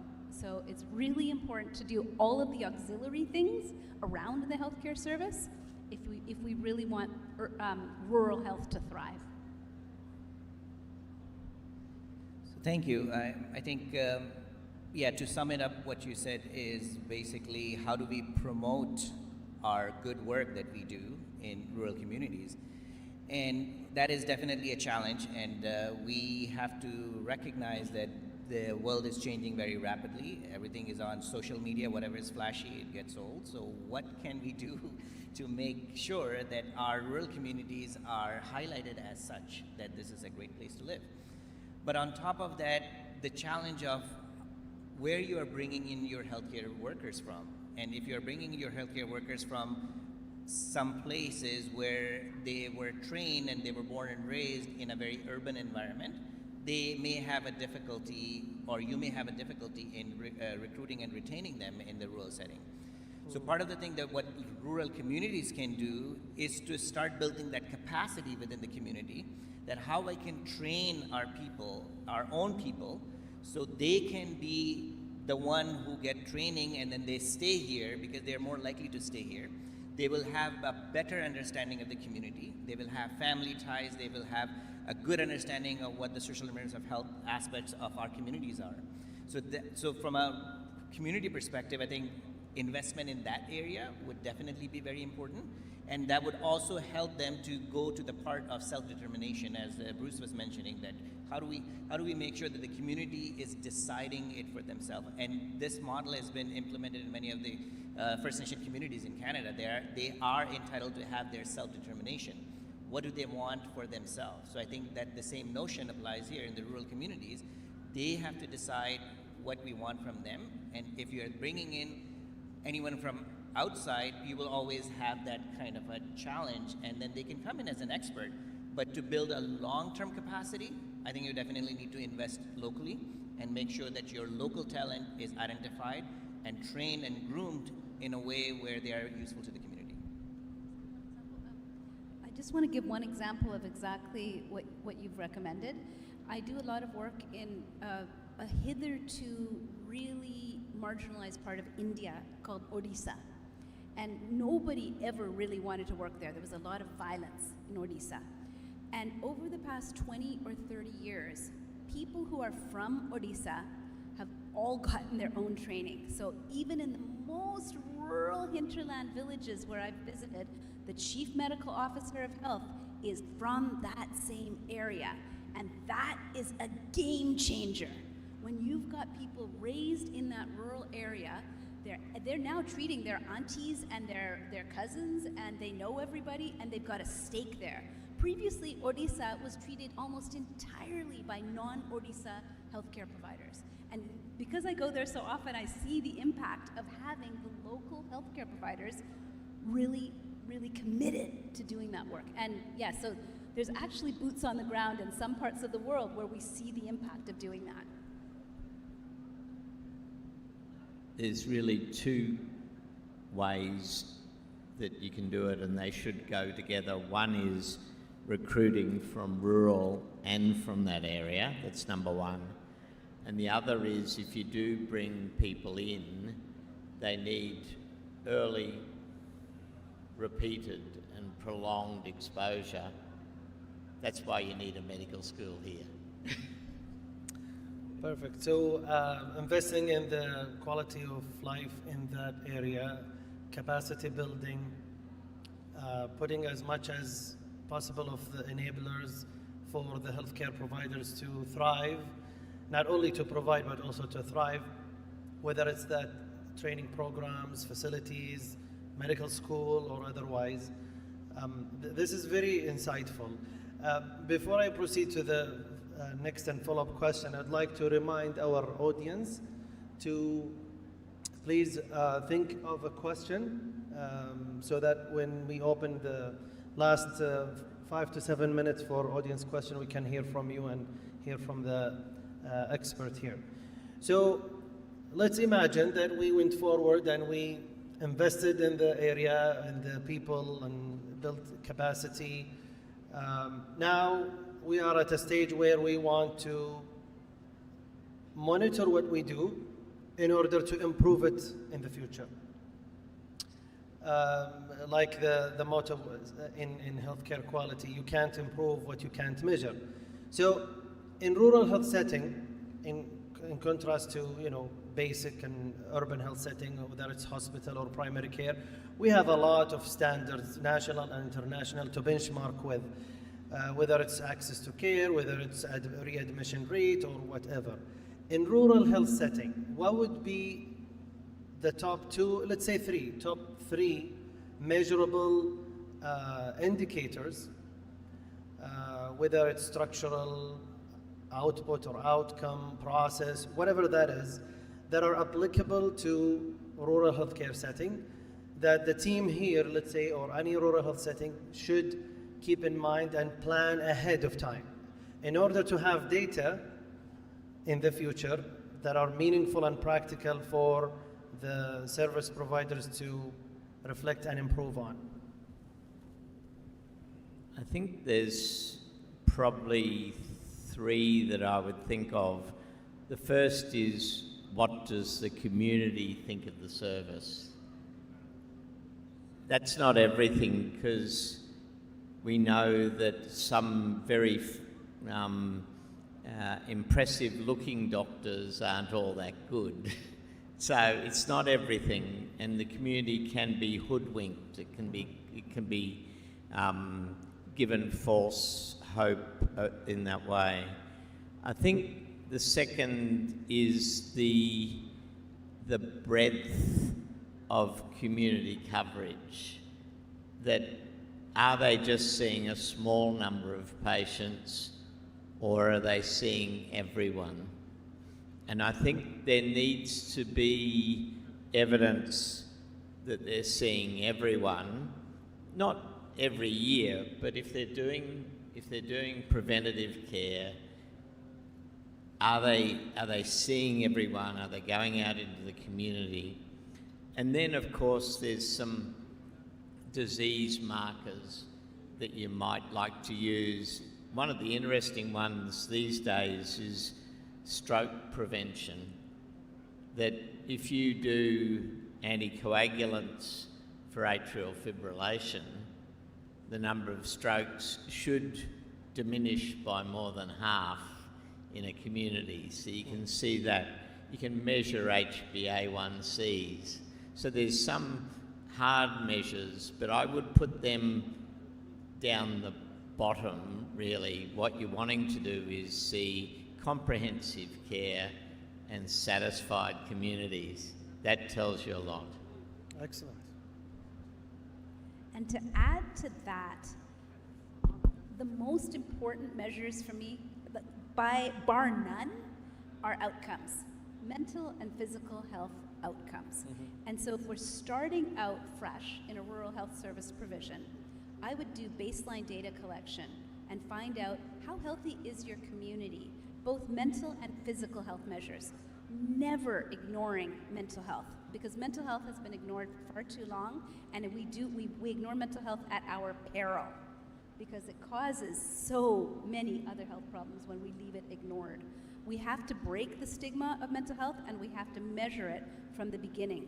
So if we're creating a new rural health service center of any kind, the first thing I would do is measure as much as you can community health, and you can do that just by starting with your first physicals, or you can do proper surveys. But nowhere in the world that I work, and I work in many countries around the world in health, do we actually measure the output of a healthcare center as health outcomes.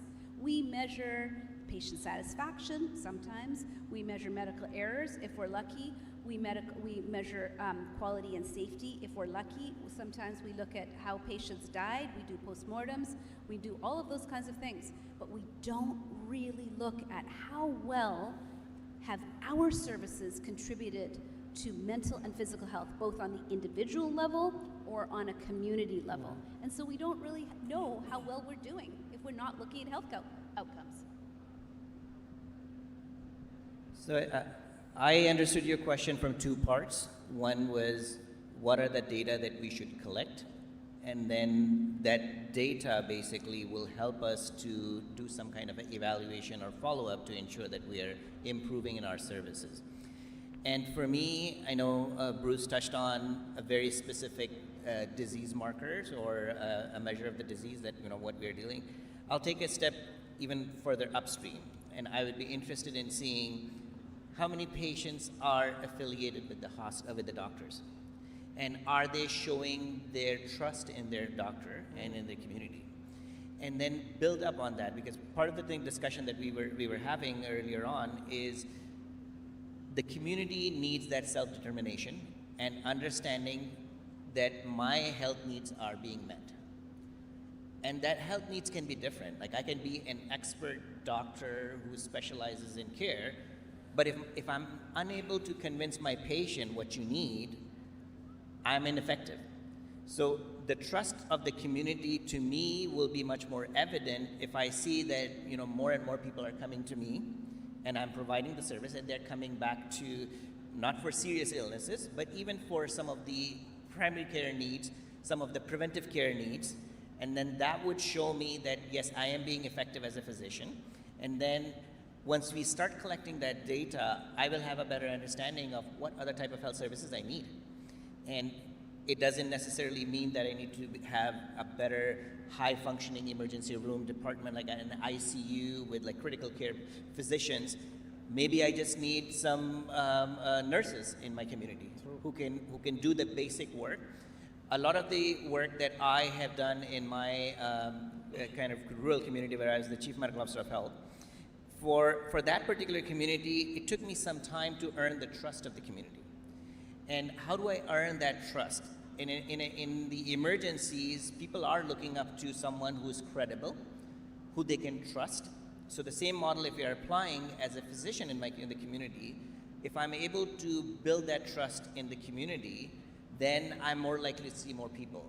And along with all the other solution, obviously this is not the easiest solution, but along with all of the other solution, I think it's an important measure that would show that the community is engaging.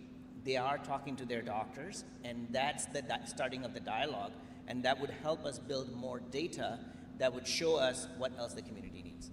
Excellent. Can we switch orders so I want you guys to start first next time? I feel so bad for Sure. That's fine. No problem. And I think this is working. Okay, this is actually a very strong point, and I think it came up in one of the workshop discussions that we know what to do. We know what care we provide as healthcare providers, preventative, therapeutic, rehabilitative, or whatever. And there are some mandated KPIs, traditional KPIs. But the team feel that they struggle a lot when it comes to actually breaking that guard, the unseen guard, of the beneficiaries or the community members actually accepting or adopting or even coming to that service. Sometimes some services even provided at home. For example, like seasonal influenza vaccine. It is available, accessible, that can be delivered at your home, at your convenience, for free. You have nothing to pay, but still people sometimes, are hesitant. Obviously, vaccine is a huge topic with anti-vaxxers and a lot of cultural and conspiracy theories around it, but it's just an example of something that can be easily delivered to people's home, yet they are not accepting it.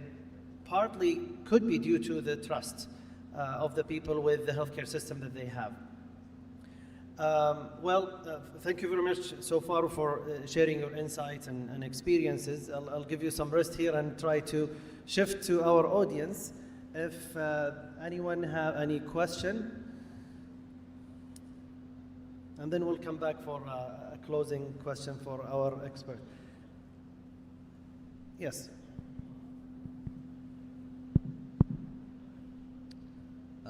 Thank you very much for the wonderful panel discussion. Just reflecting on providing healthcare services in rural settings. So I think we might have two parallel problems.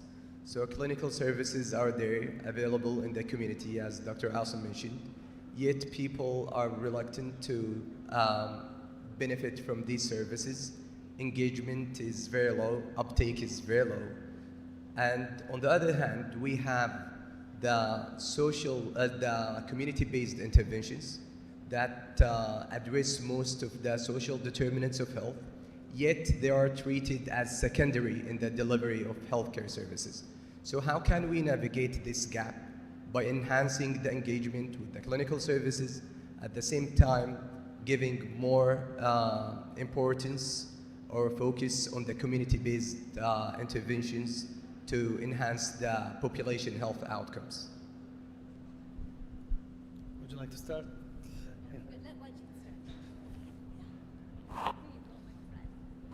So we dealt with this problem mainly in COVID, and just using the example for vaccine. And definitely it takes time to earn the trust of the community. You cannot just expect that the community will start trusting you tomorrow. And it's a slow process, it's a painful process.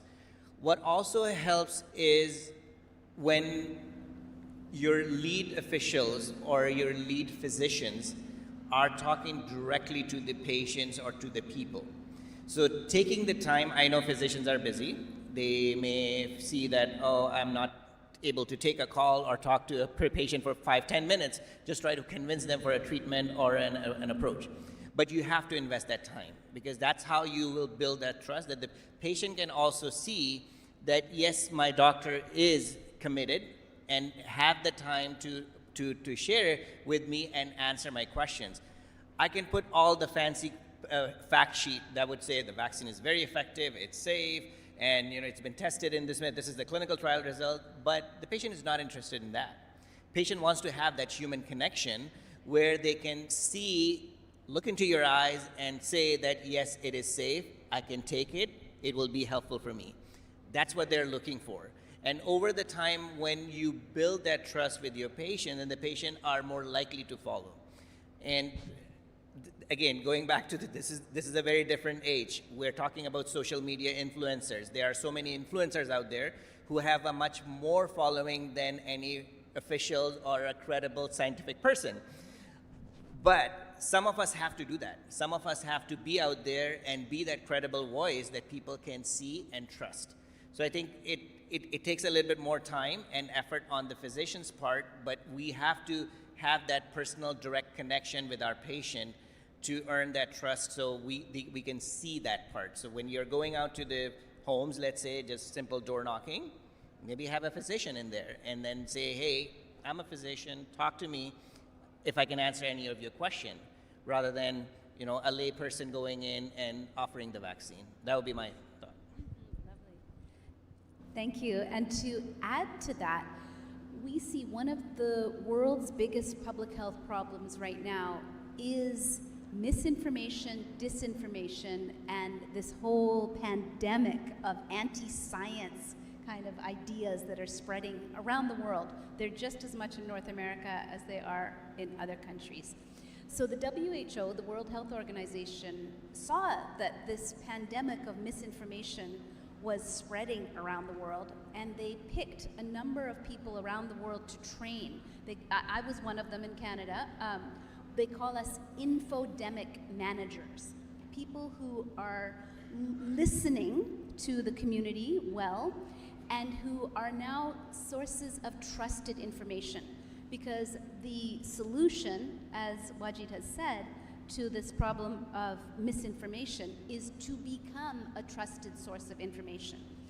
And I would posit that one of the best ways to become a trusted source of information is to really develop your compassion.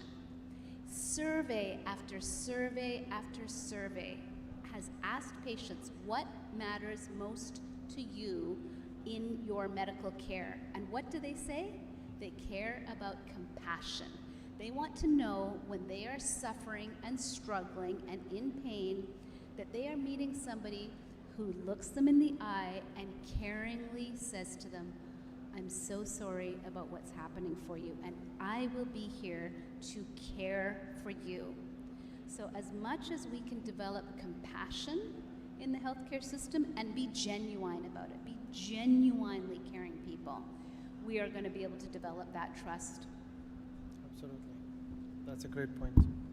I think part of it, particularly in small communities, is actually inviting the community into your facility, sort of having an open day where they can actually mix with the team, that they can see what you're doing in a non-threatening way. When people are sick, they're worried.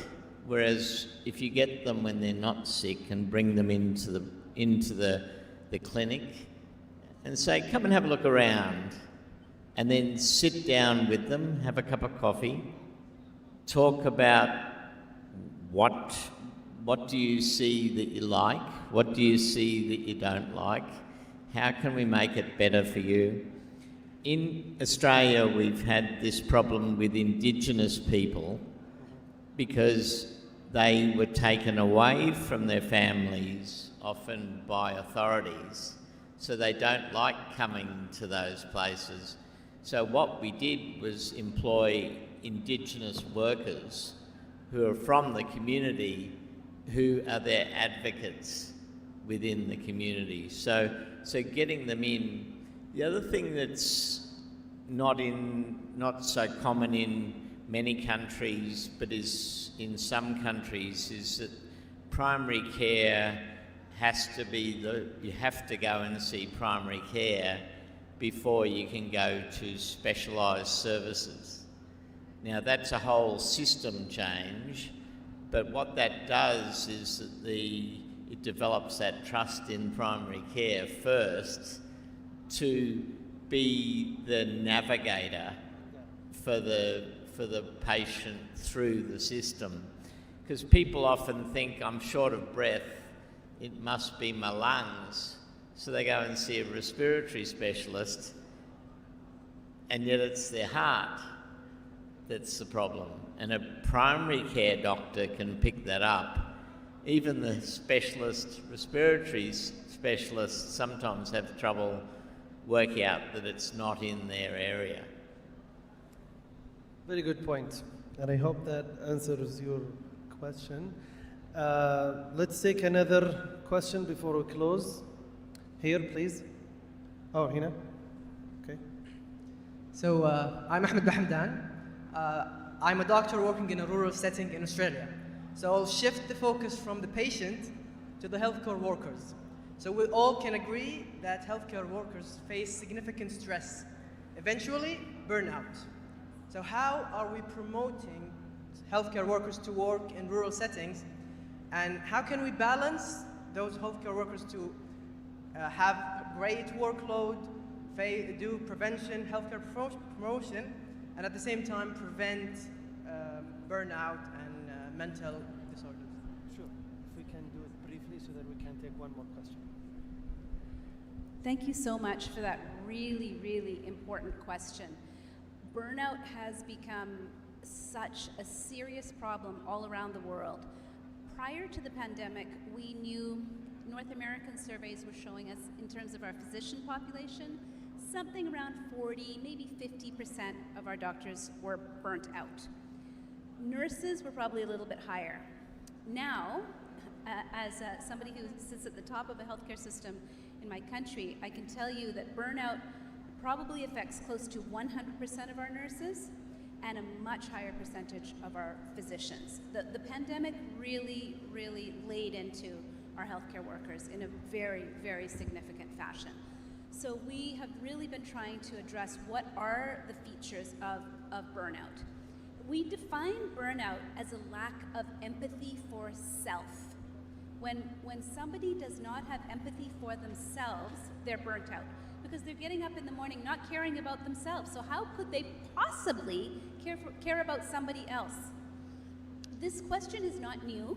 As I said, prior to the pandemic, we knew that there was still a significant percentage of physicians who were burnt out. And in many countries around the world, in North America primarily, medical schools have tried to address the question of empathy and prevention of burnout by a very interesting route. You might not guess what it is, so I'll just break the suspense and tell you right away. Many medical schools have introduced meditation programs as a mandatory part of the curriculum. So when medical students learn to just sit and breathe, and I'm a meditation teacher, so I do teach this all the time, just sit and breathe and just listen. All the thoughts that they've been pushing down, they come up. And when you allow yourself to stop repressing all of those the emotional pain and you release it, you have a much better chance of having a little bit of empathy for yourself, for not being so hard on yourselves. Healthcare workers can be extremely hard on themselves. And so just having self-empathy and having that moment every day, or at least regularly, where you're just listening to your own thoughts, being kind and compassionate first to self, because it's through that filling up of our own heart that we can then be compassionate and kind to other people. So that's one solution. These ancient practices that come primarily from India have really found to be very, very evidence-based. Yeah, mindfulness, trainees retreat. Personally, I went through some experiences during my residence in the States. We conducted a balance group every now and then, monthly or at least quarterly. Another thing is probably, it's part of the training, caring for compassion. There's like online module that we went through that helps. Speaking to your point, if you learn how to provide compassion and then you empathize with yourself, with your situation, then you would be able to give that to other people. If you excuse me, I'll take the last question. Yeah. Just on that last question, I think the other thing is workforce. You must have enough doctors, and we must never have one doctor in a town again. We must really have 3 doctors, because you end up only with 2 at any one time anyhow. And that's, so if you've got a bigger team, you've got more support as well. So it must be enough doctors. Perfect. Thank you very much. We'll take the last question before we close. Yes. Okay. Hi, I'm Nihal from Makkah Health Cluster, project management manager at Public Health Administration, and I just have one question. What is the best strategies to ensure accessibility to the healthcare services? And how can we use the GRC, the Governance, Risk and Compliance framework, to ensure also the effectiveness and sustainability and quality for these strategies? Thank you. Great question. Who would like to start?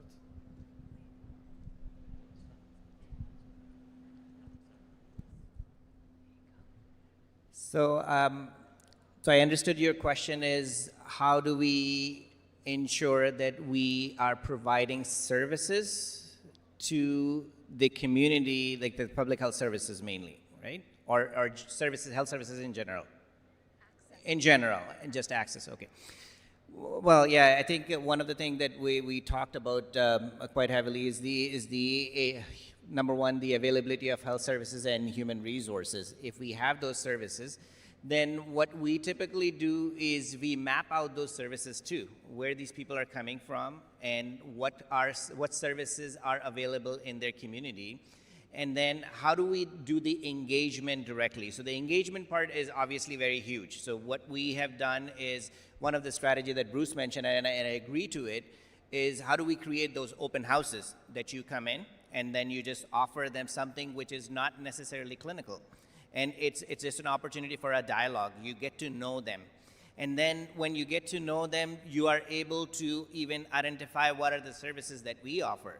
So think about it as like the social marketing campaign. So any kind of marketing company, you look at them, they find innovative ways that how are they selling their product, why do you need that product? So we apply that social marketing concept in our public health strategies as well. So we go through the same cycle of what is our product, how do we sell it, who is our audience, and what is the benefit.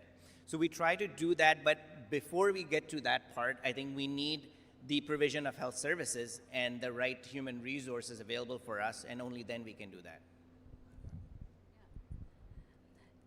So just to build on that, things like an open house or doing a tour of the health facilities are really helpful. So that's the what is available. Then there's the who is there. Do people in the rural setting, perhaps those who are underutilizing the service, feel like the people who are there are people who look like them? Do they feel safe going into that setting? Do they feel like they might feel accepted or connected to perhaps one person, just one person? So having a face there that is a familiar face. And then one of the things that we do in our hospitals and our health centers is we get donated art. And people donate to the hospital very generously with art. And so we make our especially the reception area, as welcoming and pretty as possible. So people come in and they don't feel like it's a cold, white, and kind of foreboding environment. They feel like this is a place where I can actually get well. And so we have plants, and we actually try to do this kind of interior design. The other thing that we know really, really helps is having some access to greenery or some access to something live. Studies have shown that if somebody from their hospital room sees even one patch of green grass, that their health outcomes are better. This is kind of a shocking truth, but even having a fish tank, something where there's something, besides just a white wall to be staring at all day, but typically something live, something green.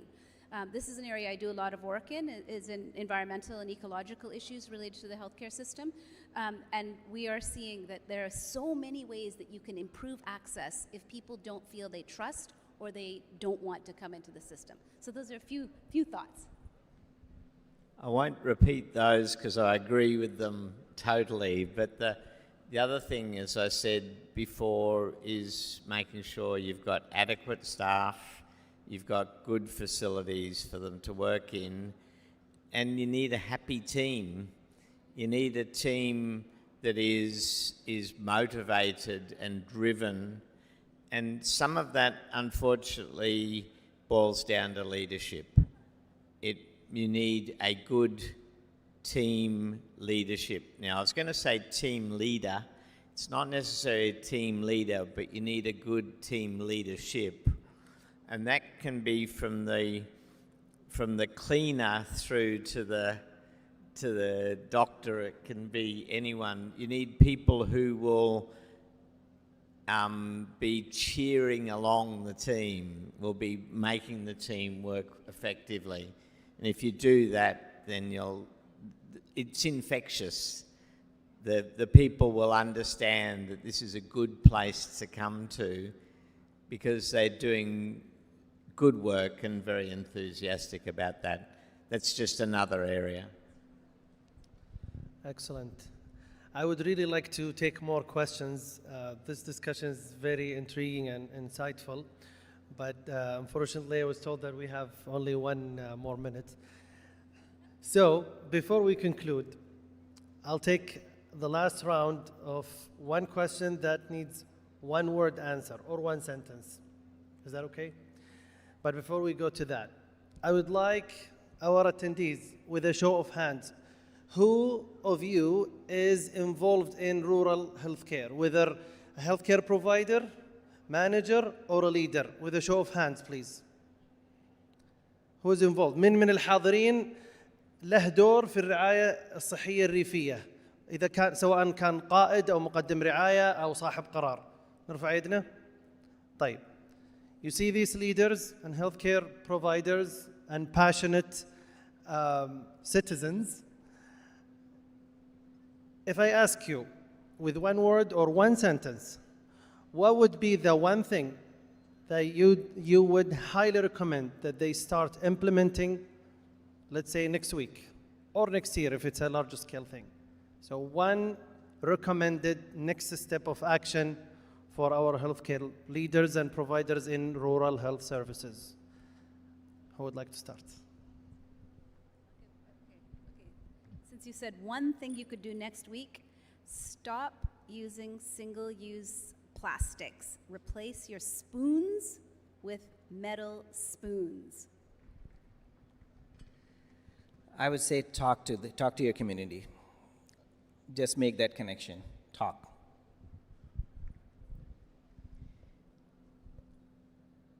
Praise your team and ask them how they can do better. Perfect. So praise your team, talk to your community, and use less plastics. One single use. With that, ladies and gentlemen, we conclude our expert forum discussion. Please join me thanking very much our experts here, Dr. Wajid Ahmed, Dr. Farah, and Dr. Bruce. Thank you very much. Much appreciated.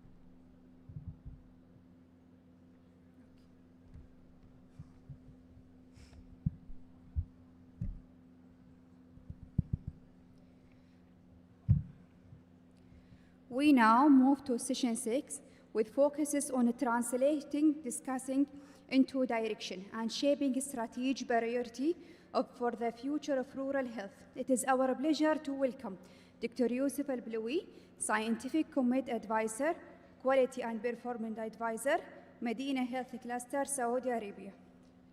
In this session, Dr. Al-Bloui will share a strategic perspective on moving forward, aligning insights from the conference. And we would like to acknowledge the workshop team for their excellent engagement, collaboration, and thoughtful contribution throughout the conference. This segment is designed to be interactive, with the workshop team sharing key outcomes, reflecting and practical takeaways, followed by engagement and discussion with the audience. We now invite Dr. Al-Bloui and workshop leaders.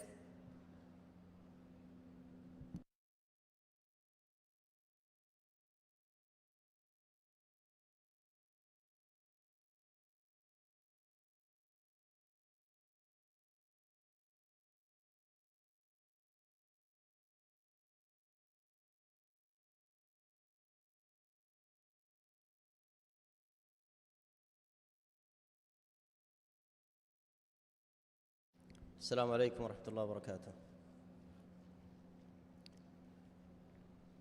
أول شيء أحب أقول مبروك الحقيقة على هذا المؤتمر الرائع في مجال محدد ومتخصص جدا. مبروك لتجمع حفر الباطن الصحي ومبروك لنا الحقيقة جميعا في المملكة على هذا الاهتمام في هذه المنطقة المهمة جدا اللي فعلا من أكثر الدول اللي تحتاجها هي المملكة العربية السعودية. فألف مبروك على هذا الإنجاز وهذا النجاح الجميع القائمين على هذا المؤتمر الرائع. الحقيقة أنا يعني بفضل الله وبكل فخر كنت جزء من المرحلة الأخيرة من رحلة هذا اهتمام بالصحة الريفية بالمملكة. الرحلة بدأت من قبل، من عام 2024 زي ما نعرف جميعا.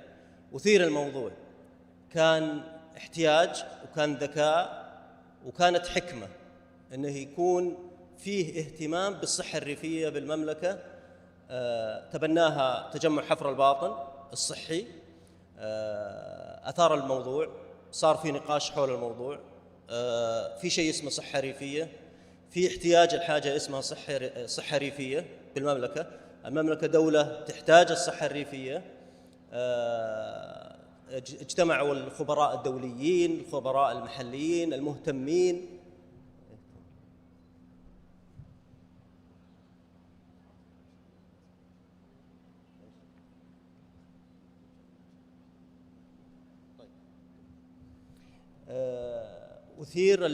أثير الموضوع، صار في نقاش حوله واهتمام. ثم أتت السنة التالية 2025 قبل سنة بالضبط، استكمل الحوار، صار أعمق، الناس عندهم خبر عن الصحة الريفية، صار في حوار أعمق، صار في استقطاب أكثر للحديث عن الصحة الريفية من جميع أنحاء العالم. السنة هذه هي السنة الثالثة.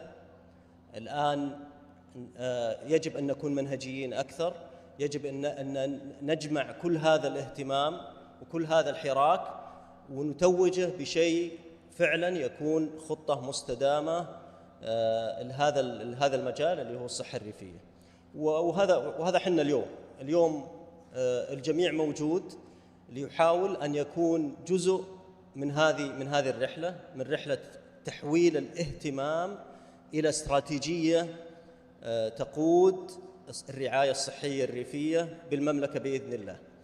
وهذا هي الأجندة الكبرى اللي تبناها تجمع حفر الباطن تحت مظلة ريف حيوي. والحمد لله اليوم حنا في الاحتفاء والاحتفال بهذا النجاح. بإذن الله ستكتمل الرحلة وستتوج باستراتيجية فعلا وطنية تهتم بالصحة الريفية في قادم الأيام. وهذا هو الطموح بإذن الله. لا شك المؤتمر كان متمحور بشكل جيد على هذه الرسالة، يعرف إلى أين متجه ومن أين انطلق. الناس، الأفكار، الحديث، الخبرات، النقاشات كلها كانت متمحورة حول هذا التوجه ولله الحمد. طيب هذا التوجه الحقيقة هو البدء من حيث انتهى العالم، يعني أو انتهى الناس اللي سبقونا في هذا المجال. المنطقة ليست ترفية البتة، المنطقة لها احتياج كبير وفيه من سبق لها. كثير من الدول سبقتنا في بناء استراتيجيات متخصصة للصحة الريفية نظراً يعني لسياقاتها الخاصة. احنا الحمد لله اليوم في المملكة في مسار التحول الصحي اللي بدأ من سنوات، جالسين نستكمل هذا التحول الصحي الكبير. لا شك أن المملكة كدولة لها كثير من السياقات المتنوعة اللي كل سياق منها يحتاج له اعتبار فريد أو مختلف. على سبيل المثال عندنا في المملكة العمرة والحج سياق خاص لا يمكن أن تطبق عليه نفس المنظومة أو الاهتمام في الرعاية الصحية العام بدون تخصيص لهذا السياق.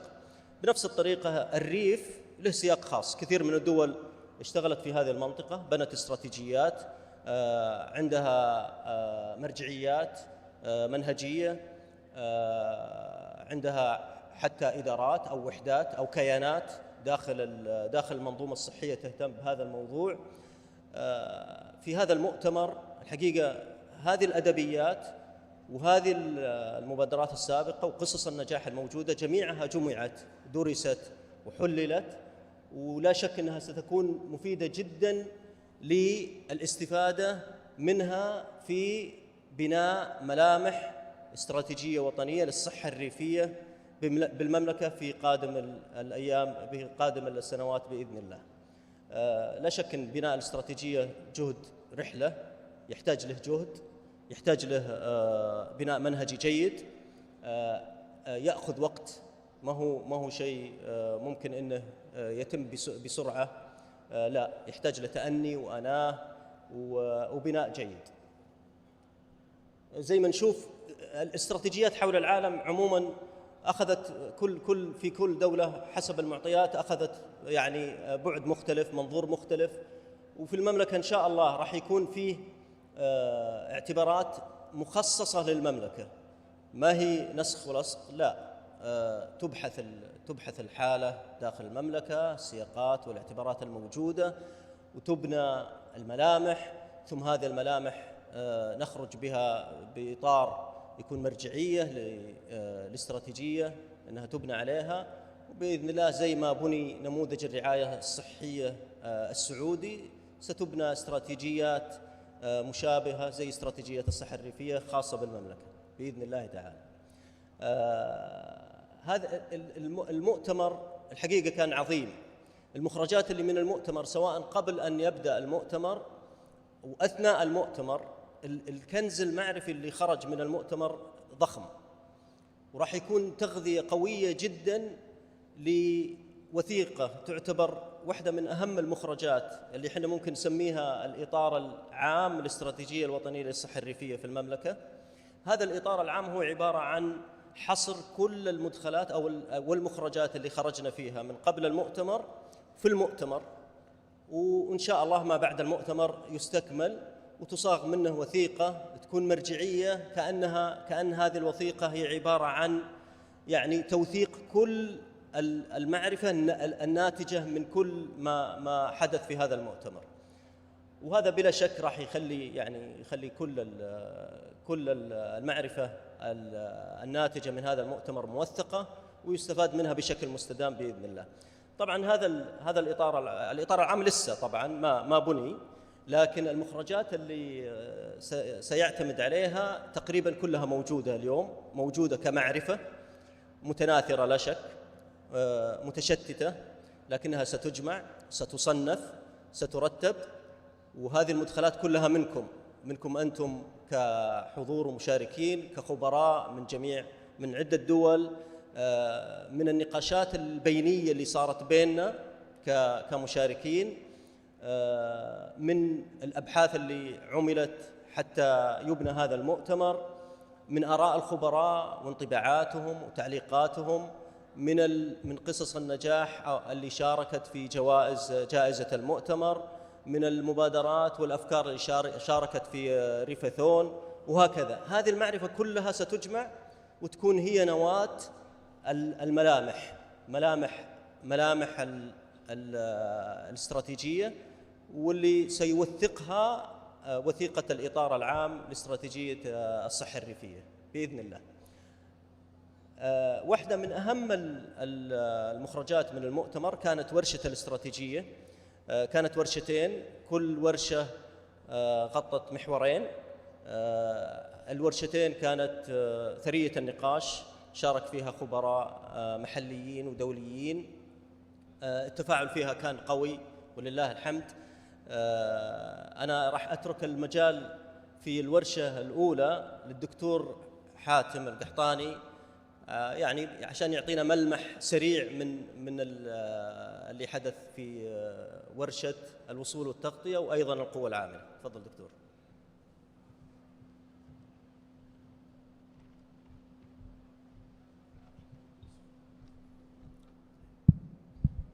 السلام عليكم. شكرا دكتور يوسف، شكرا للحضور، شكرا لتجمع حفر الباطن الصحي الذي رفع الحقيقة راية الصحة الريفية وقادها بطريقة صراحة مميزة لعدة هذه السنوات، وبإذن الله عز وجل تكون هذه الاستراتيجية ترسم الفريم وورك والخطط الاستراتيجية التي على أساسها تنبني تقديم الرعاية الصحية ومزودي الخدمة بشكل جيد لهذه المناطق التي هي بحاجة بشكل كبير.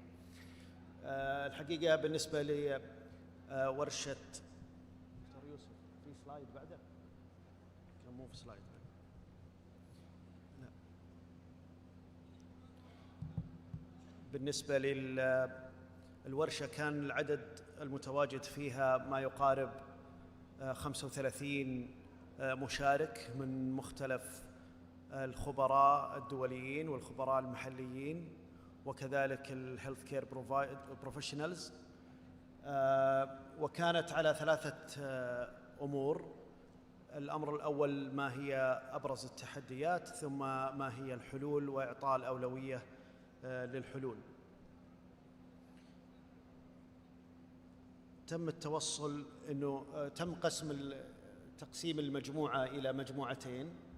المجموعة الأولى تم النقاش في ورشة العمل عن الوصول والقوى العاملة والتغطية، والجزء الآخر الورك فورس والقوى العاملة. تم النقاش، الحقيقة كان التفاعل رائع جدا، والنقاش ثري وغني بالمعلومات مع نقاش بعض التجارب العالمية سواء كان في استراليا، من كندا، من مختلف النقاشات. الخبرة المحلية كذلك وتفاعلها مع الخبراء. المخرجات كانت الحقيقة على 3 تحديات. النقطة الأولى في تغطية الاحتياج والوصول كحلول. النقطة الأولى الاستفادة من تقديم الخدمات التليميديسن وتفعيلها بشكل أقوى.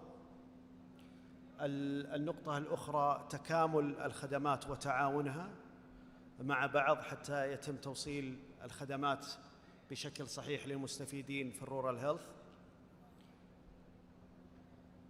الأمر الثالث كذلك الاهتمام بالعملية التدريبية للأطباء بحيث يضمن استدامة تزويد الخدمة ومزودي الخدمة سواء للأطباء أو كذلك للمتدربين. بالنسبة للجزء الآخر في القوى العاملة، الاحتياج إلى عمل تقييم شامل في الاحتياجات ابتداءً.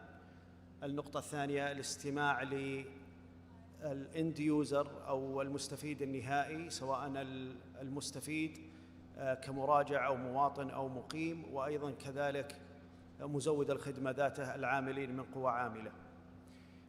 الحوكمة والجفرننس وأهميتها، والمساءلة والشفافية، والتخطيط المبني على الإيفيدنس. هذه كانت المخرجات لورشة العمل الأولى المختصة بالوصول والتغطية الجغرافية والقوى العاملة. شكرا لكم. يعطيكم العافية دكتور. طبعا هذا ملمح فقط، ولا المخرجات كلها وثقت وبإذن الله ستكون يعني مصدر مهم جدا في التوثيق اللاحق. الدكتور إبراهيم القرشي يكون معنا ليعطينا أيضا ملمح سريع عن الورشة الثانية اللي ركزت على الشراكات وأيضا الابتكار والتقنية.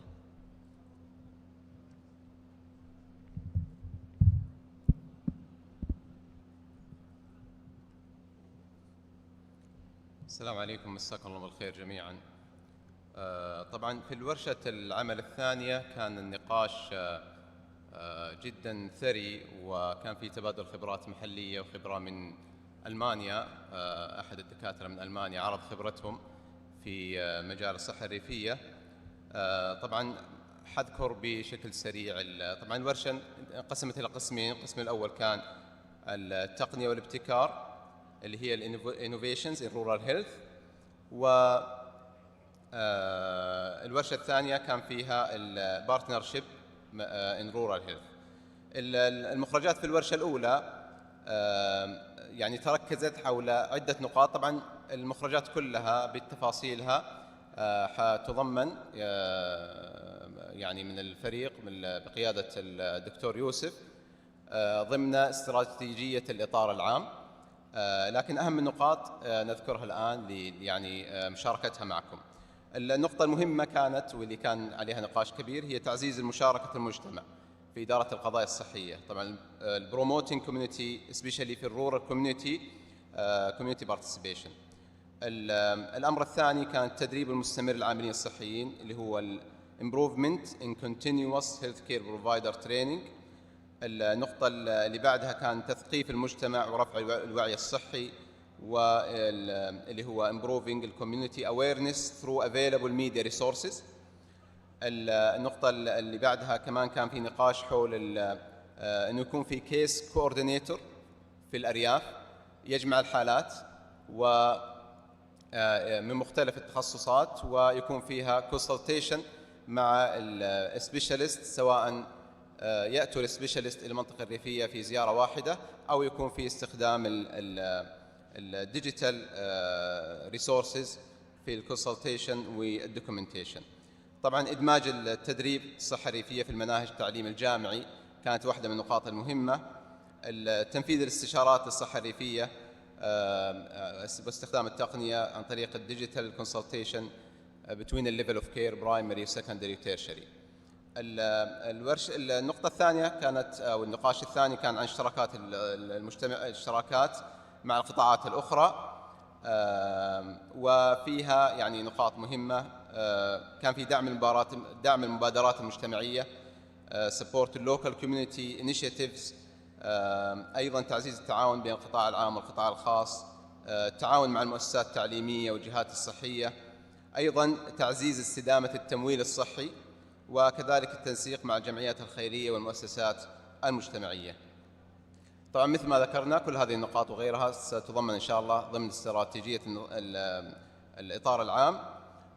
في النهاية أحب أبارك لتجمع حفر الباطن الصحي الإخوة المنظمين في اللجنة العلمية، اللجنة التنظيمية، الجنود اللي خلف الكواليس، وبارك لكم جميعا نجاح هذا المؤتمر، ونرجو إن شاء الله أن نراكم في السنوات القادمة.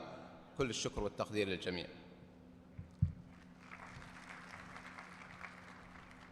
شكرا دكتور إبراهيم. أخيرا خطوة مهمة كانت على مدى الأيام السابقة، خطوة ستذكر وتشكر وتقدر. السلام عليكم.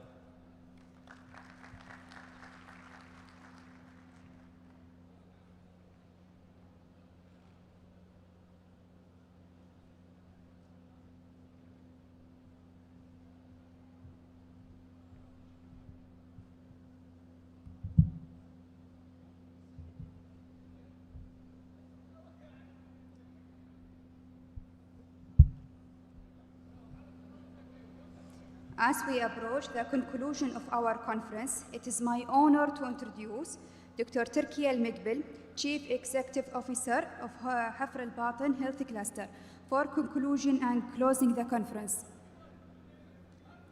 Welcome, Dr. Turki Al-Mekbil.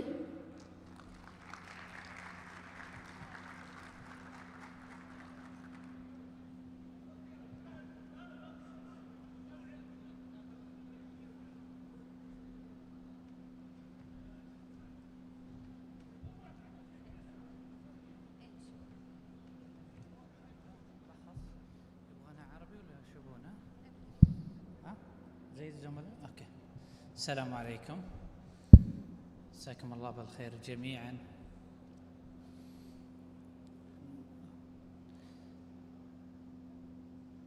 امتداد الحديث الدكتور يوسف بلوي قبل قليل، والحديث الختامي اللي وصلنا فيه في ختام هاليومين،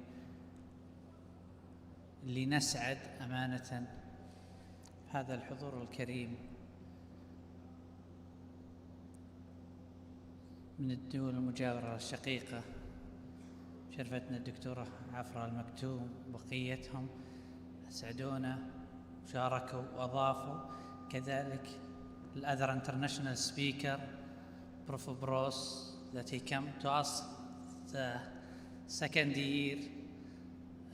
كل الزملاء بمشاركتهم وإضافتهم من المتحدثين الدوليين أو المحليين، واللي المؤتمر في نسخته الثالثة إن شاء الله وصل كشعاره من الاهتمام نحو الاستراتيجية.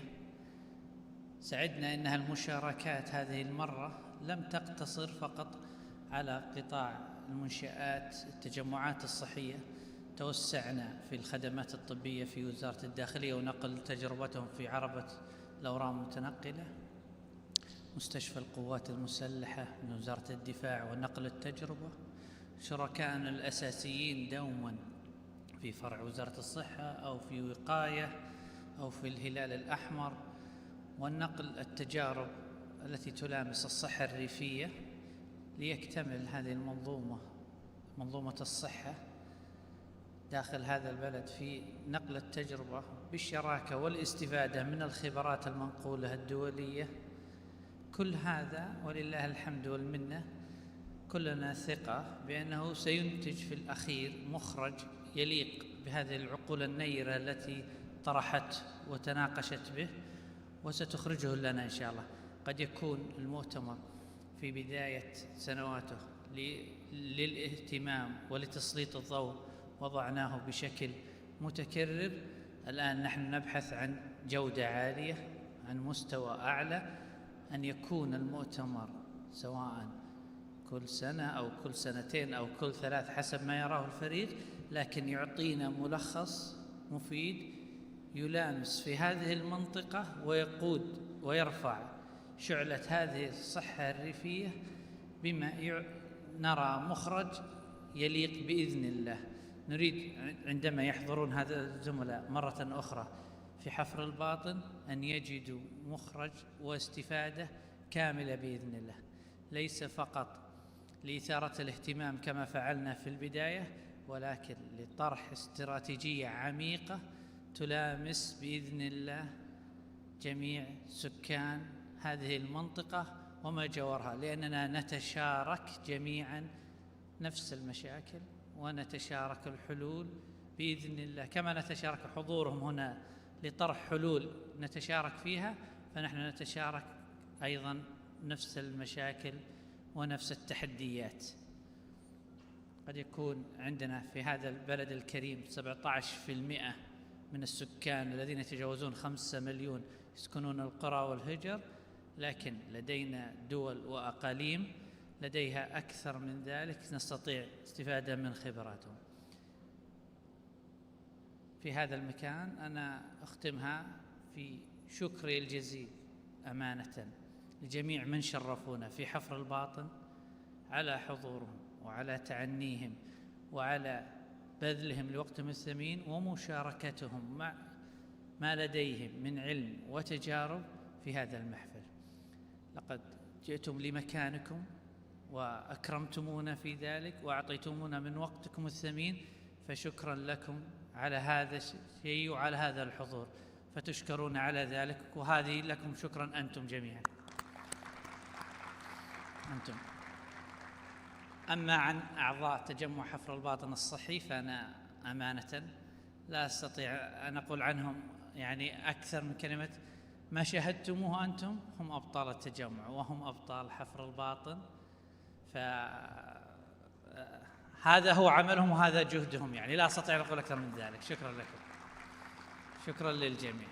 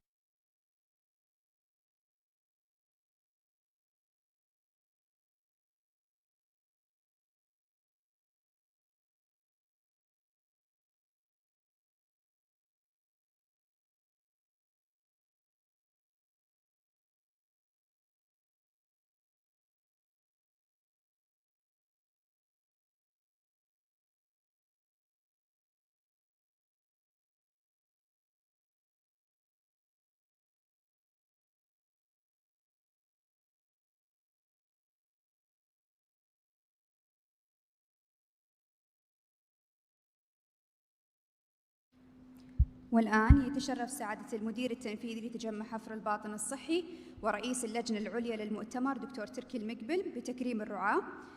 والآن تكريم الرعاة الرسميين للمؤتمر، الرعاة الرئيسيين شركة GSK.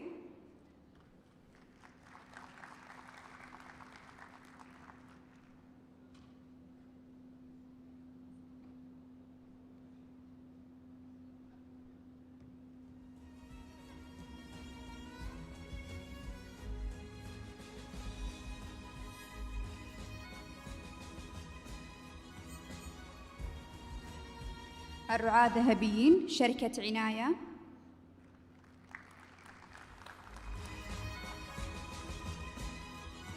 شركة ميد سيرف.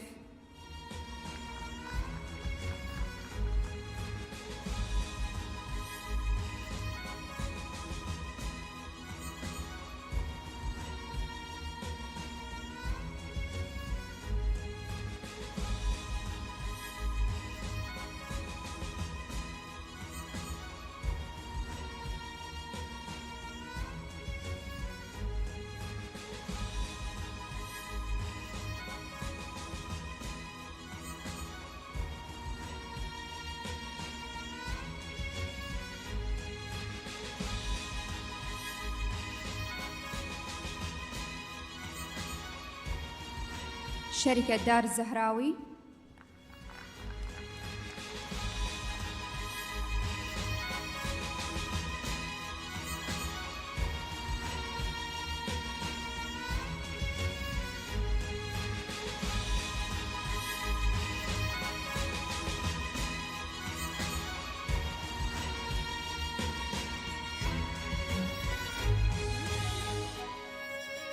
شركة دار الزهراوي.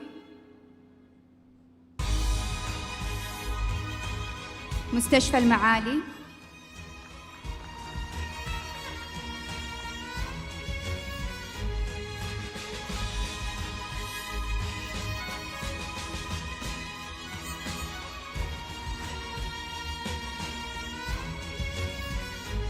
شركة ناصر الخليوي.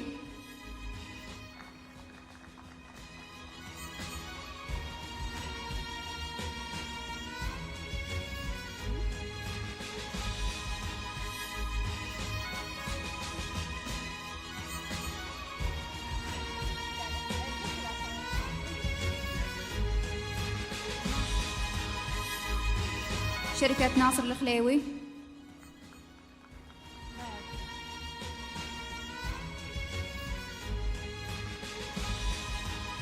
الرعاة البرونزيين شركة عبد الله فؤاد.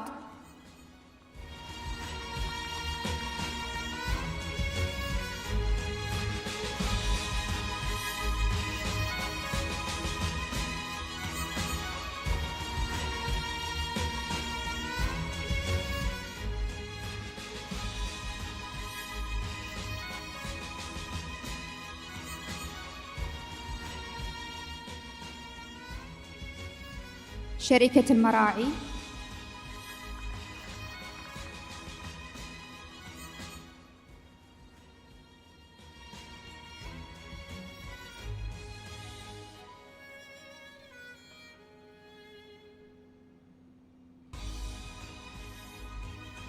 شركة إسراكو.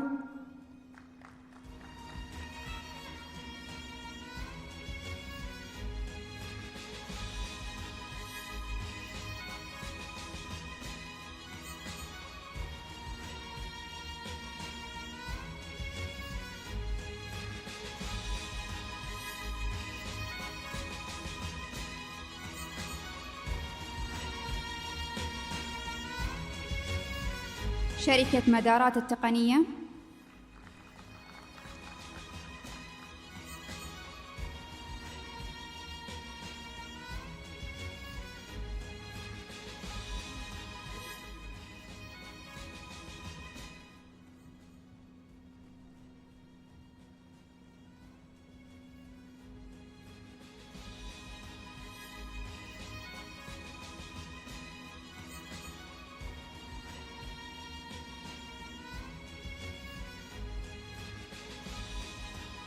والآن لجنة تقييم ريفاثون.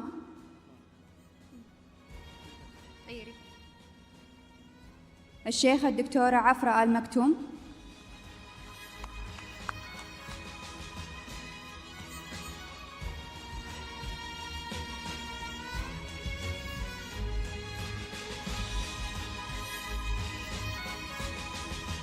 دكتورة ليلى الحبيشي.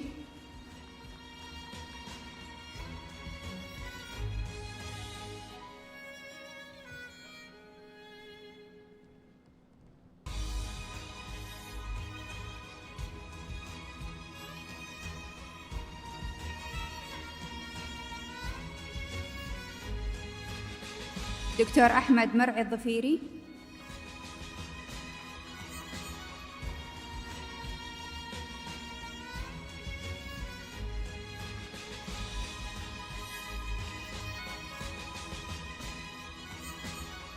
دكتور أحمد مطيري.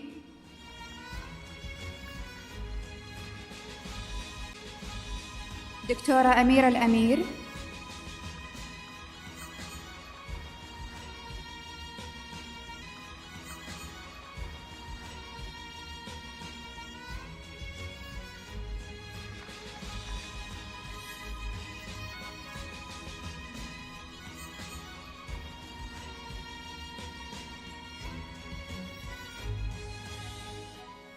أستاذة سامية الرابغي.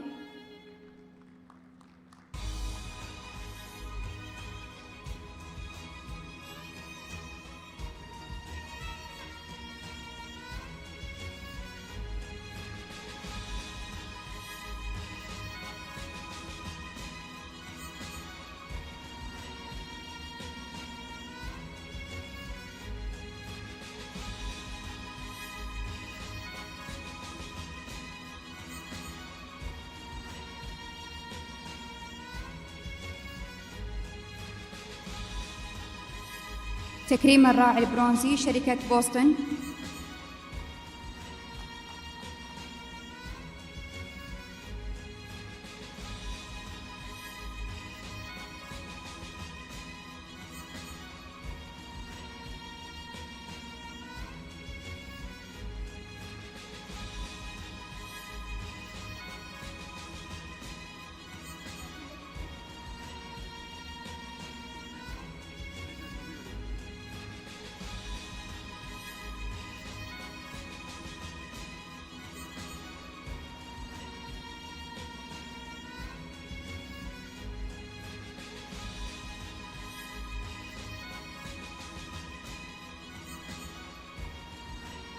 والآن مع تكريم لجنة تنظيم الريفاثون سلطان عبيد العنزي.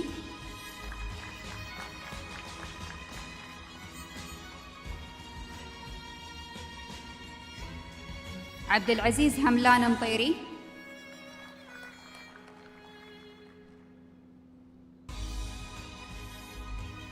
صلاح عقيل العنزي.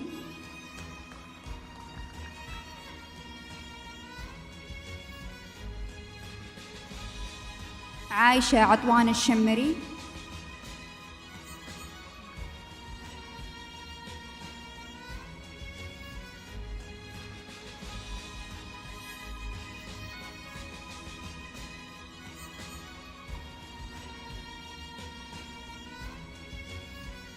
تهاني محمد زبيدي.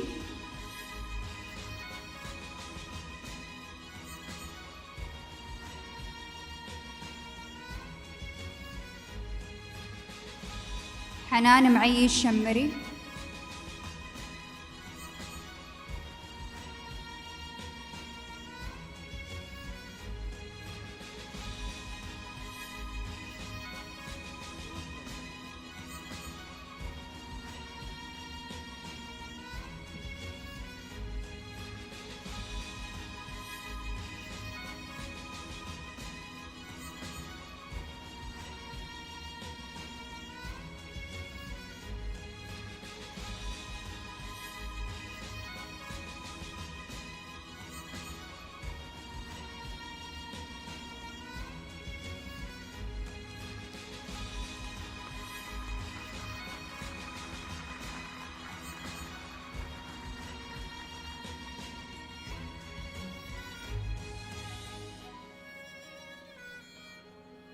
والآن مع تكريم الفائزون في مبادرة المشي على تطبيق صحتي ريف حيوي في اليوم الأول.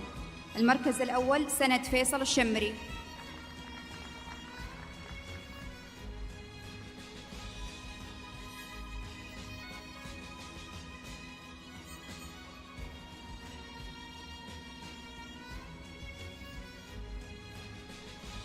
المركز الثاني خالد عبيد عنزي.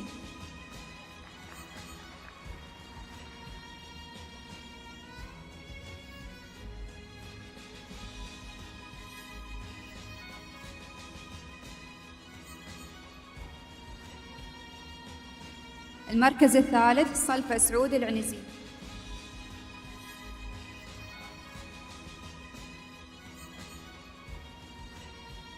والآن مع تكريم الجهات المشاركة بالأنشطة والفعاليات، وكالة الصحة السكانية،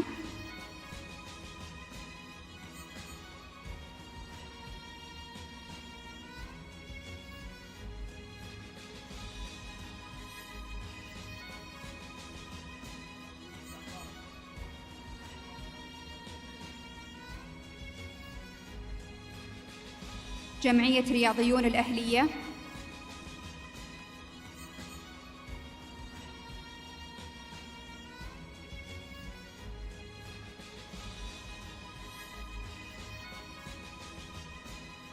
مطابع الدولي،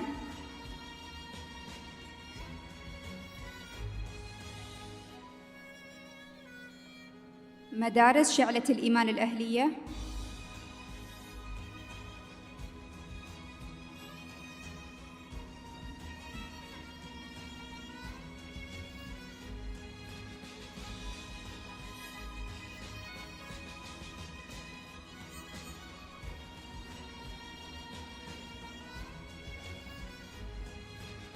محل الانتصار للخيام،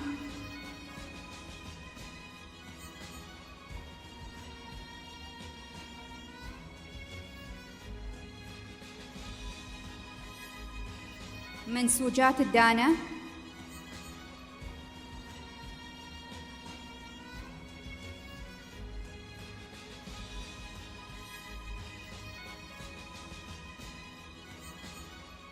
الرسام الأستاذ وادي مطلق العنزي،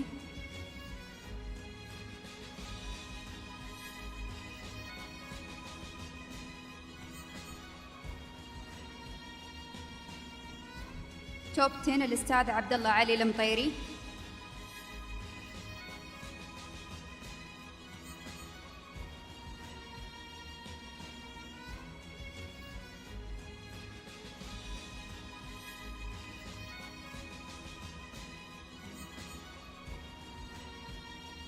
نادي هيلو هيلث،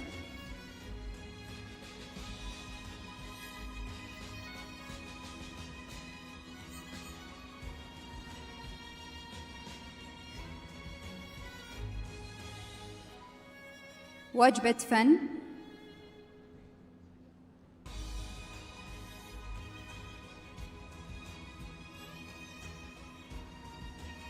نادي عبق للفنون،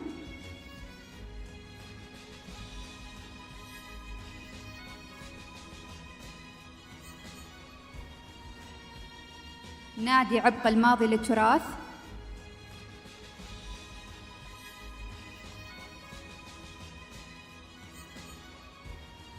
مياه آبار،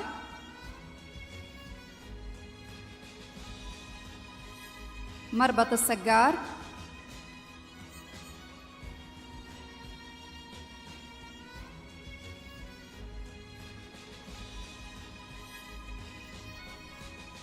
أم عبد الله للتراث الشعبي،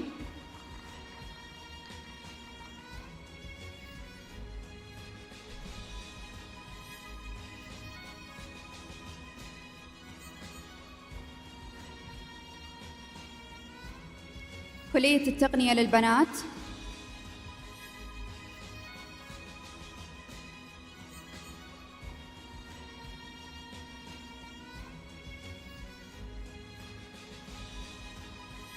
الرسام خالد رويش الدعنزي،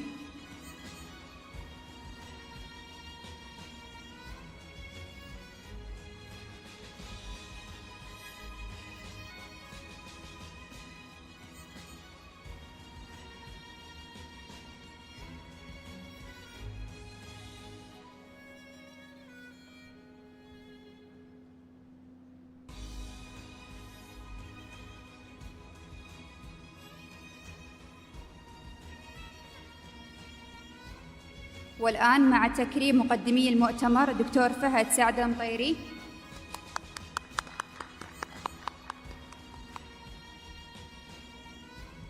ريم صياح الظفيري،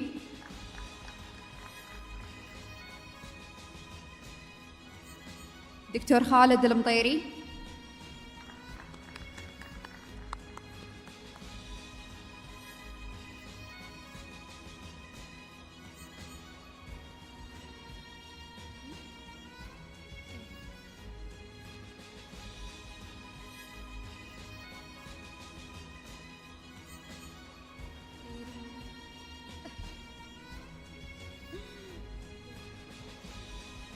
دكتورة مرام الظفيري،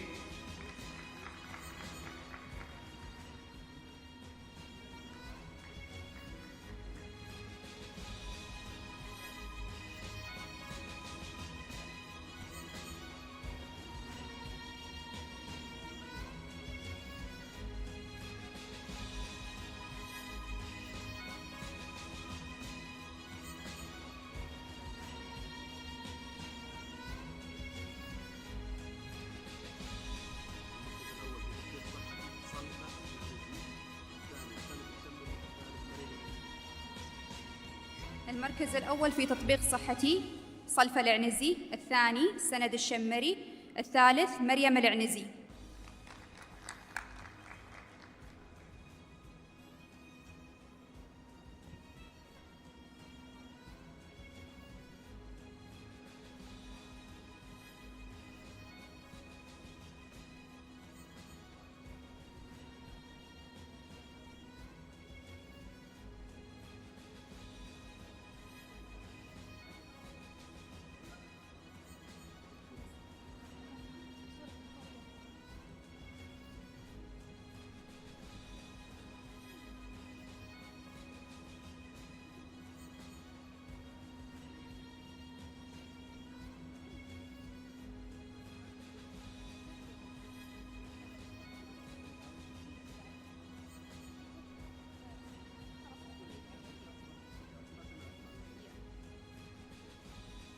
الجهات المشاركة مربط الصقار،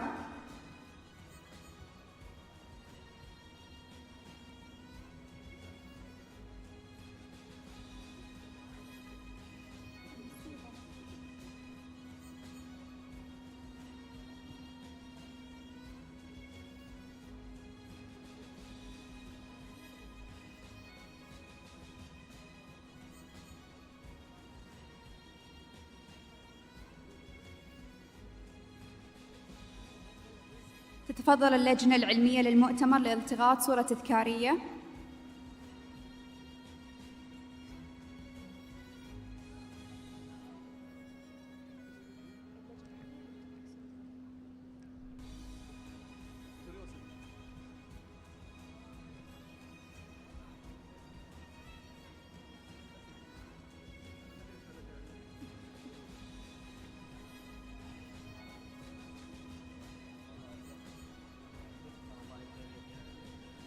حياكم اللجنة العلمية للمؤتمر لالتقاط صورة تذكارية.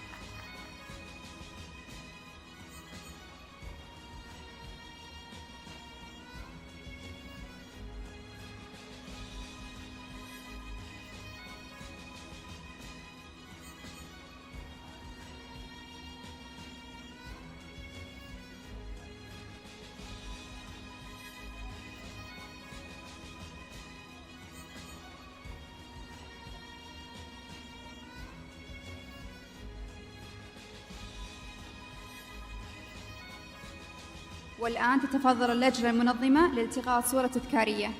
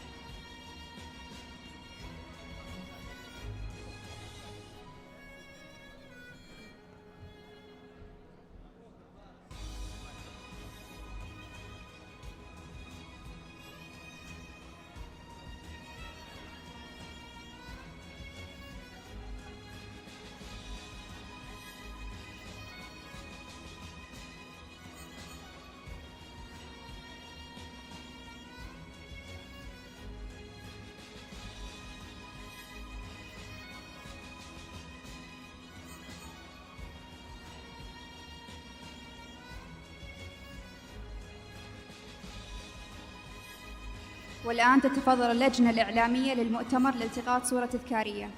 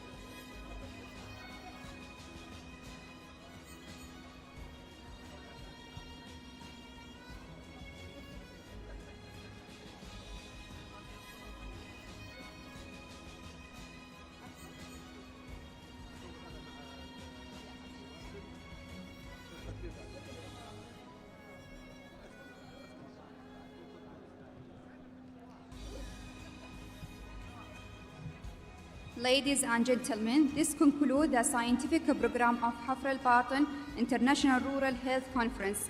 Thank you for your participating, your engagement, and your valuable contribution throughout the conference. We wish you a safe journey home, and we look forward to welcoming you again in a future edition.